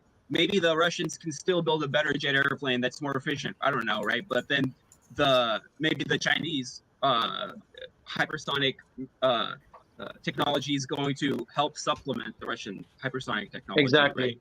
They're just barely getting on the Su-57, the 5th gen. Yeah. Well, it's not a true 5th gen though, right? Because it's not true stealth. So no, it's because there's different requirements. The Russians have a different 5th gen requirement than what the Americans have for their 5th generation, right? Yeah. So for the 57, they're already starting to put the new engines, the final engines, because now the 57 flies with the same engines like the 35 has, or like the 30 has. Yes. And the new engines had a big delay because they needed to be a good engine. And now they're going to start using. They're already start testing them on the 57s. So that's going to be, they have a big delay, and the only thing that the NATO does is laughing at them because they're not evolving like. But no, they're coming with it. You're coming with it. So, okay, can I say something real quick and then dip? Yeah. I wanted Go to ahead, tell man. to Go ahead. GS that Okay. Don't let them So cut you. essentially, what I was going to say is the following, and this is on an old topic that you guys already discussed, but I just couldn't get in for that. Essentially, the Ukrainians have their best supply line in the Donetsk area. What are they having? That's where Great they have rifle. the best supply line, and they are struggling to supply their troops there. How the fuck will they supply their troops in Zaporozhye, where the supply situation will just be worse? They won't. It's gonna run out. Yeah, exactly. So that's what I'm thinking. Like I did a big think the other day while Seth was in the bathroom. It was like, how the fuck would they do this? You were thinking while you were in the bathroom? Were you taking a shit Yeah, or that's- what? Yeah. And he was talking with very, very sweet voice. How the fuck the Russian? Let's not Yeah, discount but what the essentially- Ukrainians can do. Just laughing There's some a strong I'm giving you possibility that a they hard might be able time. to break through. No, he's got a good The point. question He's is, got a what are good they going to point, be able though. to do after? Essentially, what I think is they'll just try to push. They'll see that not only do they not have the capacity to keep up with supply to actually get past the second day of the assault, but they will feel the pressure on their sides because wherever they push, that is land that the Russians must keep. Like that is a strategic objective of Russia that they will be protecting. Right. Except maybe You nailed for a it bit of during land your shit. over in the bullet area, a bit of land around that, maybe they can leave that alone, let the Ukrainians take that. But aside from that, they need to keep everything else. So the Russians will defend it. Well, what do you think about them trying to take these fast boats and hit that power plant? I don't think this is possible now. Because oh, you're talking about the fast boats in the Dnieper River? Yeah, failed right so many across from times. that the nuclear power Oh, plant. they already You know tried they're that. gonna They try to were take that, butchered. So maybe they will try again. Like maybe it works I the don't third think time so. because this would be the third time. that they Russia try that. enforced this region. Russia But enforced yeah. this power plant like they made a fortress of it. So it is not like unattackable, but is not easy to attack. And you know, when you are looking for targets, you are not choosing the hardest of them. You are choosing the weak targets at first. So, but I wanted to make a point to GS as he said that the Su-57 is not stealth. I think that the stealthness of the aviation is not that much important anymore, because this is my opinion. Because the Russian already in 1999 managed to beat the stealthness, and they already have systems which are getting the Yeah, but stealthness out. that is part of the life. They'll continue. They make new technology and they're gonna fight against the new technology. They remake new technology and they're gonna fight again and over and over and over. Yeah, They're well, always gonna find something Dracu, and always it's on kind both of like sides. if you make a new lock, someone comes up with a new way to new lock. pick. Exactly. So it's Yeah, but kind of a- but there's one important thing that happened though, which is the F-35 is the most expensive weapon ever created by Exactly. mankind. You can't just undo all those years and trillions of dollars of investment into, let's just say, just the F-35. But it's not just the F-35. It's an entire approach. It's an entire mindset. It's how we were going to do it. We wanted to keep our knights in the sky, right? We wanted to have like the charging lances, but the sky version of that, so the senators could have their John McCains flying around and be pilots. But the Russians were much more realistic with their approach, right? Because it was more of a defensive thing the entire time. And so what happened in like the 50s when we had the big bombers that the Russians couldn't reach, and then the Russians got the ICBMs, right? And this is what we see today is just the continuation of the evolution of those different approaches. And it looks like for the war in Ukraine, the Russian approach seems to have paid off more, or maybe you could even say the Soviet approach, because all of this stuff is built on the backbone of all of those stocks that the Soviets had and saved up for, you know, decades and decades and decades. And you can see those separatists are running around with those SKS rifles and those, you know, even those PPSs from World War II era, Stechkin pistols, you know, all of that stuff. The Russian thinking laugh. if it's working, we're gonna keep it. SWERTY. If you just look Move at I the grabbed a plane, whole bunch of those SKS rifles. if you just look at the planes, like how the Oh, trust me, if I was allowed to on YouTube, I'd show you my shit off right now. Oh, you got an SKS? Nice. I have a T-33. Oh, no way. You have a Tokarev?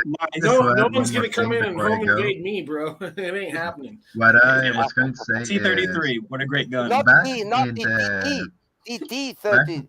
Yeah, T-33, the Tokarev 33, right? Yeah, I have it. I love that gun. Me too. I have can one show too. you. I can show you, but I don't want to show you. I can't show you mine though. Okay. But mine's been rechambered to 9mm. It doesn't shoot the really cool Soviet 7.62 by 25mm round. It shoots the 9mm. And I have real warm ammunition for it. Wow, pretty sick. You know what I think that the manned aerial is almost done. I think it's almost going to be going into the drone. Unmanned from, like, we're on our last generation. We're actually seeing the last generation of manned or women. Their role is decreasing. Their role is going to continue to shrink because it doesn't make sense to have somebody shoot down an F-35, you know. And in fact, even right now, we're reconfiguring our entire plan of how we're going to use the F-35. Right now, we're saying, no. The plan now is to have like 4 F-15EXs carrying like a bunch of missiles each, and then you're going to have an F-35 that's going to be like the AWACS, mini AWACS kind of. Exactly. So it's like we're trying to figure out how to shoehorn what we have to fit a role that makes sense. Right. Yeah. But it's all going to be played out over time. I believe the Americans are doing the same, but what the Russians, if you look at what the Russians are doing, they have the Su-57, and then they have that drone. And the Su-57 is going to be controlling those drones. The big one, you know, what is it called? Yeah, that was precisely one of the points I was going to make. Those the Russians have arcade era, the wingmen. You know, like when we're playing the arcade, right? We have the wingmen, following us. Yeah. So, Yeah. The Russians are trying to make that too. I think the Americans are doing that. We never thought that we'd have to fight Russian bots in the sky. Jeez. Hey, Vaughn! Hey, look at this. Vaughn, how you doing, man? What's up? You're doing the sick. I'm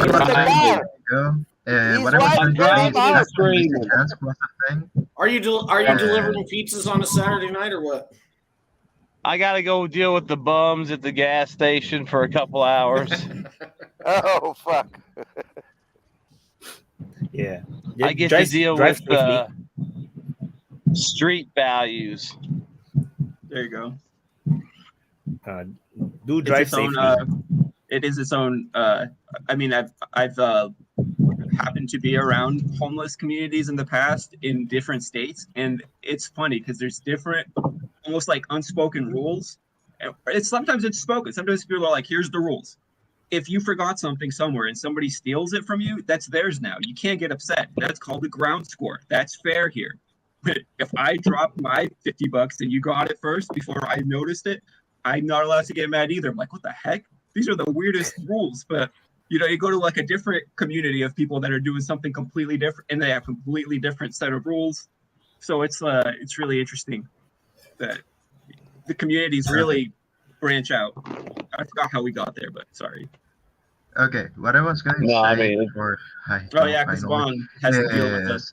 Back when Lizzie Chance was the thing, I followed a Spanish guy, and he was reporting that even in Sloviansk, the Ukrainians couldn't get gas, at least the civilians, like gasoline for their cars. So that was back when Lysychansk was a thing. I wonder how the supply situation is now in terms of gas. I think they have resolved for the gas civilians, issue. there is no gas for the civilians in the front line, in the front region. The I only think there is thing a civilian that in I the front can line. think of that could have helped with supply of gas is that most of the Ukrainian military mechanized force is now equipped with just pickup trucks. Yeah, I've seen that too. Pickup They're trucks blown and up cars. pickup trucks. Okay. Yeah, this look like And ISIS. I've seen them. guys. I've seen them blowing up minivans too. They love minivans for some reason. Yeah. There is They're supplementing their armored fleet with civilian vehicles. So the only ones that are really equipped is the ones that are the 12 they are preparing for the offensive. They are trying to reserve them, but I got a feeling that as they are forming up and deploying nearer to the front, they are getting hit by airstrikes and artillery. This is the gut feeling that I'm getting. I cannot confirm that, but it's just a gut feeling. Wyatt, like you said a few minutes ago, like the trenches, I was thinking about it because if I'm watching the latest footage, the trenches are just basic as fuck, and they are just deep enough. I need really to take to go to the museum here in Belgium, Ypres, where you have the trenches of the First World War. So they recreated I think some it's because it's not the first and trench line. We are the third or the fourth line. I was talking. Sorry. Just to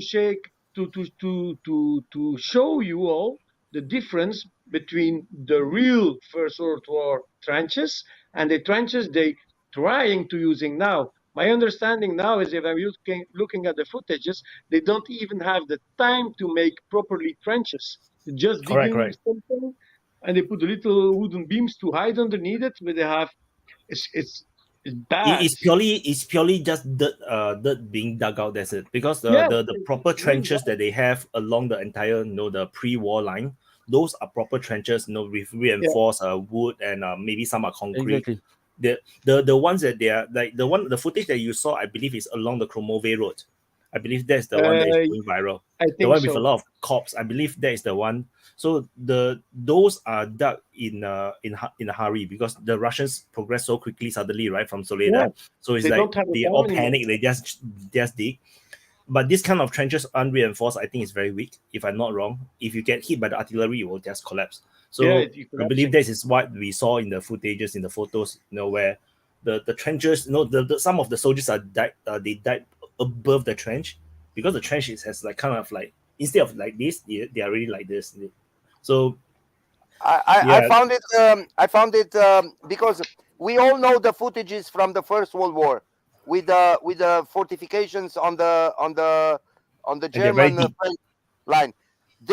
These were fortifications.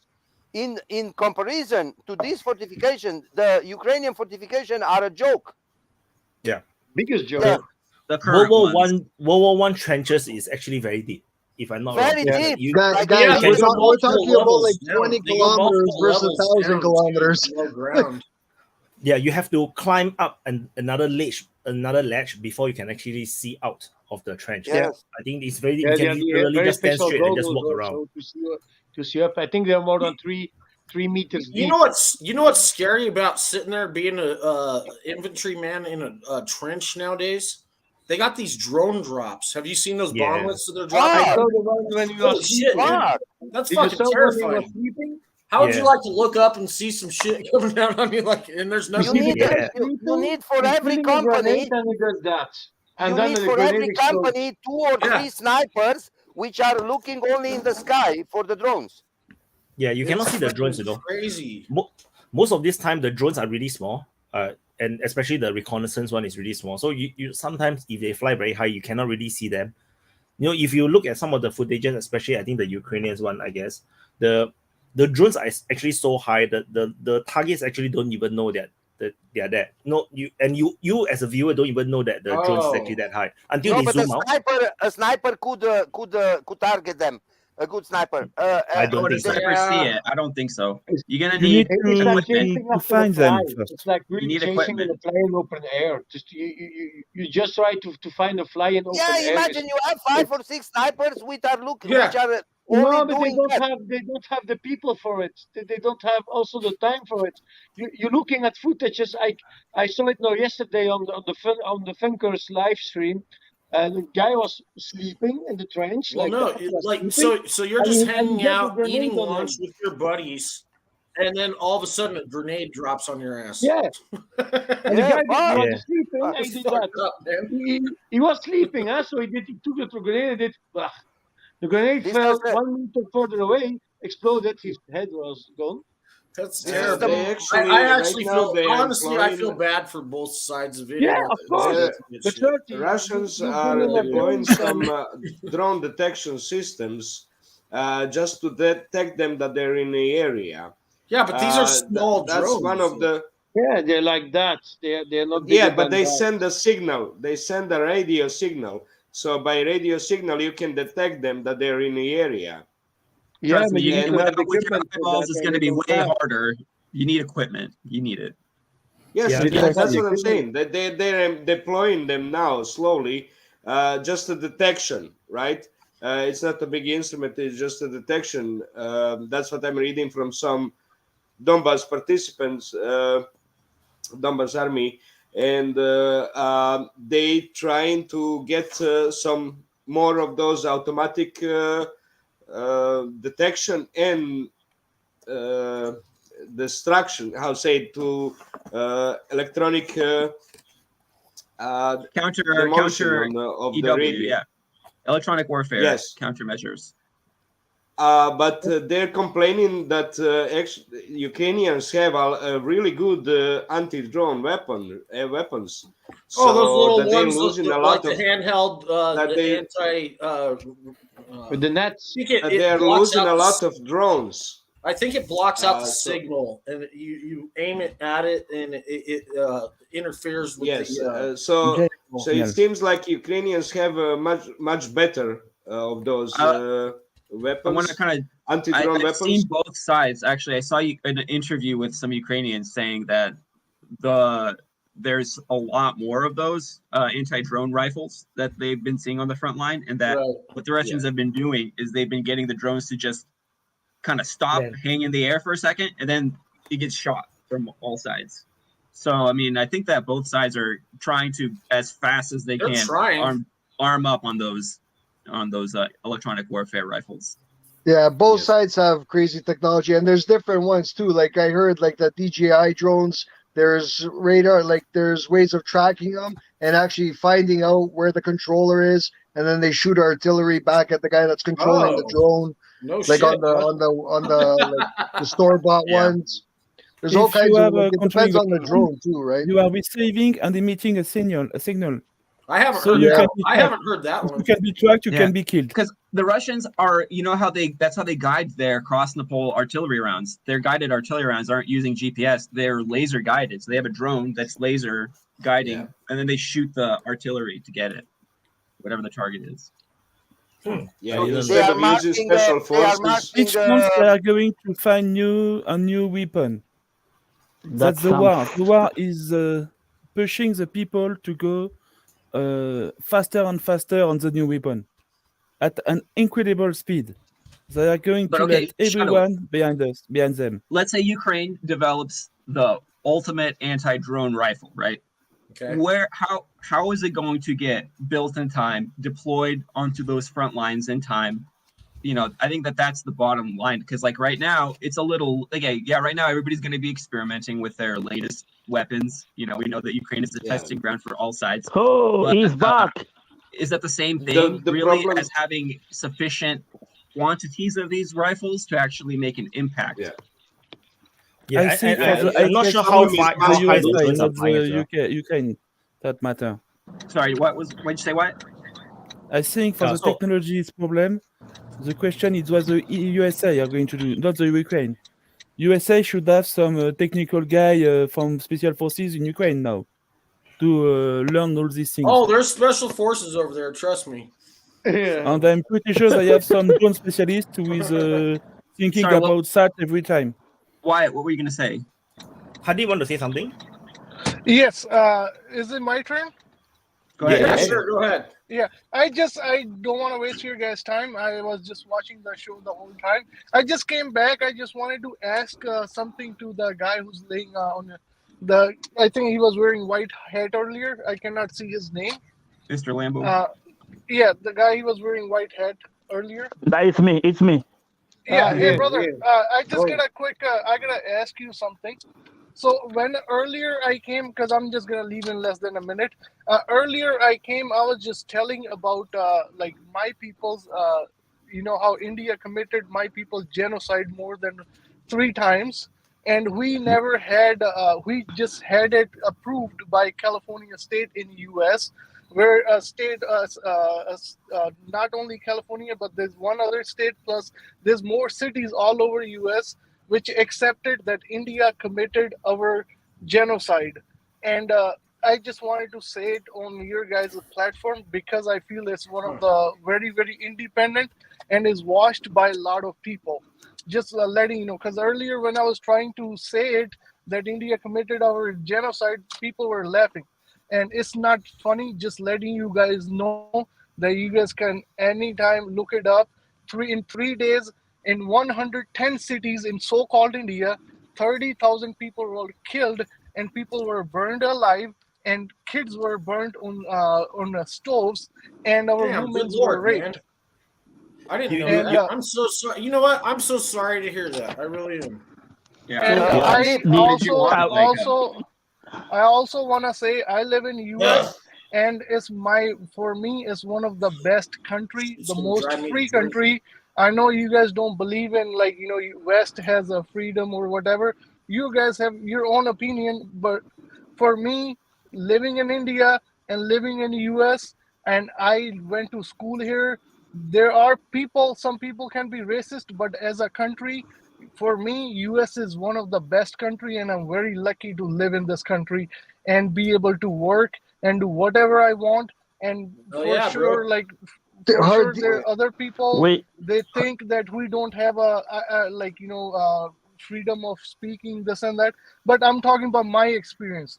Growing up here since middle school, for me, I'm very blessed to live in this country and be able to do whatever I want and say whatever I want. But thank you guys so much. I have to go to work. But thank you so much again, guys. Thank you. Hardeep. Yeah, man. If you ever make your way to Colorado, I'll share a beer with you, bro. By the way, no, I wanted him to. We never ever said United States is not a great country. Yeah, we agree with that. United States is a great country. We just don't like the people running the country. I love my country. Right. Yeah. The people running the country, they don't deserve to be there. Yeah. So actually, I wanted him to send me the article or the link to the thing that he said that where the California He's watching. Just say that maybe he's gonna whether come they're back. Republicans or Democrats, most I of them are think he was trying to enforce Republicans, Democrats. It's all genocide don't made matter. by the Indian government against the Sikh population. Yeah. But I minority. Not easily found the link, so that's why I think that he should send us the link. Yeah, if not, then I cannot Well, you know what it is. If you're a good person, you're a good person. That's all it is. If you got it in your heart, that's all it is. Most of the people are good person. I don't care if Your you're white, problem is black, government. Hispanic, whatever. Good You people, found that's it. The road to hell is paved with good intentions. So sometimes it doesn't matter if you're a good person or not. Yeah. You know, but America doesn't have European values, so I think Europe has some countries. Some countries have a great. They're the jungle.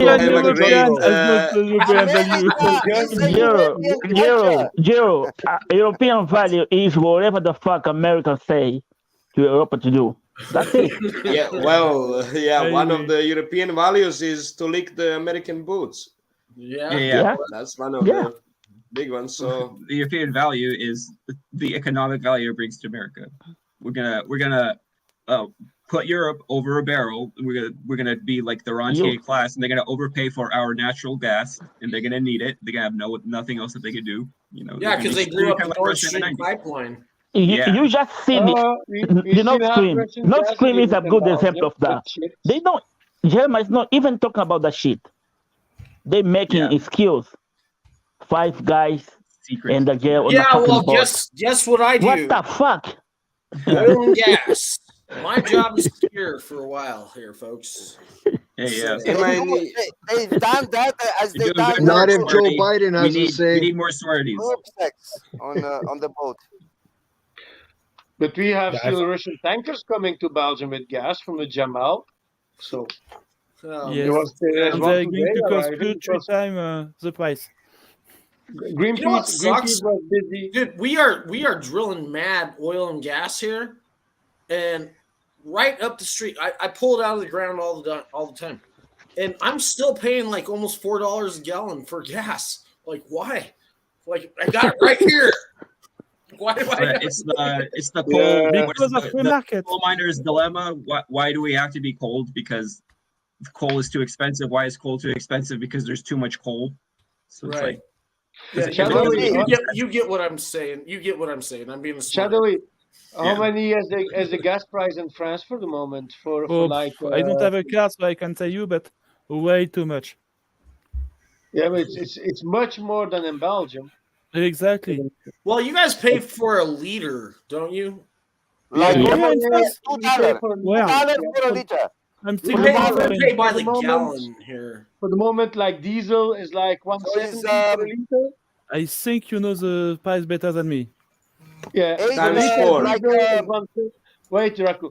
For a liter diesel is 170, and I think France is like 20 or 30 cents more. Maybe. Oh, wow. Yeah, it's like Yeah, almost it's disgusting. $8 per gallon in Europe. $8 per gallon. Yeah, it can be something. I don't know the gallons. Yeah, the More gallon. like 6.5. It's That would be way six more and a than half. the USA. Here in Croatia, we pay about $5 a gallon for diesel. We have $1.30. How many is that for 1 liter? That's like California. €130. 130? Yes. Oh my gosh, 40-cent difference. Yes. You guys pay more in Europe, but at the end of It's the because day, the state if you is guys knew how taxing much we drive the here in gas North in France. America, you guys would And in think we're Belgium too, I crazy. think. Some people are actually- driving like 100 kilometers just to go to work. America invented the subdivision to force people to have to buy cars. We Well, invented the subdivision here in- was invented. Can you believe that? Well, here in Croatia, when the prices started rising, the government gave up on its tax share of the price. So that's why it stayed this price. It didn't go up at all. Just slowly climbed up to this price now. I mean, it was a little bit higher. Here they are. Just put it in their pockets. Years before we had a maximum, and they put that out. And when the prices were very high, because we had diesel at more than €2 a few months ago, they put the plafond to say no more than that, and they kept that like for 2 months. When the prices were dropping again, they put the plafond away, and the price immediately rises up again because it's expensive at the moment. And I have a Subaru that's drinking. You don't want to know. Well, I it always continue- goes up here in the summertime because they know people are going to be traveling. Yeah. And they're going on They do the same vacations here and also. trips, so they know they're going to rape you, and that's Yeah. fine. Here in Canada, it's almost like every year they're putting like 15 cents more a liter carbon tax. Are they doing that with you guys too? Yeah. No, not quite yet there, but California Yeah, does that kind of shit.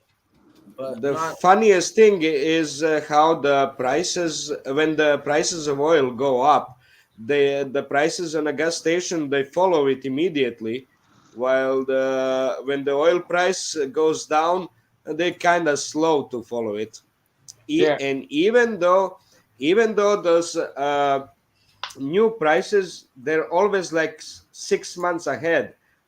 You will never buy presently at those prices. The gasoline at the gas station is bought 6 months ago for the old price.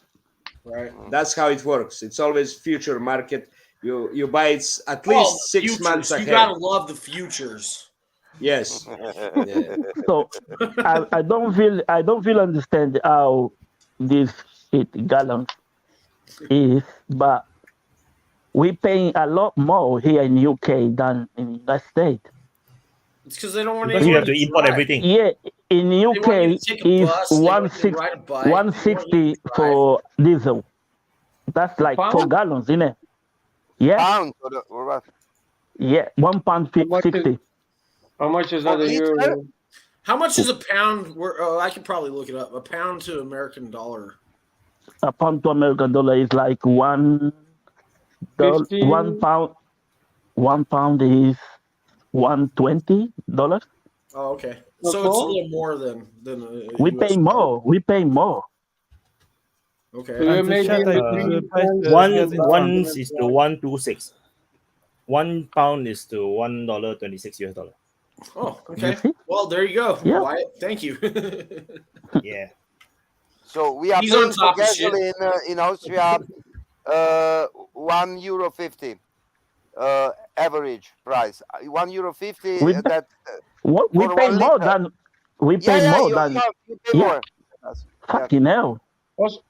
Yeah. Okay, Yeah, you so let's are. go liters to gallons then. Let's see how many. I think it's almost like 375. I think 4 4 liter liters. is I think 4 liter is 1 gallon. No, 375 liters is 1 gallon.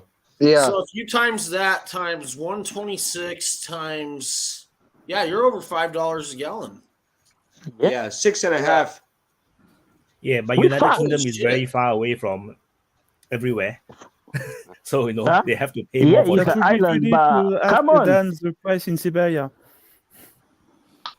And So cars over how there. did UK even conquer the world? I don't really understand. I think Russia. I think Russia They has don't. the. The word for They did out of the alone. coal mines. The ships Well, were they used to working have on a coal very and good salt. naval fleet. That's why they had the Exactly. Navy. Yeah.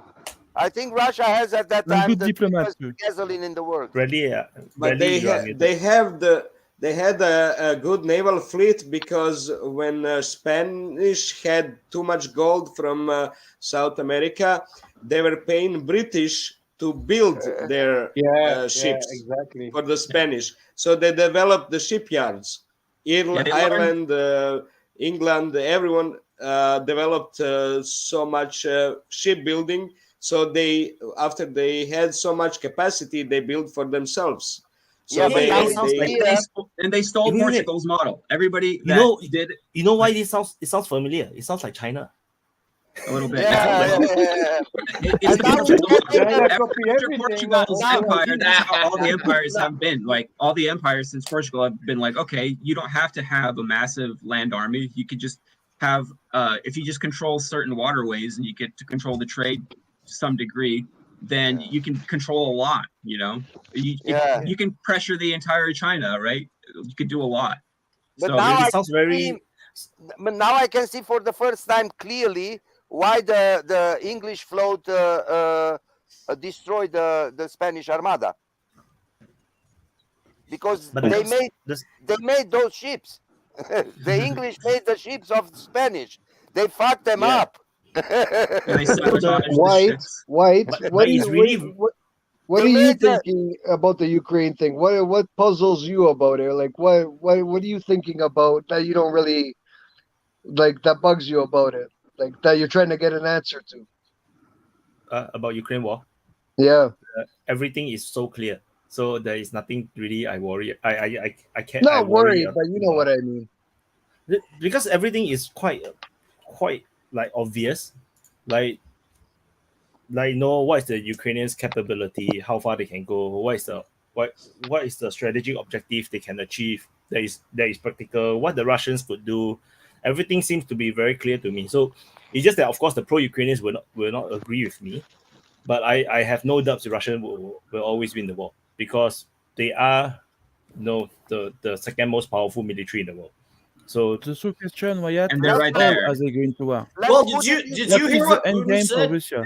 Did you hear what Putin said that we they're haven't even just started. barely not even getting going Wait. yet? Let Did you hear that shit? He was like, we're not even getting going yet. Yeah, we haven't even I heard started. that in July, but the reality Yeah, is you know if what you I'm look talking at about. what the Russians do, they I'm like, really whoa, haven't really that's started. pretty okay. Yeah, if you look at what the Russians, the fighting in Ukraine, right? The Russians haven't really done much major offensive, like other than even in Bakhmut, it's mainly fought by the Wagner group.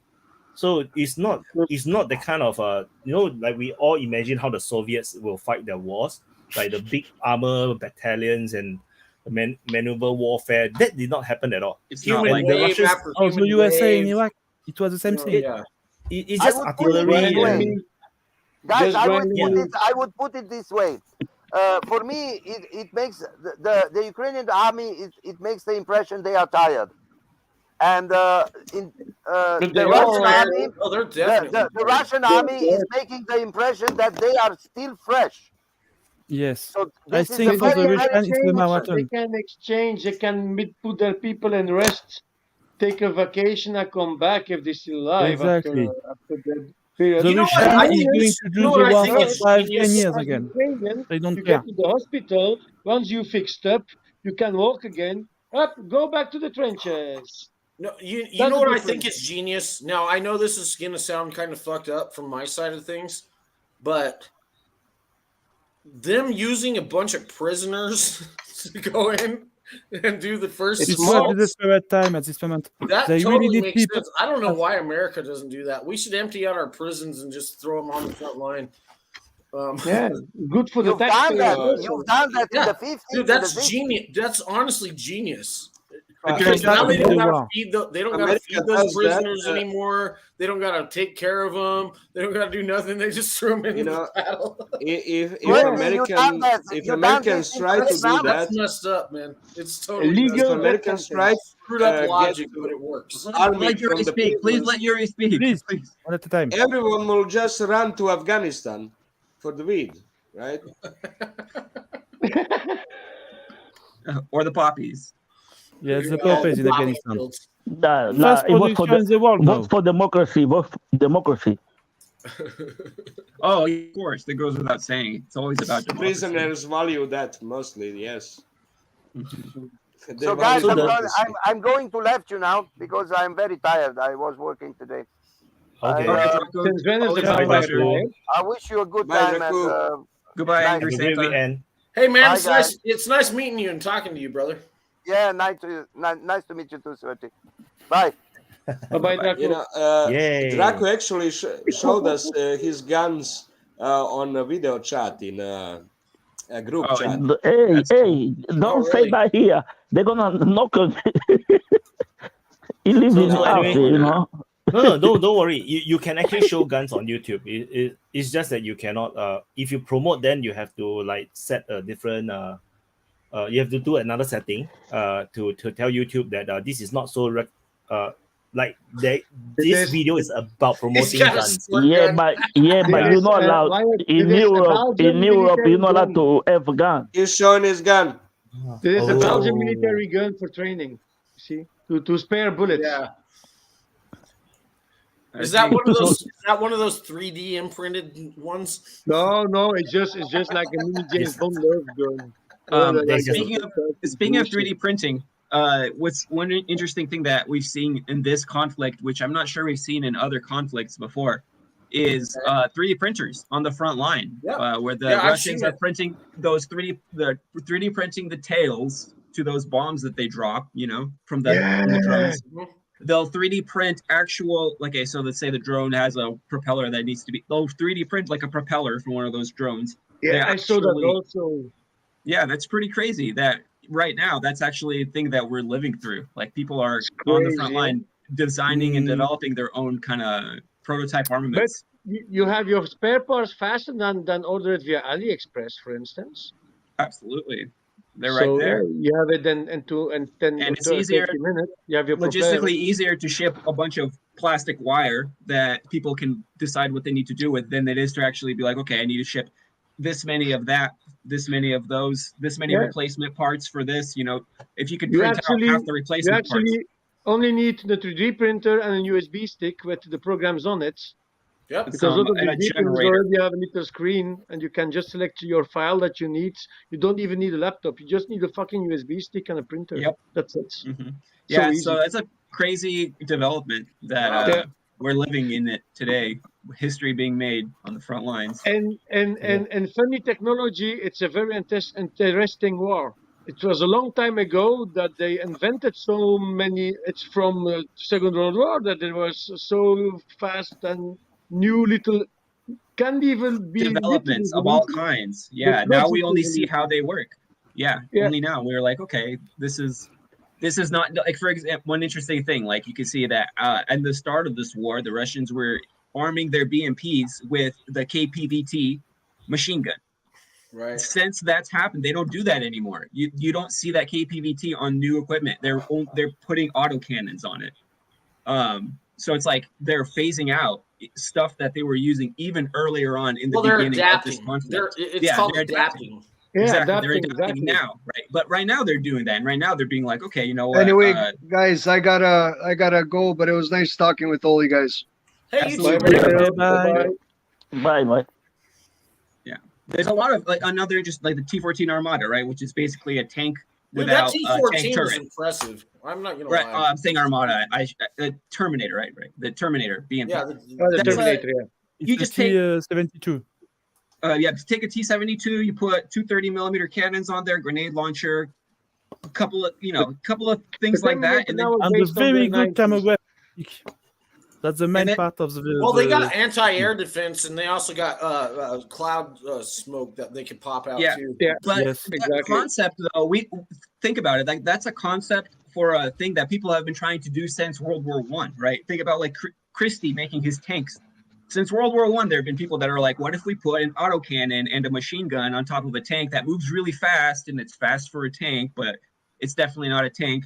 And it's one of those things that it just took the right time and maybe the right conflict and the right environment to now see that concept play out in a way that shows that yes, this is a concept that did have a lot of maybe the Americans were too far bureaucracy ahead. as well. I It's think also the main, bureaucracy. the main thing about that is that the Russian has the hull of 1,000 T-72 that were being hosted in some storage somewhere in Siberia. It's because they have the T-72 hulls that they do that. They don't try to build it from scratch. Yeah, They exactly. use they built it on the very platform cheap. of. But exactly what Swerty said. But the thing is that we have our own platforms too, right? Like look at the platforms we're sending to Ukraine, the M113, for example, right? Which the Russians have taken to calling a suboptimal war tractor. They're like, you know what? We got war tractors. Your guys' war tractor sucks. It's top heavy. The tracks are too thin, right? I'm sure that the M113 is the perfect war tractor for a lot of situations, But now that platform is kind of being phased out. We're phasing it out, right? We're not really using the M113. It's too lightly armored. M1A1. where there How is about the M1A1 thousands of Abrams Abrams you're going to be sending over in there? storage. That takes special fuel and all this other shit. The logistics are going to suck. Those things break down. It's a complicated machine. The engine is a jet engine, they say, right? It's like literally made. Yeah. So I don't see how that's going to work over there. I really don't. It's just a different Abrams. kind of platform, Abrams right? never And gonna have. in these platforms that were designed ages ago, like the F-16 is a platform that was designed ages ago, right? Give us T-72. F-16s. That'll make a difference. But the T-72, right? That's another platform that's been designed ages ago. All of these, like, there's not that T-72 many. is a large tractor. Yeah. Well, that's all. Very That's what tanks simple. are. That's what all tanks are, But you have to have No. weight classes Abrams of is a small jet aircraft. a jet tractor. I'm curious to see if those Bradley fighting vehicles are actually going to make an impact at all.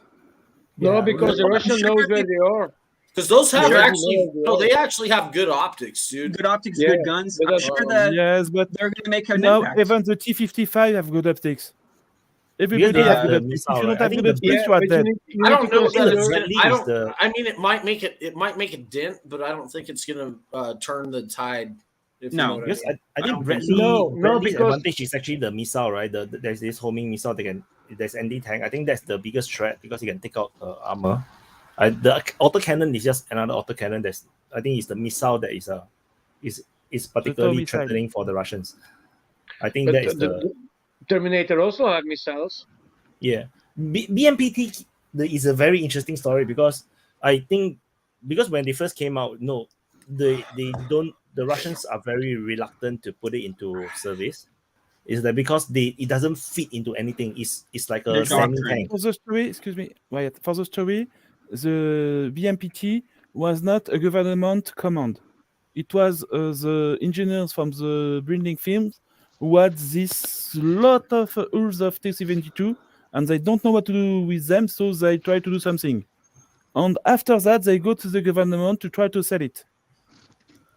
So it's very interesting because I used to play Operation Flashpoint, you know, the predecessor to Arma 3, and you know what is most, you know, when I was playing the game, the most scariest thing in the game is actually the Shellker. You know, the anti-aircraft. Holy shit, that is way more scary than artillery. You know, it's still scary. Dan is in the house. 300. I'm pretty sure Dan has a shuriken in his garage. What up, Good morning, guys. Always been used. You just die. So I was thinking, why aren't military using more of like this kind of like the Russians are. Tank? I'm trying to think of that system. The one that they got. It's actually wire guided, so that way you can't electronically interfere with it. What is the name of that? You know the tank killers. F8. I think it's like FAGOT. Like I think is they that call what the it Russians use it on their quads. Faggot, or like I'm not trying to be weird or nothing. There is a lot of missiles like that. It's Malyutka. You know the one I'm talking about, right? It's like yeah, but they're big wire. Don't worry. Fag means something else in England. I think I know what you're but talking about. It's got a wire. It's got a thin wire attached to it. I think that's an old system. The new stuff they use has a laser, and the missile just goes in a spiral around the laser until it hits the target. So right, and I've seen those too. Yeah, I think that's the other generation was the issues with the wire guys. The issues with the wire guided things is that if you're shooting over water, apparently it creates a problem. So if there's like a lot of moisture or there's a lot of mud or you're shooting over a river or something like that, that's just what I understand. I'm not a military And person. you have to keep it vehicle interferes with the signal then. slow because you cut the wire. Okay. What up, Dan? How's it going, man? You look like you just woke up. You look like you look like you need a beer, dude. It's 8:40 in the morning for him. It's very early for him. That is strange. Wild Siberia. There's a wild Siberian in Siberia somewhere. For many April places. 30. Are you hungover? Are you hungover? No. It's just it's like winter time. It's still winter in this place, so waking up at 8's like too early. I don't know how. I honestly don't know how Wyatt does it. No, it's because the sun doesn't come out until Wyatt later. stays up 24 hours a day. He never gets sleep at all. Wyatt is a machine. The commander, nobody can match his stamina. I don't know, but he has a twin. They are two of them. He gets a body double. Wyatt has a body double. He's your double. Who's your double? Actually, I'm AI generated. No, I'm actually a chatbot. I can work 24/7. Oh, he's an AI bot. He's not even real. Okay, great. No, so just now I was Just talking like about the Drew. Shellker. No, I was really liked the Shellker in the game. In Operation Flashpoint. And then when I first saw the BMPT, right? No, because at the time it's just an experimental craft. I was like, whoa, they actually made it. Then it's like, then they never really use it until Syria, and then they kind of test it, and then it's like it works well. And then like they still don't put it because I think it's bureaucracy. It's really hard to push new things into a rigid structure. So I think this war actually changed it because it's so effective. Oh my god, you saw the footages they are in the Serbranski forestry. They just basically like using a laser and just spray across the whole thing. It's like, Oh, you're talking about the Terminator when it was like. Yes. That's crazy. Oh my god, that is so scary. They are trying to destroy the forest with just I have a friend who is a helicopter pilot and a NATO helicopter. So he's in NATO. Shouldn't say friend, I should say like acquaintance.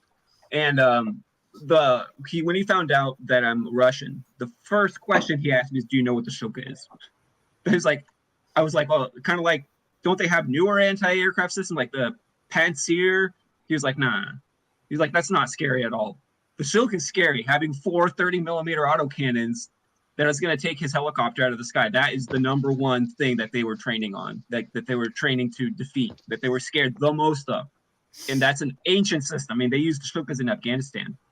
So They use actually have the same weapon, right? Serbian forces used a lot of Shilka onto the cities. Wow, I they didn't will know be that. shooting the cities. Oh yeah, it's been used. They do also. They're doing on the forest and the cities. The forest is the most dangerous one because they're using the trees as splinters.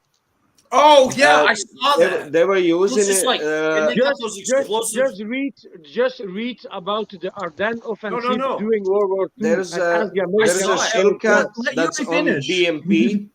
No, and there's they a got those Shilka that's explosive tipped shells. And like they're just artillery. Like, bah, bah, bah, bah, bah.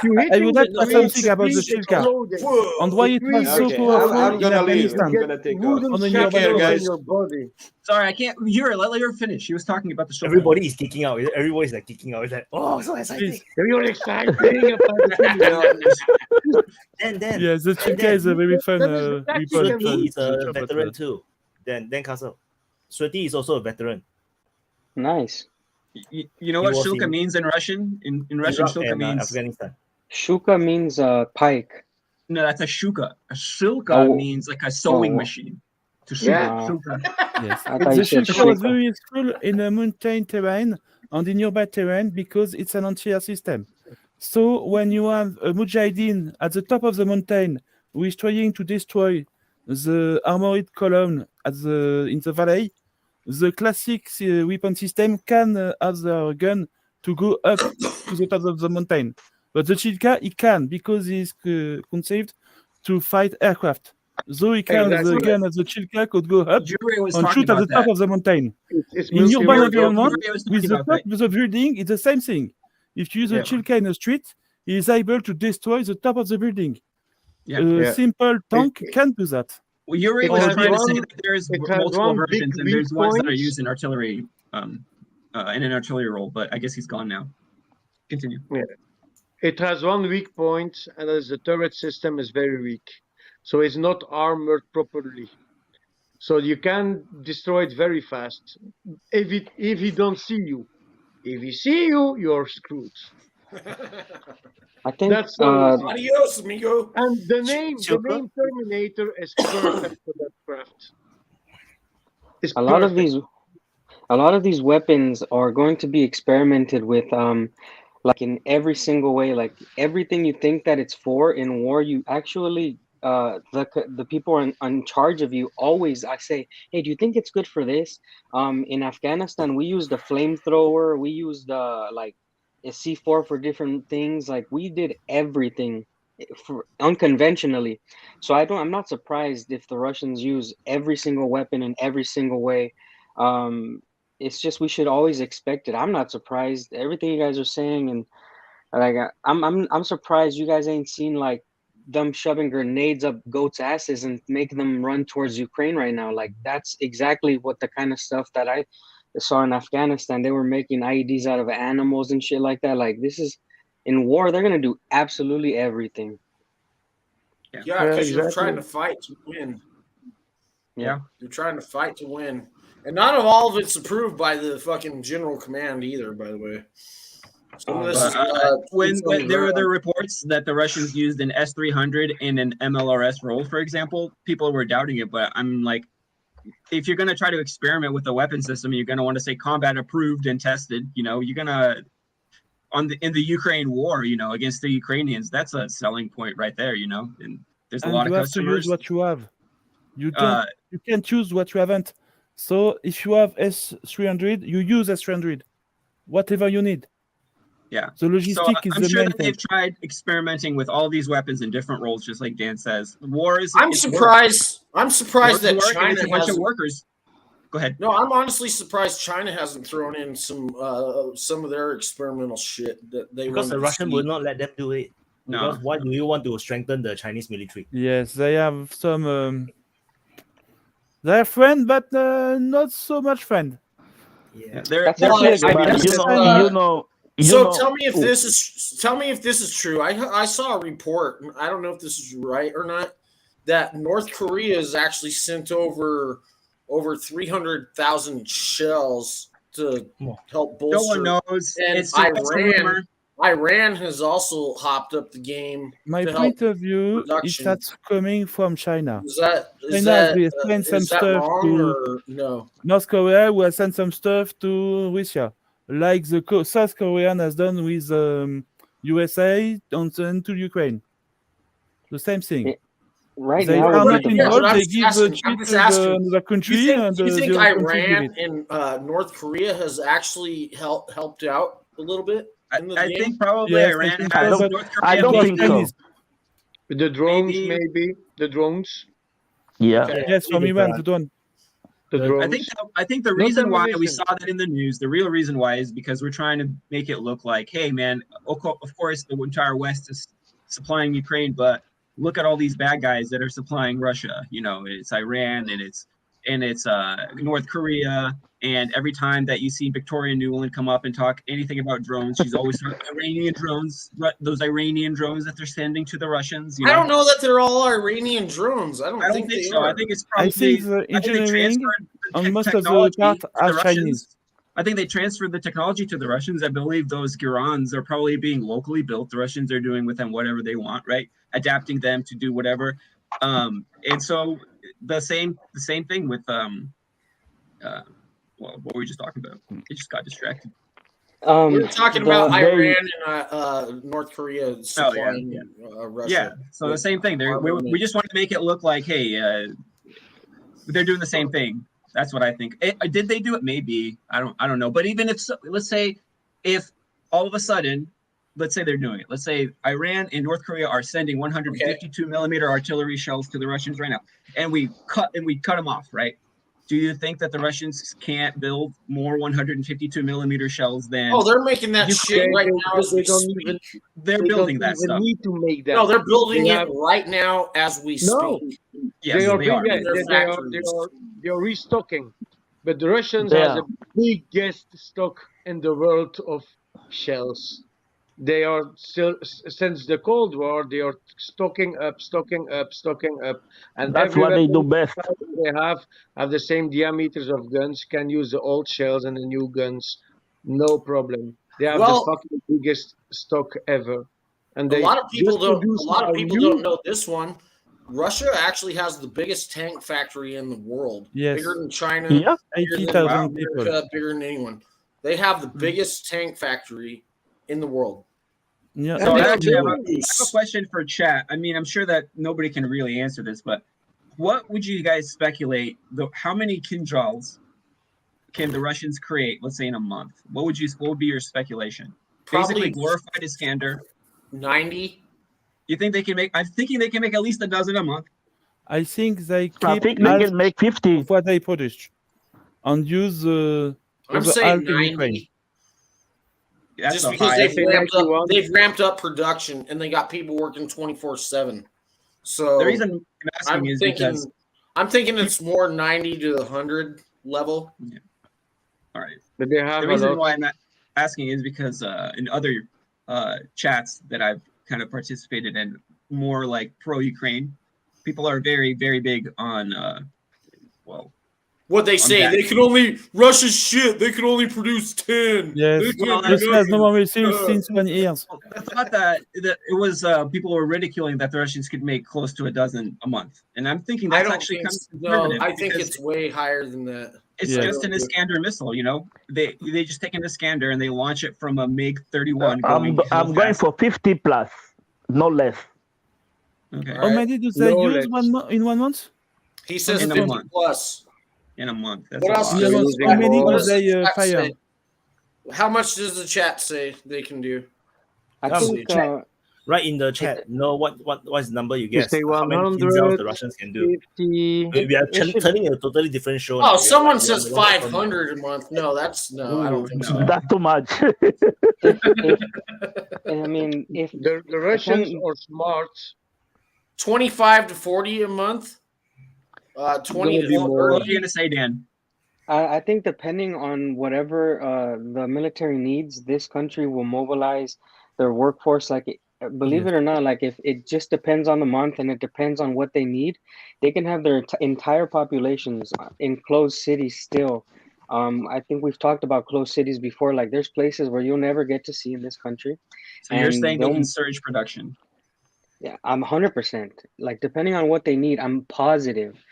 Just because of the things you can see around, if you live here, you know that they can do whatever the hell they want. They can go up, it can go down. I'm not going to give a number. I'm just going to say that it can fluctuate depending on what they need on whatever month. Would it be They out can of the go- question? Would it be out of the question to say 100 a month? That's high. I mean, It depends. if Like they have a production capacity that's turning in a normal time at 20%, they can say next week we're going to 100% capacity. And we don't know. What They if they're can do that. these A lot- Kinzhals are they Yeah, literally I think take an Mr. Iskander Lambo has missile and something then right. Oh. A lot of people in chat are saying 50 to 17. Some say 150. it sounds like too much. I think 100 is really pushing it. I don't know. Yeah, but my question Well, is more but like, the what's the 50 difference? yeah, 50 plus, that's the 50 at the the 24 majority hour say day 50 plus. production level, ramping up production. That's my estimate. I Because could be we- wrong. I Because could it be depends wrong. on how technically how different it is from a normal missile. I actually have no idea what is the difference between the. There's nothing even that special in those things. It's just an Iskander. So they take an Iskander and they launch it from a MiG that's moving fast. Iskander can already go hypersonic speeds in its ballistic trajectory. So Exactly. you just what if all of these Kinzhals is they just take a Iskander, super glue some stuff to it, put some electronics into it, and then boom, they have it.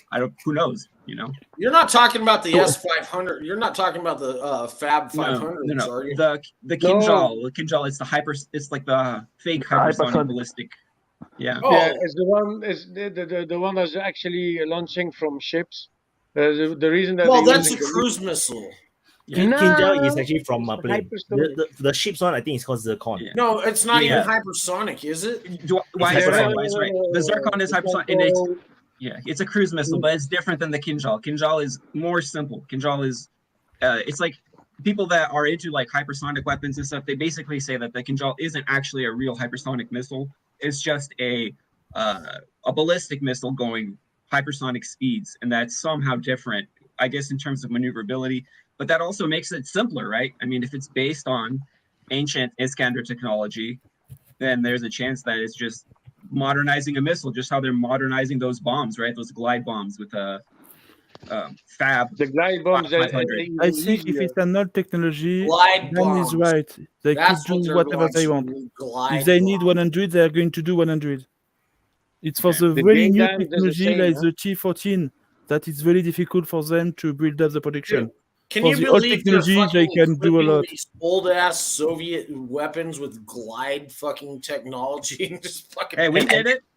That's what the And J. it's the same like the JSAM is. JDAM. It's the same like the JDAM. JDAM from the JDAM, US. It's yeah, exactly you're the right. same, but the difference is the Russian has a stockpile of 500s and 550s. Oh, they got so Yes. many of them. It's Stockpile. Incredible The number. only thing you need to build or the little They have system mountain and of the them. GPS system. And attached to it, and they have a fucking glide bomb that can make a swimming pool of 50 meters diameter for. So actually, I asked the God GPT.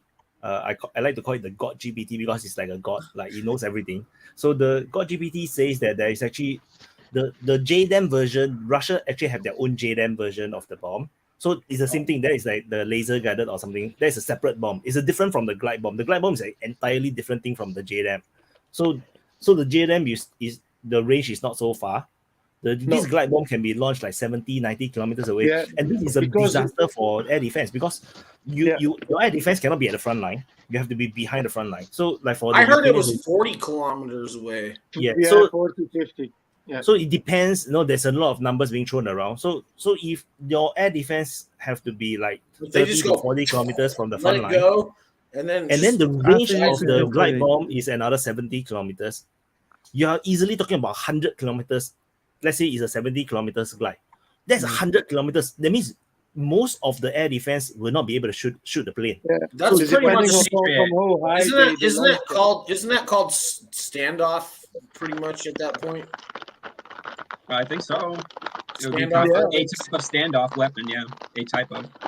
But the biggest difference with the JDAM is just an attachment and behind and in front of the bomb that makes it a little bit further. And JDAM is literally wings.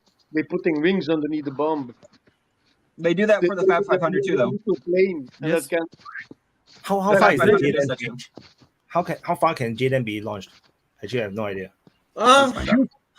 Few I think it's well. I talk in miles because I'm American, so I don't talk in kilometers. Sorry. 28 kilometers. So 28 kilometers. That's significantly less.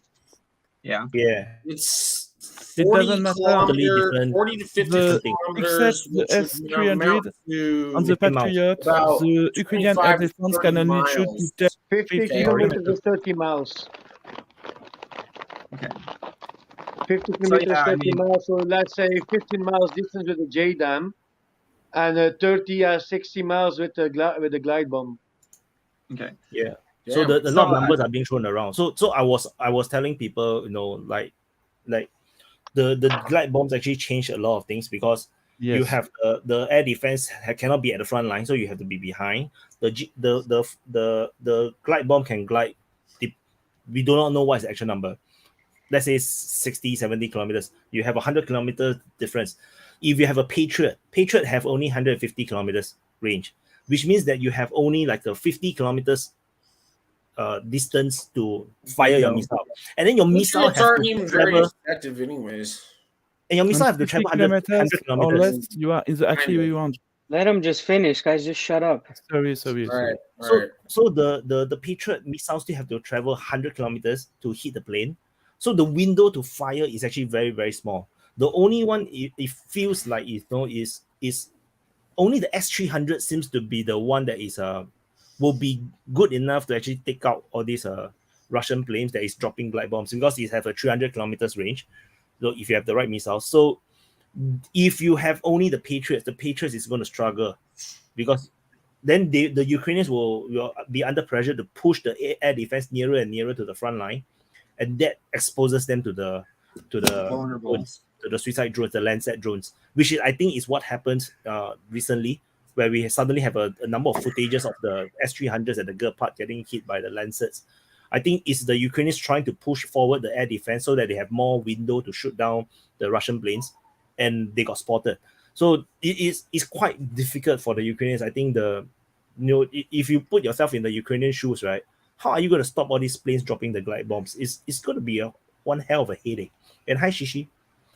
Why you call yourself Shishi? No, Shishi is our slang for like P,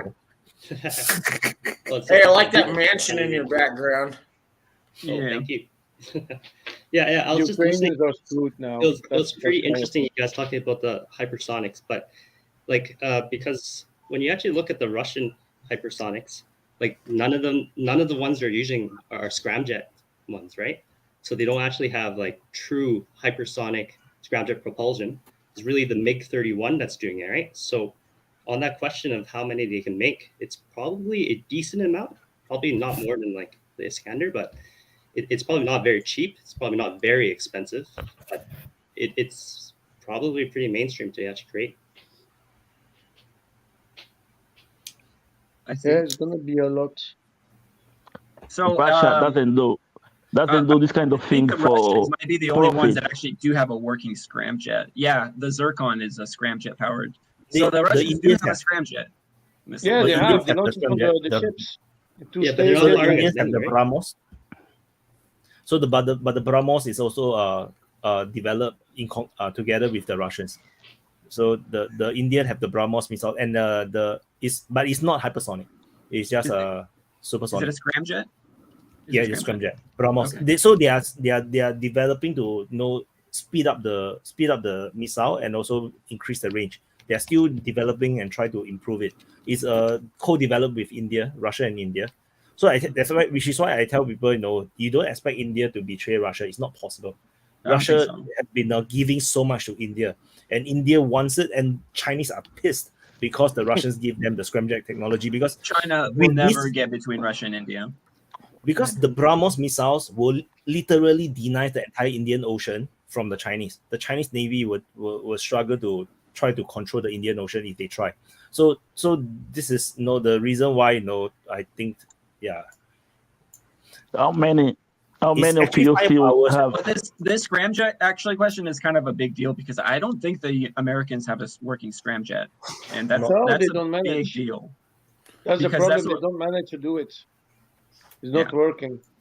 It's no ration that need to complete the task. I don't know. But the scramjets are launched by the ships, 2 stages. And first they were thinking they had a range of 500 kilometers, and they managed to pull 1,000 kilometers. So Very actually now driving. it's 5 hours. I'm planning to do closing. Are you all set? All right, guys. All right, guys. Let's do outros. So let's start off with Mr. Lambo. Closing statement. It was a good chat today, and we talked good about what we need to talk about Ukraine. So for me, it was good, and I have nothing to add. I'm just gonna say like and subscribe to that awesome channel, and I am still happy to be allowed to be here member and on the panel. And that's the first time I did a complete panel from the beginning to the end. Yeah, it's it like was an achievement. funny. It was not so occupied like the other weeks, but actually we talked about good topics, not like last week. Where's the So, value no. of European values? That was too much. But I am very happy. We have a new member, SWERTY. Awesome to talk with you. I think it's going to be a very good one for his experiences with the army. Going to be a good ad together with Vaughn, with Dan, with Mehdi. If I don't forget somebody else, so it's going to be very good.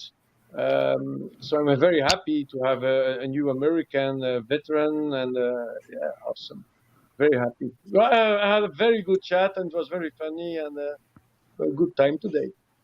So Thank it you. started one time earlier for me. It started at 10 p.m. Last week it was 2 a.m. So I fell asleep before the chat started. It's only So I'm 7 very o'clock happy. p.m. my time right now. It's early. No, it's 3 Saturday in the night. morning. No, it's 3 in the morning for me. Holy shit.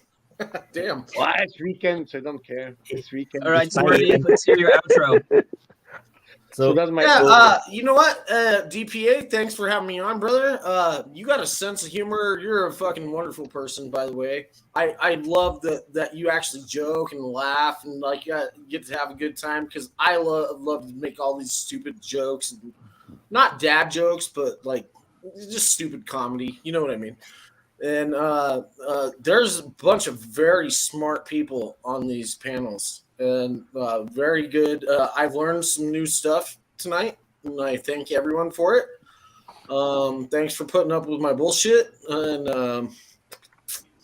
that's about all I got. Do join the group chat.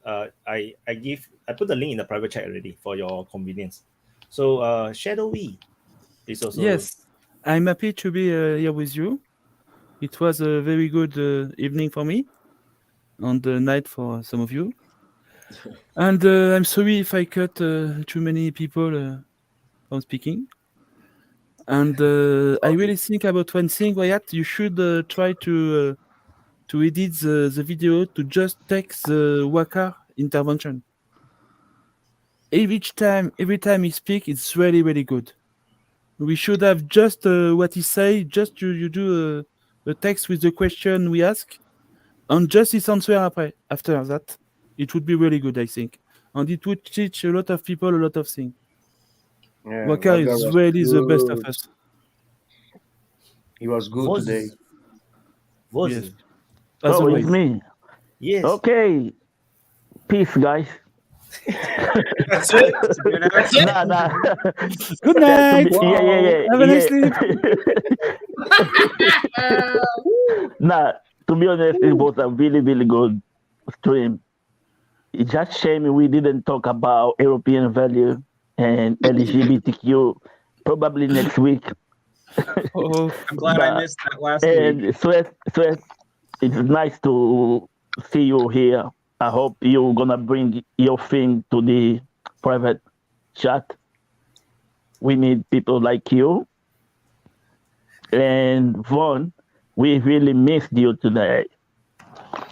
I just came in at the end because I wanted to tuck you in. You look so comfy. I wanted you to have sweet dreams and tuck you in. I wasn't on the panel today. It was good. I mean, all the European stuff was really good today. So if you want to get on the panels, today would have been a really good day for everyone to get on. I enjoyed it. It was something I could listen to. And you can see we kind of chilled out and calmed down a little bit. So, and all the new guys, come on over to the private chat so we can, keep some shit going. Yes. But I just, I had a good time listening to it. I hope more people come on, and welcome to all the new people. You muted yourself. Yeah. But the for those that just now the new speakers, I have emailed you guys all the links. If you guys didn't receive, to email me in case you're still watching. And Yeah, it was good. I was listening on my phone most of the day, but then I got home and now it ends. But it was all good topics, very rich in information and good viewpoints and insights, and nobody was too angry. It was nice. Yeah. Then even Angry Santa did well. I came in late as well, but I just want to say if you're watching still and you haven't been on here, there is a chat that we have after you do an open mic, so that should give you some initiative to get on here and just say a couple of points, interact with the people. These guys are really awesome. Again, this is an opportunity for everybody to learn something, and it's awesome to see people now from different countries, different continents every time, because before it wasn't like that. It was usually like very stacked. Yeah, that's it, guys. Thank you so much for coming on and watching. Yeah, and Bradley. All right. So, one for my outro, I'd like to stress one thing, and that is that quality is a quantity. Quantity is a quality, rather. And this war has demonstrated that in devastating fashion. Like the biggest threat, for example, of the glide bombs isn't, their accuracy or the distance. It's that stuff, but with the volume that the Russians could theoretically produce. Same thing as with the artillery, same thing as with a lot of equipment. Maybe the A1 Abrams is a much better tank than the T-72, but guess what? I guarantee that even if it takes 10 T-72s to take out one A1, the Russians have the quantity of T-72s to do that. So, other than that, I'd just like to say it's a pleasure to meet everybody who I haven't met, and see you guys. Same Bradley, day, for real, why do you better. seem like you're an analyst for the NSA? Yeah, definitely. I don't think the NSA would hire me. I don't think the NSA wants. I don't think so. It was a joke, bro. It was a joke. You gotta have some pronouns if you want to get hired now. You know what my pronouns are? My pronouns are boss and man. Anyway, if anyone wants to buy and no drinking fucking Bud Light either. No Bud Light. No Bud Light. All right, gentlemen, it's been a pleasure. I'm gonna sign off. It's been great. Thank you. Hey, thanks for having me on, Wyatt. All right. Bye, Appreciate guys. you, brother.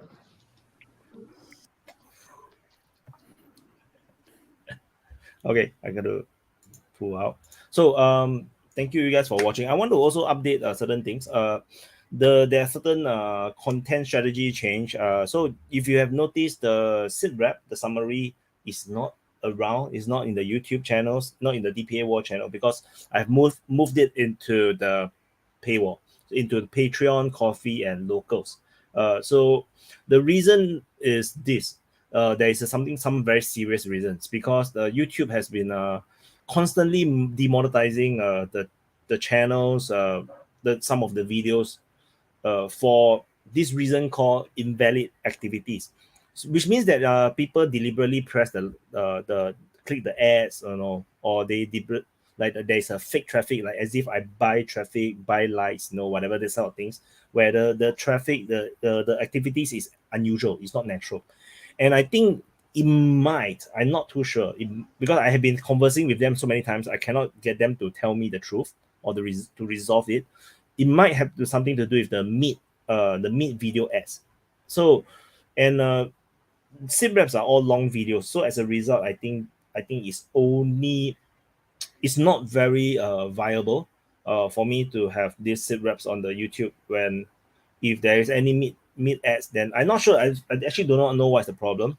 And also, long videos don't actually do well for YouTube nowadays. It's very weird. Short videos actually have more reach. It actually reaches more people, tends to be, and it like you can see some of these channels out there, also covering Ukraine war with shorter videos. They actually get super amount of reach. So I will still be doing the reporting, but this time around I will break them up into the different front lines, and then the full sit rep it will be for the DPA patrons, or the it goes for the lowest members, so the DPA sergeants, the $5 a month, $5 a month. So because before this I actually have nothing much to give them, because the mapping only starts from $10 a month. So actually, with this I actually managed to give something to the $5 a month supporters. So I'm actually think that that works. And then so the war reporting, like Bakhmut updates, I will push all to DPA war channel, so that DPA war channel actually have content, actually have content that people really want to watch, which is the Bakhmut update, Bakhmut front update. And then I will do more analysis and in terms of the Ukrainian offensive and the Russian offensive. So I will do more often of these videos, and of course also the geopolitical headlines surrounding Ukraine war, of course, on other issues as well. And also I'm also pondering about the open mic. I'm thinking of doing focus topic for open mics. I'm not too sure. I haven't really fixed exactly how I want to do it. Maybe it will be not so long, maybe 2-3 hours open mic. So same thing, people can come on to talk, but we will focus on only one topic. For example, Ukraine war. So we don't jump topics, or we just talk about United States, US politics, and that's it. So because the presidential cycle is going to start soon, I think that US politics will be interesting to talk about as well. So then we can also talk about Europe, European crisis, and I will also augment it because I will be doing the headlines. So I will augment it with the headlines to help to give some insights or some updates into what is actually happening, because I also don't know what's happening until I go and read it. So as I read it, then I put it into a video format where people can actually get used to the news that's happening all around certain regions. Then we can actually have focused open mics to talk about the implications. I think that could work as well. I also thinking about the format of such a focused open mic. I'm thinking around Teamcast IRL's format. If you guys are familiar with Tim Pool, so in his Teamcast IRL's streams, what he does is that he actually talk about headlines. So we start with this headline, and then everybody discuss about the headline, the things surrounding this headline. Then when the discussion finish, then bring in the next headline, the next news, and then we talk about it. That could be one format, or it could be an entirely open mic format where there is actually less guidance. I also not too sure. And I also need to think about how this actually gels with the DPA panels, where it's actually organized by the open mic speakers. So if you guys have seen the DPA panels, these are actually not organized by me most of the time. There are some that is organized by me, but most of them is actually organized by the speakers themselves. So that's why there is a sponsor. The sponsor means that they are the one that is actually organizing and sponsoring the entire panels. So I'm thinking of how to gel this all together, as well as also the time, the energy that to put into all these things. Like you can see the Sudan update I haven't done yet because I was like so busy for so many things, and especially with a huge chunk. I think 1/3 of my income, at least 1/3 at least, is gone for the month of April. So it's kind of painful for no reasons. It's really not my fault, and then YouTube just make things up, and I there's nothing I can do about it. So yeah, so anyway, and also for those that are watching on Rumble, do join the locals, and for those that are watching on YouTube, you can also join the locals. Joining the locals is free. If you pay money, then you actually get more content. For example, the sit rep for the $5 one, the $10 you can actually get the mapping. If you don't like Patreon, Patreon actually easier to manage, but if you want to join locals, that works as well for me. And yeah, this is the open mic episode number 27. I saw some questions, but maybe I will I will address this stuff later. Maybe I will do another maybe a monologue version where maybe we can do a Q&A, then you can ask me questions. And what else? Yeah, I think that would be better rather than we dirty these things here. And yeah, so all the open mics will be clip into smaller clips. Actually, I have hundreds of clips I haven't uploaded yet because I was so busy. I didn't have time to do the thumbnails, so I haven't upload them. But I have someone to help me do all the clips. So yeah, so do subscribe if you're watching on the main channel. Do subscribe on the open mic channel, and for those that are watching on the Rumble open mic, do the DPA open mic on Rumble. Do subscribe because I won't be streaming on the main channel in Rumble. So yeah, and then those who are watching on Twitter, I don't even know why you're watching on Twitter, but if you're watching on Twitter, because I'm also streaming it on Twitter, do come onto YouTube, subscribe. Yeah, and then open yourself into a totally new world of how this kind of online discussion is. I think DPA open mic is the only one I know that at least that's what I know, that actually opens the discussion to the viewers. That the host actually cares about what the viewers think.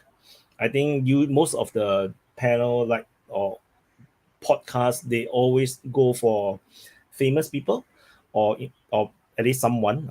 So for in DPA, actually my passion is to actually give you guys the voice rather than just focus on the big guys. There's no reason to compete with the Durant or because they are already also big.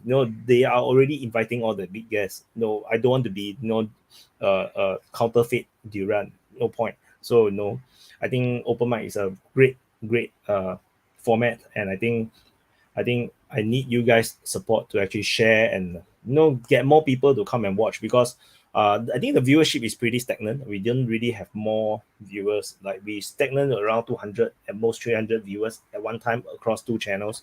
So there's a lot of work to do, and this project is actually for you guys. So you guys have to help to grow this.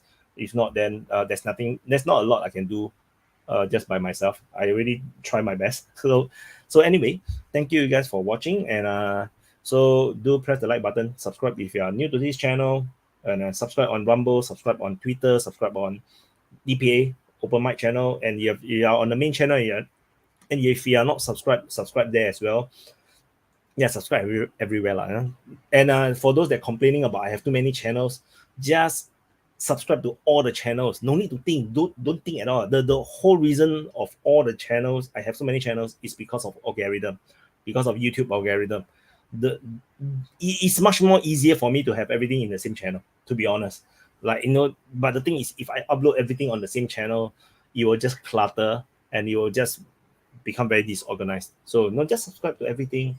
Yeah, it will work very well. So anyway, thank you for watching, and I will put in the outro, and I will see you in the next update.